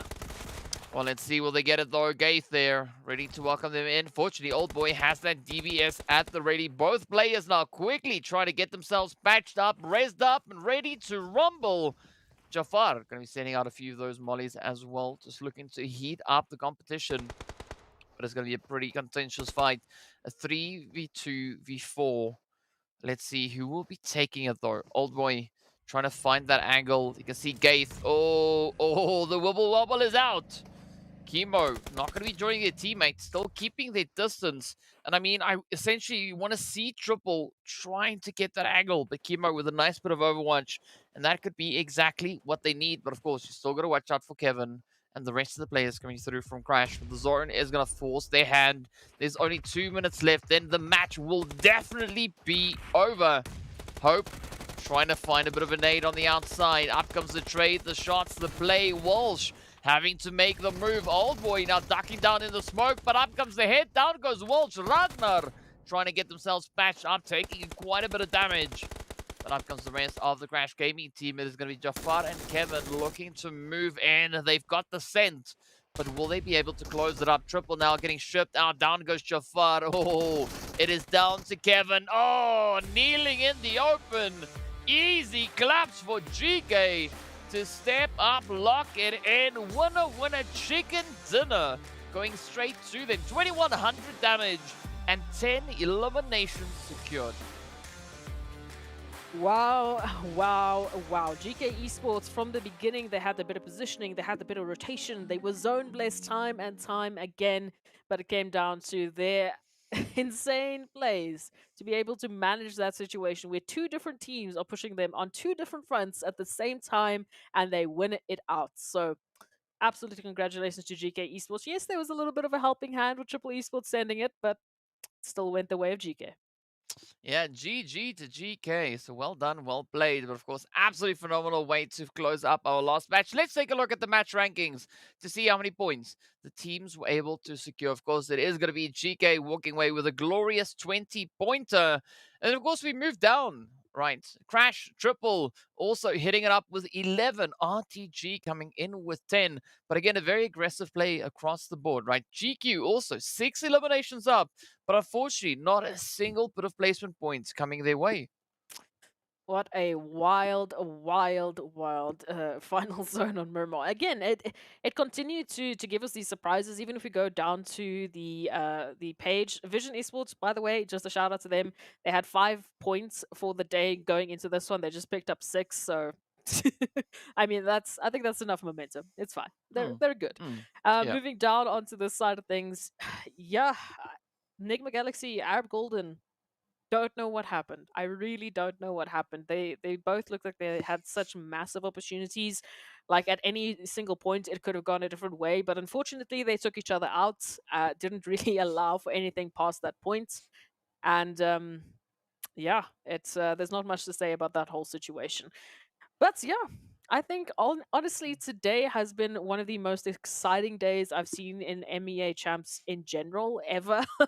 The fact that we're going into tomorrow with so many close and contentious fights. I mean, we can even take a look right now at some head to heads. In terms of close and contentious, this is one right for you. Both of these teams took 11 points in very different manners. Yes, yes, they definitely did. I mean, Triple coming through with a glorious 6 eliminations and a heavy dose of damage to accompany that. But of course, we look at Crash, right? Great assists coming through there. I mean, only one elimination between the difference between these two teams. But with regards to the points that they were able to secure, I mean, as you said, right, they achieved that 11-point finish in a completely different way. And I mean, Crash, though, second place, securing 1270 damage. I mean, so that means that they were quite sparing with their aggression, right? Still being able to secure those 5 eliminations. But again, it just shows how this opportunity kind of presents itself. And it makes sense if you look at the map as to how Crash were rotating in, right? They weren't trying to make too much noise, right? Just trying to keep it nice and quiet. Triple, on the other hand, they didn't have much of a choice, right? They were situated over on towards that eastern front. They had to try and play it through that open field, and it was such a difficult position to play through. But again, a very, very exceptional performance, yet again, finding its way on in. But an interesting thing is, like, we've also seen quite a bit of a step up with regards to the overall performances of the day, right? So the daily plays coming in here, but of course, we've got our winners of the day in case you forgot who that was, right? So the first one went to Crash, then we went over to Brute Force, then of course we had a little bit of that Vista action come through with a World of Battle picking up their own winner chicken dinner. Of course, then NIGMA got the victory over on Erangel, and of course GEEKAY securing it right here. So 6 different teams taking our 6 winner chicken dinners available for the day. But the heaviest one, of course, coming through there on Erangel, the most damage being caused, well, the biggest chicken went to the side of Brute Force with 15 eliminations secured. But the World of Battle, I mean, they did a good job, right? Only taking 369 damage. So that is a very well-deserved victory going to them as well. But again, today, so challenging. And looking at the consistency that we've had across the board, right? We got Brute Force and Rad, both teams securing themselves 47 points for the day. But as we venture into our overall rankings, that is where we'll be seeing a little bit of a change up, right? GEEKAY also now making a few waves here, coming through with a 56 points that they've been able to secure today. Of course, jumping up that one slot all the way up into its second. That is, of course, then moved Vision down one position. But Arab Golden also taking a beautiful 2-slot leap up into fourth. Yeah, moving into tomorrow, we have a lot to discuss. We have a lot of opportunities for teams to, again, still take away that slot from Crash Gaming. They're not so far ahead anymore. They're not the big bad wolf, so to speak. Everyone is in a position where they can attain a fantastic game to put them ahead. So it's incredible that we have all of our top 8 teams up into 100 points. Over to the second page, it's not looking too bad either. We go from 104 to 95, 9-point difference. Not much, right? Really not much considering we had a single team drop 25 points in one match. And we have 6 matches tomorrow. You can do the math. If the team can make it happen, they can definitely still steal that PMWI slot. And yeah, shout out to the World of Battle. Yeah. Win a chicken dinner, baby. Yes, sir. Yes, sir. And of course, now speaking about winner chicken dinner, baby, it's time for MVPs, right? I'm not even gonna guess who it is because, well, Take your I don't pick. know. We had Pick a name. Pick we a had name. Pick a Biscay, player. we had Freak, we had Coops, we Yeah. had Xenox clutching. But just please, we can't guess. We really can't guess. So now, okay, I also have to make predictions. Okay, yes, your turn. All right, yeah, I don't know. Maybe Coops. Let's go with Coops. Let's see. Maybe I'm right. Maybe I'm wrong. Who knows? Hey, Ragnar. Hey, there we go. There we go. I mean, this is just so exciting to see. I mean, talk about a contentious play. I mean, we had so many names to pick from. And I'm pretty sure that they are all sat very, very close with regards to that MVP slot, but well played to Ragnar. I mean, it makes sense because Ragnar was playing in this last match. 2,400 damage, 12 eliminations for the day, and a really strong survival time, nearly hitting 23 minutes. So GG to GEEKAY yet again. Ragnar locking in the MVP for day number 3. It's an absolutely incredible day. The fact that we, once again, can say tomorrow we have no idea. We have absolutely zero idea who's going to be taking the #1 slot, who's going to be the champion of the MEA Championship. So, DK, all that we can say is, okay, let's start now. Let's just go straight into the next match, shall we? Don't have to wait till tomorrow. We can just start now. Yeah. Next up, we are going to be heading into the lovely Erangel. So let's see what Erangel has to bring. Of course, if only it was that easy. But of course, in the meanwhile, we are going to be ending it here for today. So thank you so much for everyone for joining us on the battlefield, joining us in the broadcast. So much action coming through here. But of course, as Ez has already said, tomorrow is going to be the day to watch, right? So to put it into perspective, 39 days of PUBG action, PMPL action has taken place. It all comes down to day number 40, right? Day number 40 to see who's going to be making it into the MEA Championship.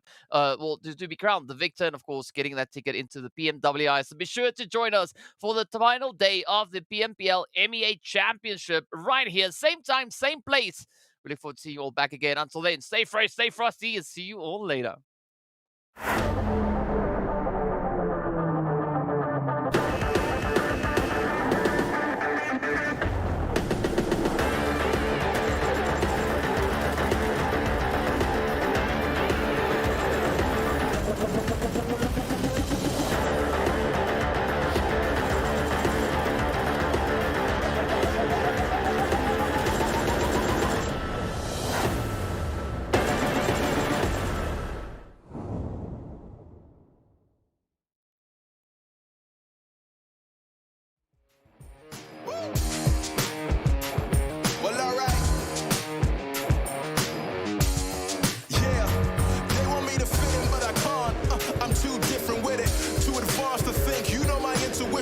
I got bars and ink, but never in a prison. Too far gone, never gonna sit and listen.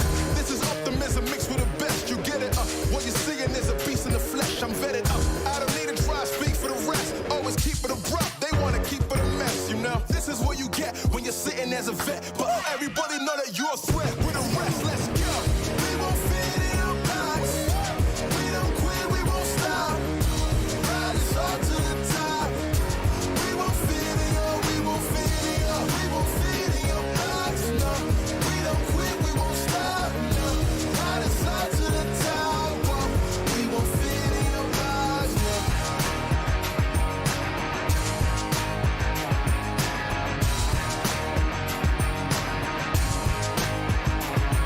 Look, I try to tell you we don't fit in your box. Why you try to box me and I got the key to unlock? I know the locksmith, optics, speak of the loss. I'm eating lobster.